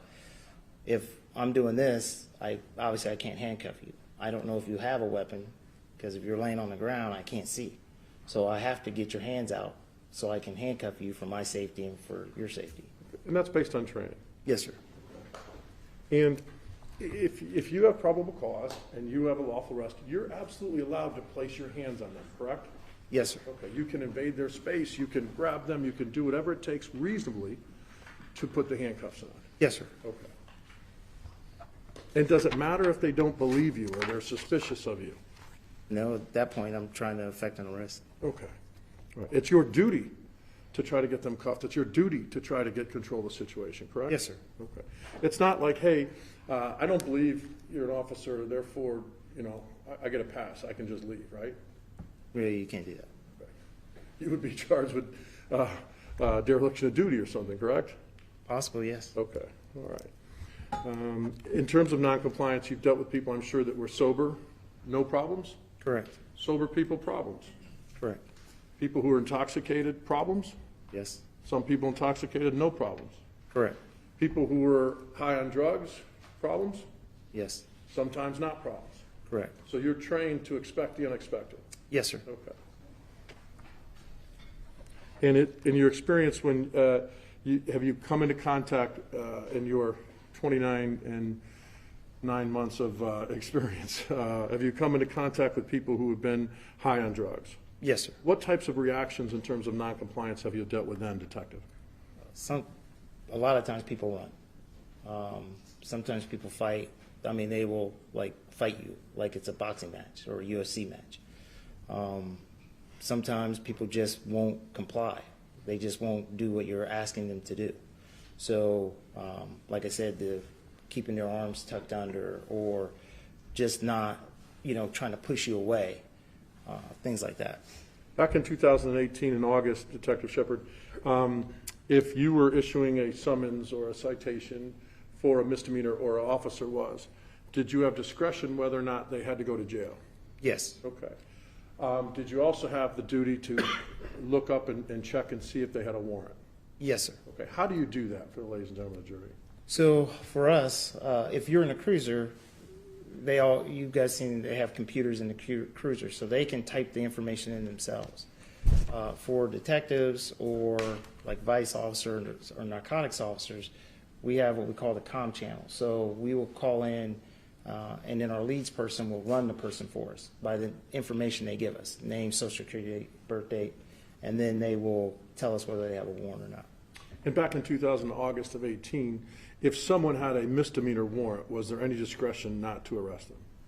In 2018? Correct. Yeah, 2018, if somebody had a jaywalking ticket and you stopped them, technically we can take them to jail. But we had the discretion of saying, well, it's a jaywalking ticket, yeah, don't do it again or whatever, and let them go. But if they were under arrest and they had a warrant, didn't you have to take them to jail? Yeah, we had especially for certain charges, we had to take people to jail. So at the point, I tell you you're under arrest, you're under arrest. So Tell the ladies and gentlemen, based on your training experience, what dope sick is. So if you are on some type of narcotic, heroin, fentanyl, the bigger drugs like that, if you don't take it, then you get like super sick. You're throwing up, you got aches, pains, hot flashes, all that stuff from not being able to get the drugs. And part of your duties in this investigation was to go to the coroner's office and get the coroner's report as well as toxicology, correct? Yes, sir. And as Mr. Cable indicated, Ms. Castleberry had a high amount of fentanyl in her system, correct? Yes, sir. A high amount of cocaine in her system, correct? Yes, sir. She also had a veterinary drug in her system, correct? Yes, sir. And what was that? I can't even pronounce it. But But it was a heavy narcotic. And based on your investigation, it's my understanding that those were taken either within 5 minutes of coming into contact with Mr. Mitchell up to 3 hours prior to that. Yes, sir. Okay. And tell the ladies and gentlemen of the jury the effects of those type of drugs in someone's system. And these were high amounts, correct? Yes. Okay. Especially, like cocaine will amp you up and get your heart going fast and stuff. And some of the other drugs can do the same. Some drugs make people not think of their actions. So normally if I were to tell you, okay, hey, you're under arrest for this, you'd be like, oh, okay. But sometimes under those drugs, they will make you not think rationally, I guess. Would be a better way to put it. And I'm going to ask Mr. Cable courtesy if he will play, and Courtney, a little bit louder this time, the first minute or minute and a half so of the audio tape. Okay. I guess while he's getting ready, based on your investigation, you were aware that there was conversations by Ms. Castleberry about getting drugs, correct? Yes, sir. She wanted to score some dope. Okay. Correct. All right. And I apologize. Let's see if we can.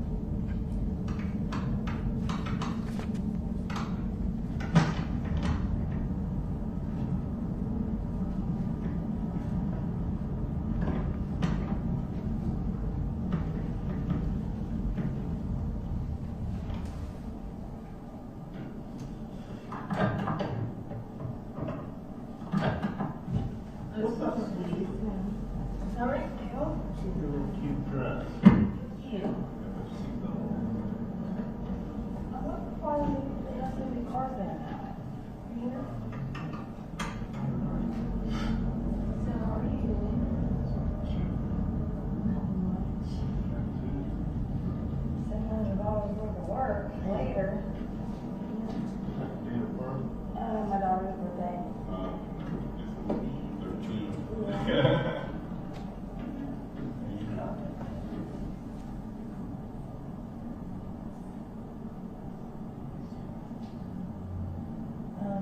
New York Park.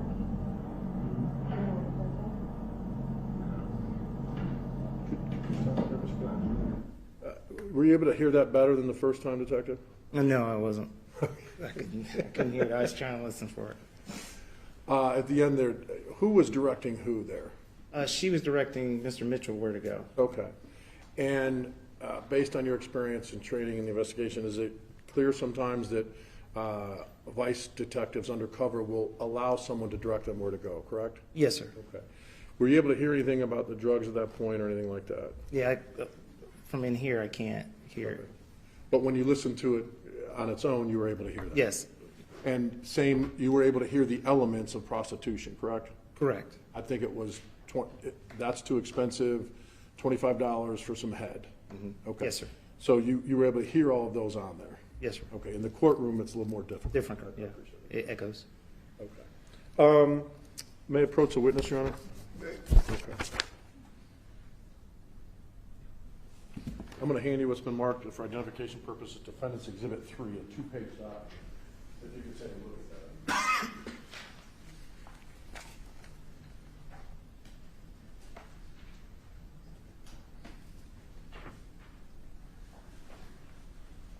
Okay. Is that a fair and accurate depiction of the original? Yes, sir. Tell the ladies and gentlemen of the jury what that is, that 2-page document, Defendant's Exhibit 3. That's, so if you get charged or summons to come to court, and then when you don't show up, they issue, I don't know if they still call it like a bench warrant or whatever. So they will issue a warrant, the court will issue a warrant for your arrest. So then that will go into the system, so any officer that runs you for whatever reason, I mean, you might live up by Polaris, but you get stopped in Grove City and they run you, that information will show up that you have a warrant for your arrest out of Delaware County or wherever it's at. Okay. And so part of your responsibilities, you want to determine whether or not Donna Castleberry had any warrants. Yes, sir. And that's based on you hearing my client asking if she had any warrants. Yes, sir. Okay. And so page 1 of Defendant's Exhibit 3, is that what you just looked at? I'm sorry. Yes, sir. Okay. Now, on there, when someone gets charged with an offense of prostitution, they get a summons, correct? Yes, sir. And on that summons, it has a date of when you will appear. Yes, sir. This one is called an order in entry, signed by Judge Jody Thomas. Yes, sir. And here, it's the defendant, Ms. Castleberry, failed to show for what's called a sentencing, correct? Yes, sir. So she had already been to court at a prior time and pleaded guilty to something. Yes, sir. And at that time, you're told when to show up for your sentencing. Yes, sir. So as of, so she had a court date, she was supposed to be there on August 21st, correct? Yes, sir. Okay. And then it's time-stamped and signed, so this then gets filed, correct? Yes, sir. Okay. And describe for the ladies of the jury what page 2 is of that document. So this is what will go to the court, saying, like you see where it says defendant charge information. I'm sorry, right here. So this will show the charge, basically saying in her information, saying that she has this issue with the court. So on August 21st of 2018, this would be in the system that you described for the ladies and gentlemen earlier to check on? Yes, sir. Okay. And you pulled those? Yes, sir.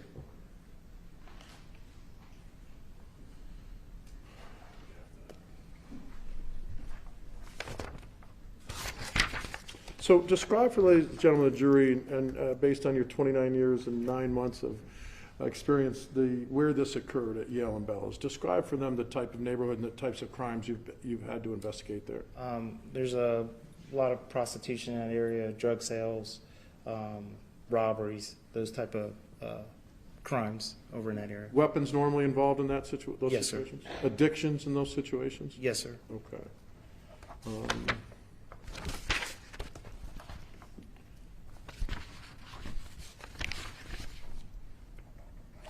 I want to switch gears a little bit to some of the other investigations, okay?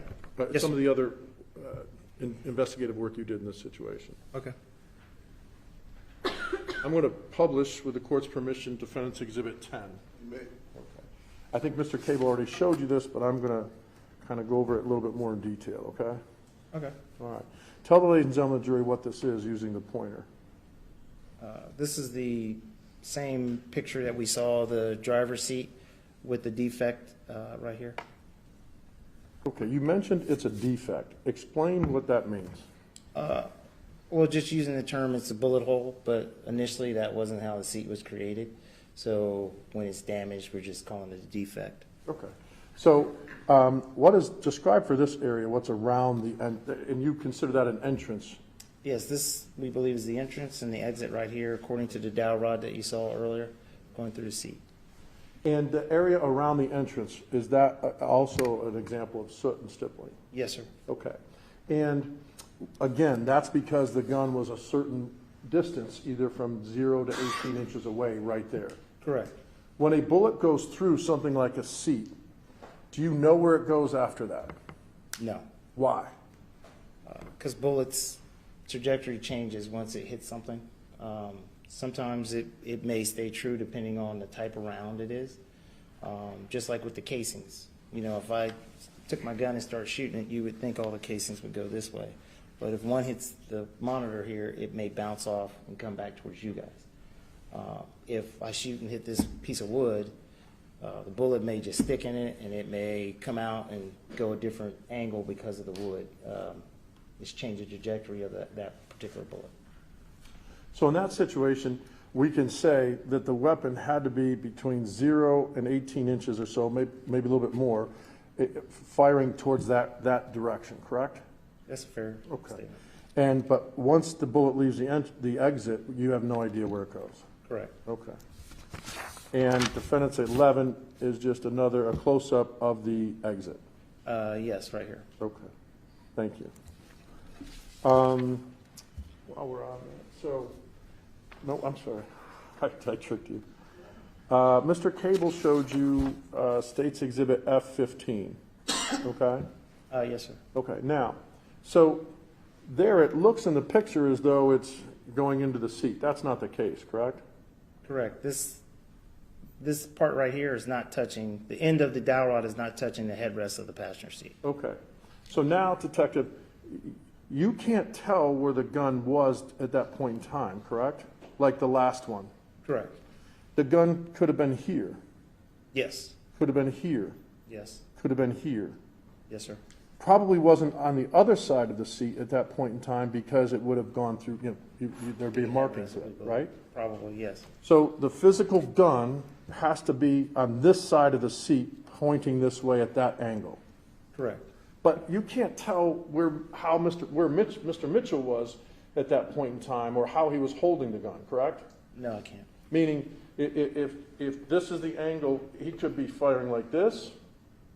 Yes. He could be firing like this with his Yes, sir. body in front of it, or he could be on this side.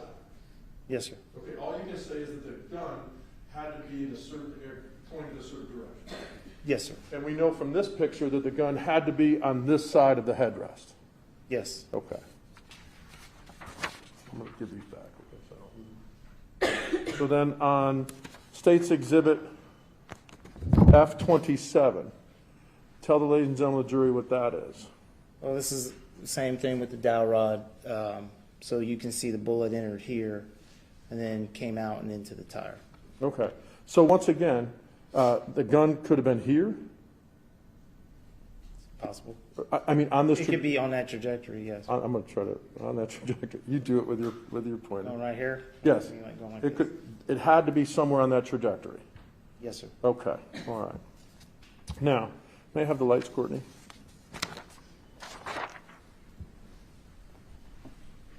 May I approach the witness, Your Honor? Okay. So when you examine the bullet holes and the trajectories in the car, you did it, let's say we're doing it as though we're in the front looking back. Okay. Okay? Describe for the ladies and gentlemen of the jury one of the flight paths. The bullets? Yes. So if we're looking into the back seat, the picture we just looked at, it would be more at an angle going down. So going from left to right. To right, in a downward In a angle. downward angle. Yes. Right? Okay. So there's no doubt about that the gun had to be held in a direction going left to right Correct. in a downward angle. Yes, sir. There's another one up high, right? Yes, sir. Going front to back, Yes, sir. right to left, high. Yeah, in an upward angle. Excuse me, in an upward angle. Yes, sir. I'm sorry. And there's a third one, correct? Yes, sir. And where is that? The one that went through the seat. The seat. So it would be right to left in a downward angle. More level though, the down, in the middle? Yes, of it? more level, kind of a slight downward angle, I guess. And that's the one that went into the trunk? Yes, sir. Okay. So you have 3 paths of bullets going in 3 different directions? Yes, sir. Okay. But all going kind of front to back? Yes, sir. Okay. One downward, is that the one that went into the tire? Yes, sir. Okay. One kind of level this way, the middle, Correct. and then one going up, or the angle's going up? Yes. Okay. Based on your experience and training, is that consistent with firing at a threat that's moving? Yes, sir. Okay. If a threat was stationary right there, you would expect all of the things, a reasonable thing to be all in the same general area? Yes, sir. Okay. When you train at the range, those targets don't move left and right, correct? Unless they move them Right. that way. But yeah, normally they stay stationary. Or they come towards your Towards you. back? Yes, sir. But it's the same line? Yes, sir. And that's how you're trained, correct? Yes, sir. And when you're at that range, and it's a shoot, don't shoot scenario, what do they train you to do when you perceive a deadly threat? They train us to shoot till the threat stops. And what does that mean to you, sir, based on your training? That I will keep shooting till the threat is no longer a threat. So there is no number of shots that you're trained to do, it's until that threat stops. Yes, sir. And at the range, is that when either the target is down or the target goes away or something like Or that? it'll face sideways. So if it's facing this way, when that line of fire is over, it'll turn sideways. It'd be impossible to hit that target sideways, right? Yes. Okay. But you're trying to determine whether the person's coming, the threat's coming at you, right? Yes, sir. And there's techniques of what you're supposed to do if you're able to, correct? Yes, sir. Have you ever experienced any training or firearms training on shoot, don't shoot inside of a small vehicle? No. Okay. They don't train like that, correct? Yeah, we don't do that. Maybe some other agencies do, but in Columbus, we don't train that. All right. And when you're training at the range, that's a controlled environment, correct? Yes, sir. And you actually have a person with their hand on behind you, guiding you to make sure you only shoot in certain directions. Yes, sir. Okay. It's not a dynamic fluid. They try to make it comparable, but it's not the same, correct? Correct. Okay.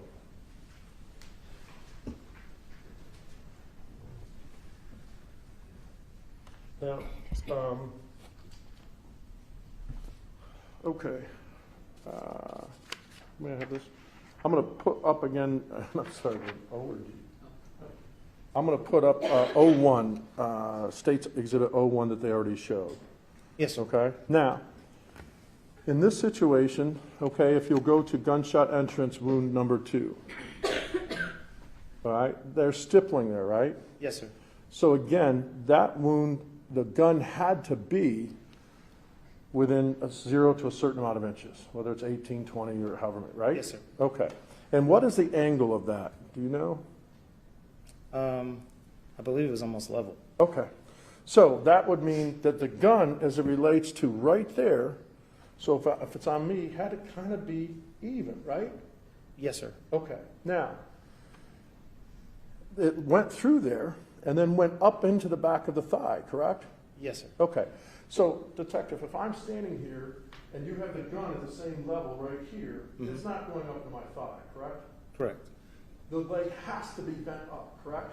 Yes, sir. Okay. So that, you don't know where Miss Castleberry was when she received that injury.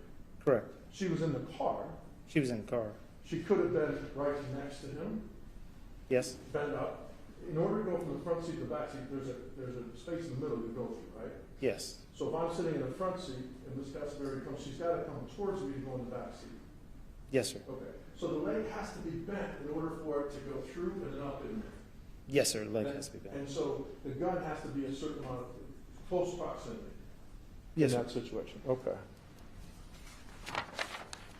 And then other things, you pulled the 911 tape, correct?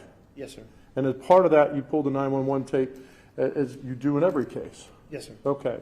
And did you listen to the 911 tape? Yes, sir. Okay.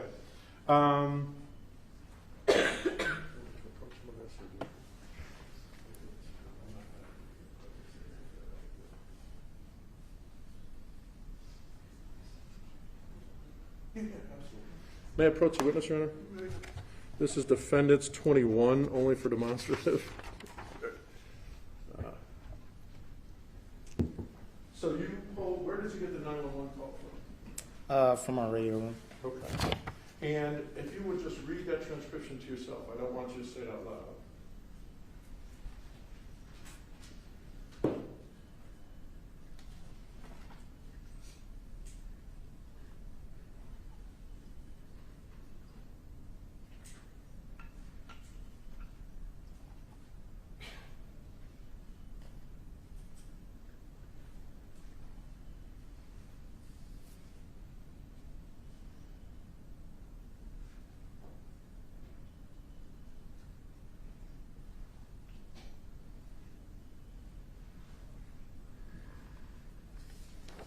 Is that a fair and accurate depiction of what you remember being on the 911 call? Yes, sir. Okay. And Judge, we have an agreement with the prosecution that we will play the 911 call at a different time. Okay. But that was obtained during the regular course of your investigation in this case, correct? Oh, yes, sir. In addition, you were aware that one of the people out there who called 911 also had their shirt involved, correct? Yes, sir. Okay. Showing you what's been marked as state or defendant's exhibit 12. Okay. It's next to cone 5. Is that a fair and accurate depiction of how you saw that? That's what was used to wrap Mr. Mitchell's hand, correct? Yes, sir. And the person who actually called 911 took their shirt off to do that? Yes, sir. Okay. All right. And then defendant's exhibit 14, that's a picture of the handcuffs, correct? Yes, sir. Okay. And based on your investigation and from the audio tape and videotape, those were tossed outside the window by Ms. Castleberry? I believe so, yes. The driver's side window? Yes, sir. Okay. Passenger side. Passenger side window, thank you.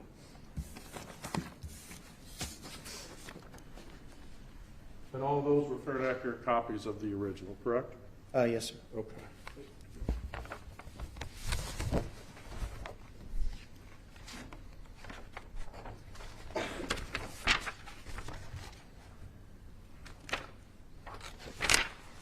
May I have a moment, Your Honor?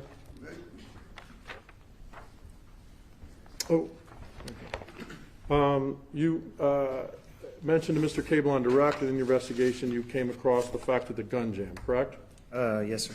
And I think you indicated that you had never experienced that before, correct? Yes, I have. And did you investigate as to different causes of gun jams like that? Yes, sir. Tell the ladies and gentlemen of the jury what happens, what the limp wrist theory is with regards to gun jams. So, I don't know if you guys have ever fired guns before, but if you don't hold on to the gun, I mean, you don't have to squeeze it, because if you squeeze it so tight, you're going to do the same thing. You're going to throw rounds all over the place. But if you hold it too loose, then with semi-automatic handguns, it can cause a malfunction. With a revolver, pretty much revolvers are golden. You can shoot them all day. But with a semi-automatic handgun, if it's real, like, loose in your wrist, you will have tendencies for rounds to go all over the place. And when your wrist is loose like that, sometimes certain semi-automatic guns can have malfunctions. Okay.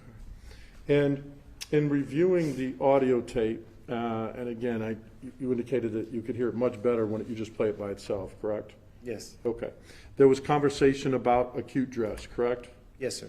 Conversation about a tattoo and how much it costs. Yes, and the date, I believe. Okay. Yeah. And it was her daughter's birthday. And Ms. Castleberry actually asked, are you a cop or anything?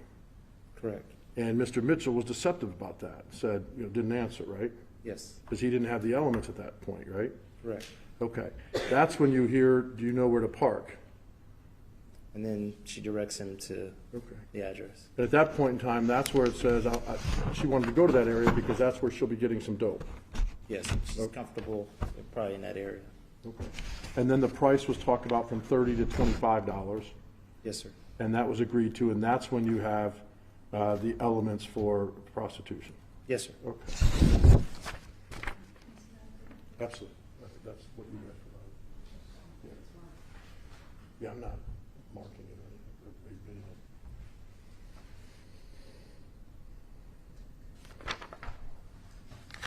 Based on someone's size, does it matter how big or small they are, detective, if they have a deadly weapon? No, sir. Why? Because anybody, depending on the size, can kill you depending on what they have or their skill set. As far as being able to fight or, so if you have a weapon, that gives you an advantage. Okay, and in terms of stuff that's found at the scene, in the car, where it was found in the car, you have no idea how they got there, right? No. Just because that knife is found, when the first person gets there, they're supposed to contain the scene, correct? Yes, sir. Okay, so the first person who got there and sees a knife there notifies someone, correct? Yes, well, when we first, the first detective who gets there, they kind of explain what they saw. Okay, but that knife could have got there in any part of that confrontation in there, correct? Yes. You have no, it could have been swung from the back and thrown in there, it could have been thrown at Mr. Mitchell, you have no idea, right? Correct. Okay. Same thing with the shell casings, same thing with the bullet, with some of the bullet paths. Yes. Okay. May I have a moment, Your Honor?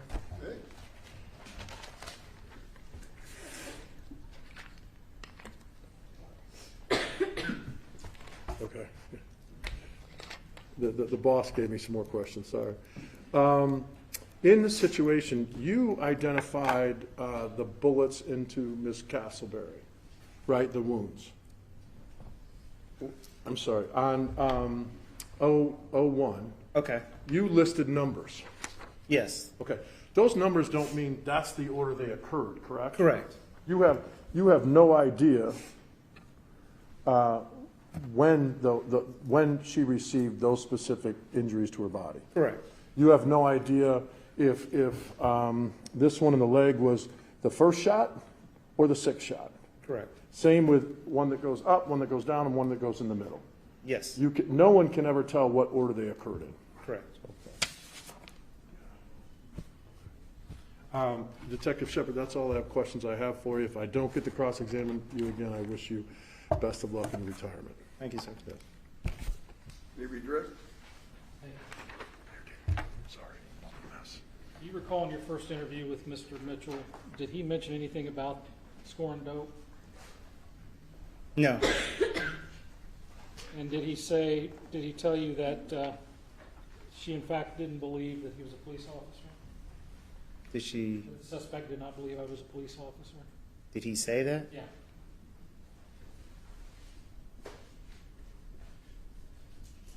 I guess, can you question, or In his first interview. When you first Right. talked to him, in his written statement. Yes, sir. Did he tell you that the suspect did not believe I was a police officer? He did say that. There's a lot of kind of answers you gave that I just want to clarify what you know and what you don't know. Yes, sir. And I'm not saying anything's wrong, but and things make common sense, but sometimes we know them, sometimes we don't. So, for instance, this limp wrist syndrome, did that come up from Andy Mitchell? No, not in his interview. Have you ever had someone personally have limp wrist syndrome? Like for us, like when we're firing at the range, the range instructors stand behind you and watch you shoot, and they will say you're limp wristing it, meaning you're throwing all your rounds a certain way. Right, but have you ever had a jam from that? I have not, no. Okay, do you know of anybody else around you in CPD during the firearms that have ever had a jam from limp wrist? Not that I know of. Okay, so how does limp wrist, does limp wrist fit here? Like I said, I've never seen it, so I can't say that's what the cause was. Okay, and I get maybe, but okay. The handcuffs that came out of the window, Yes, sir. we saw that on tape, Yes, sir. right? And that's, again, you weren't in the car, right? Correct. So, I guess, how do you know that she threw those out? Well, like I said, I believe she did just because it was on her side of the car and she didn't want to be handcuffed. So to me, it wouldn't make sense for him to throw the handcuffs out the window if he's trying to handcuff her. Right, and you're right. I think you did say I believe. Yes. That she did. Okay. When you first talked to Mr. Mitchell and had the audio, did you know at that point that she had, was there anything from the audio that cued you in that she had moved to the back seat? No, you just hear sounds and people moving, but at that point, no. So at the time, you wouldn't have known that she had moved to the back seat? Just by listening to the audio? No. And once you watch the video, can you generally make out movement patterns of the parties? When you look at the little blown up square, you can see movement a little bit better than you could when it was sitting at the end of the building. So you can see people moving around, but you can't tell who's who and who's doing what. Well, you generally know where they were seated. Right. Okay. And again, I'm not trying to say this is a great video. You can't tell. But can you tell generally when Donna Castleberry goes to the back seat? Yeah, I think I can guess by looking at it. And do the shots come after she goes to the back seat? That's kind of a hard one to tell. I know some of them are when she's in the back seat. And they come after that door is open? I believe, yeah, there's a couple that maybe come after the door's open.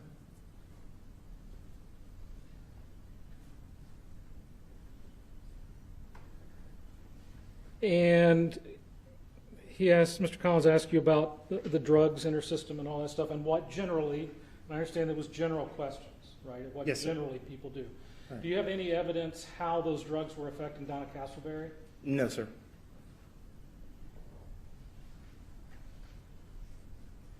Do you have any personal knowledge of whether Donna knew she had a warrant?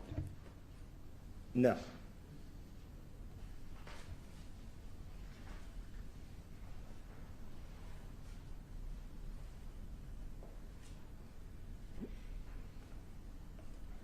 When you're in an undercover situation, whose duty is it to explain that you're a police officer? The detective.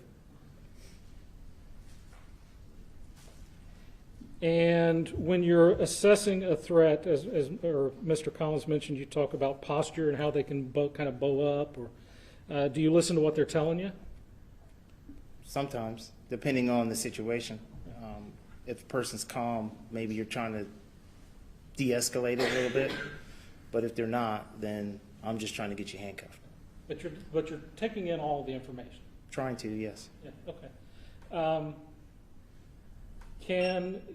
Does movement, and again, you answer these in general, I understand that.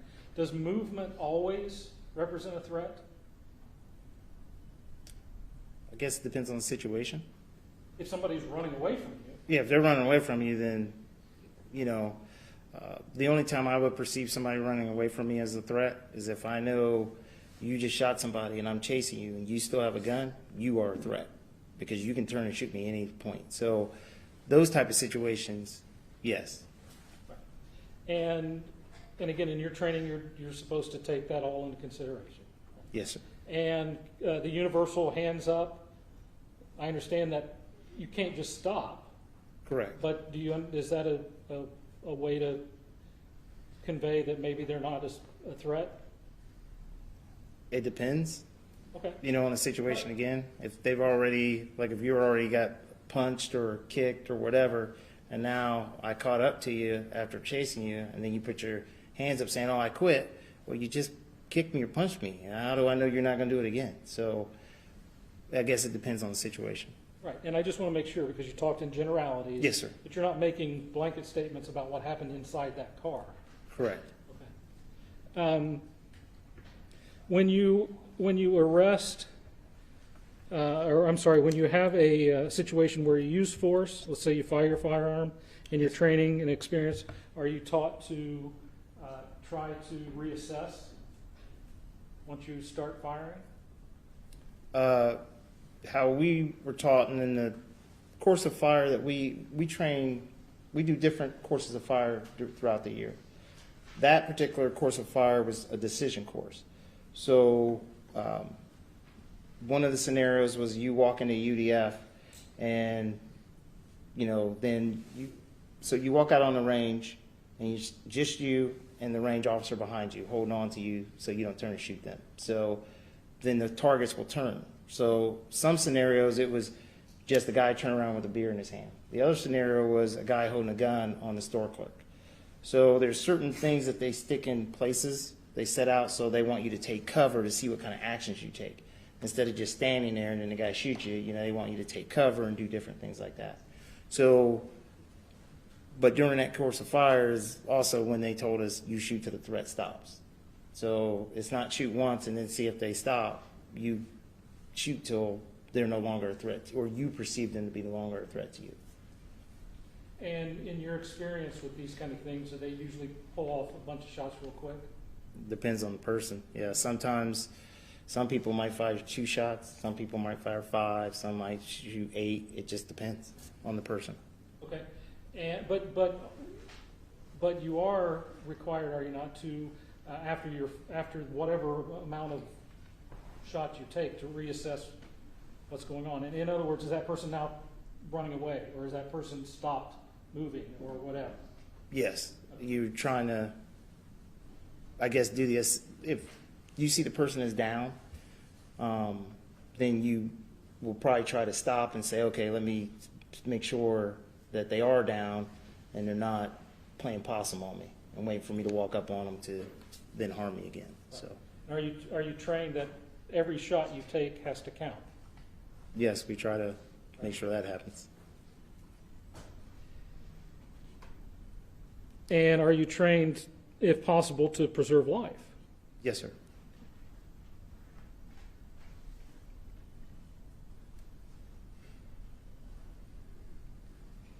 When you have a suspect who's, and this is back to generalities, when you have a suspect in your normal course of investigations for a homicide, Yes, sir. so let's say you show up on a crime scene and the person who did the shooting is still there. Yes, sir. What do you do in that situation? Typically what we'll do is we will transport that person back to police headquarters. And then at that point, we will try to read them their rights and see if they will give us a statement. Do you give that person time to cool down and prepare a written statement? No.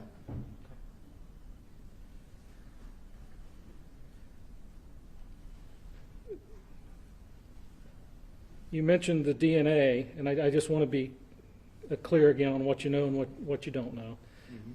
And I get common sense inferences you make. I get it. But you said you found DNA on the left underside of her Sandal, yeah. And that is the same leg that she was shot through? Yes. The one that the bullet that accounted for 3 wounds? Yes, sir. Okay. And do you have any personal knowledge or any idea of when that DNA got deposited on the bottom of her shoe? No, sir. Okay. That's all I have. Thank you. Briefly, Your Honor. Very briefly. Let's pick up where Mr. Cable left off, okay, Detective Shepard? Yes, sir. The fact that my client described how her foot was under his throat and he was pulling her hands, and the more he pulled her hands, the more the foot pressure was into his neck, right? Yes, You talked about that on direct, correct? In that situation, it's pretty reasonable that the fact that that leg had DNA, or that sandal had DNA on the bottom of it, correct? Yes, sir. Okay. Not probably a coincidence, right? Or else he'd be the luckiest person in the world, right? Yeah. Okay. In terms of, again, going back, the civilian who's at a scene who murders someone, correct? Yes, sir. That person can say they don't want to give a statement, correct? Yes, sir. That person isn't put in life and death situations. Potentially, each and every day they leave their house to go to work, correct? Correct. That's why officers are given time, because they have to go through these things, and they're trained to do that, correct? Yes, sir. Okay, so you're not giving any extra benefit or luxury to an officer. Those are protocols that are put in place by agreement of the parties, correct? Yes, sir. Can you run away in a car if you're defending yourself as a police officer, if you believe the door is closed? Can you run away in a car if you believe the car is closed and you're an officer? Do you have a duty to run away? No, sir. If you think someone's going to kill you? Yeah, you don't. What's your duty? To affect the arrest if you're attempting to make the arrest. And once you've had a life-threatening threat, is your duty to stop the threat? Yes, sir. Mr. Cable talked about the range and firing at the range and stuff like that. Do you fire with one hand, then both hands and another hand? Yes, sir. And when you fire, do you have protection on your ears? Yes, sir. Why so? If you guys have ever fired a gun, especially in an enclosed place, it's kind of deafening. Even like for us, we put earplugs in, and then we have noise canceling headphone things. We put kind of like you see when people driving tractors and stuff. We have those over our ears just so we don't lose our hearing. Have you ever shot a weapon inside a small car? I have not. Okay. If you had, do you believe based on your experience and training and knowledge and having shots fired near you, would you be able to hear anything in a car after the first shot went off? I don't think so. That's not unreasonable, correct? No. Mr. Cable talked to you about the handcuffs and logic and general, the handcuffs. At the time the handcuffs went out the window, was my client seatbelted in? Yes, sir. Pretty tough to have your seatbelt on and reach over and drop the handcuffs out, correct? Yes, sir. On the video, you can see that someone puts their hand out and drops them out, correct? Yes, sir. That would be physically impossible for someone to be seatbelted in unless they had Shaquille O'Neal's arm length to drop it out, correct? Yes, sir. More reasonable than not that Donna Castleberry threw them out, correct? Yes, sir. Mr. Cable talked about attempts to identify my client made to identify himself as a police officer. There were multiple attempts, correct? Yes, sir. Any of those unreasonable that he did in terms of his ID, the U-10-100, the affidavit, any of those unreasonable to you? No, sir. Reasonable attempts at identifying himself as a police officer, correct? Yes, sir. In the scenario that you described, if Mr. Cable said with the hands up, right? When someone's hands up, that doesn't mean they don't have a weapon, correct? Correct. You said if someone punched you once, you have to start from the position they might punch you again, right? Yes, sir. Punch you once, shame on me, right? Yes, sir. Punch you twice, shame on you. Yes, sir. That's how police officers are trained, correct? Yes, sir. Detective Shepard, that's all I have for you. Thank you very much. Detective Shepard, step down and thank you, and good luck in your retirement. Just leave everything there.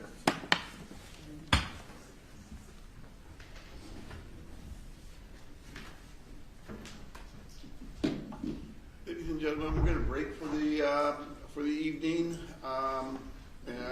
If you can start, you guys were great today, coming in on time. So if we can I'll try and get this started at 9. If you can come in about 8:45, we'll start back up at 9. Do not discuss this case among yourselves. Do not permit anyone to discuss it with you or in your presence. It is your duty not to form or express an opinion on the case until it's finally submitted to you. Go enjoy. I think it's supposed to be 75 or 80. All right.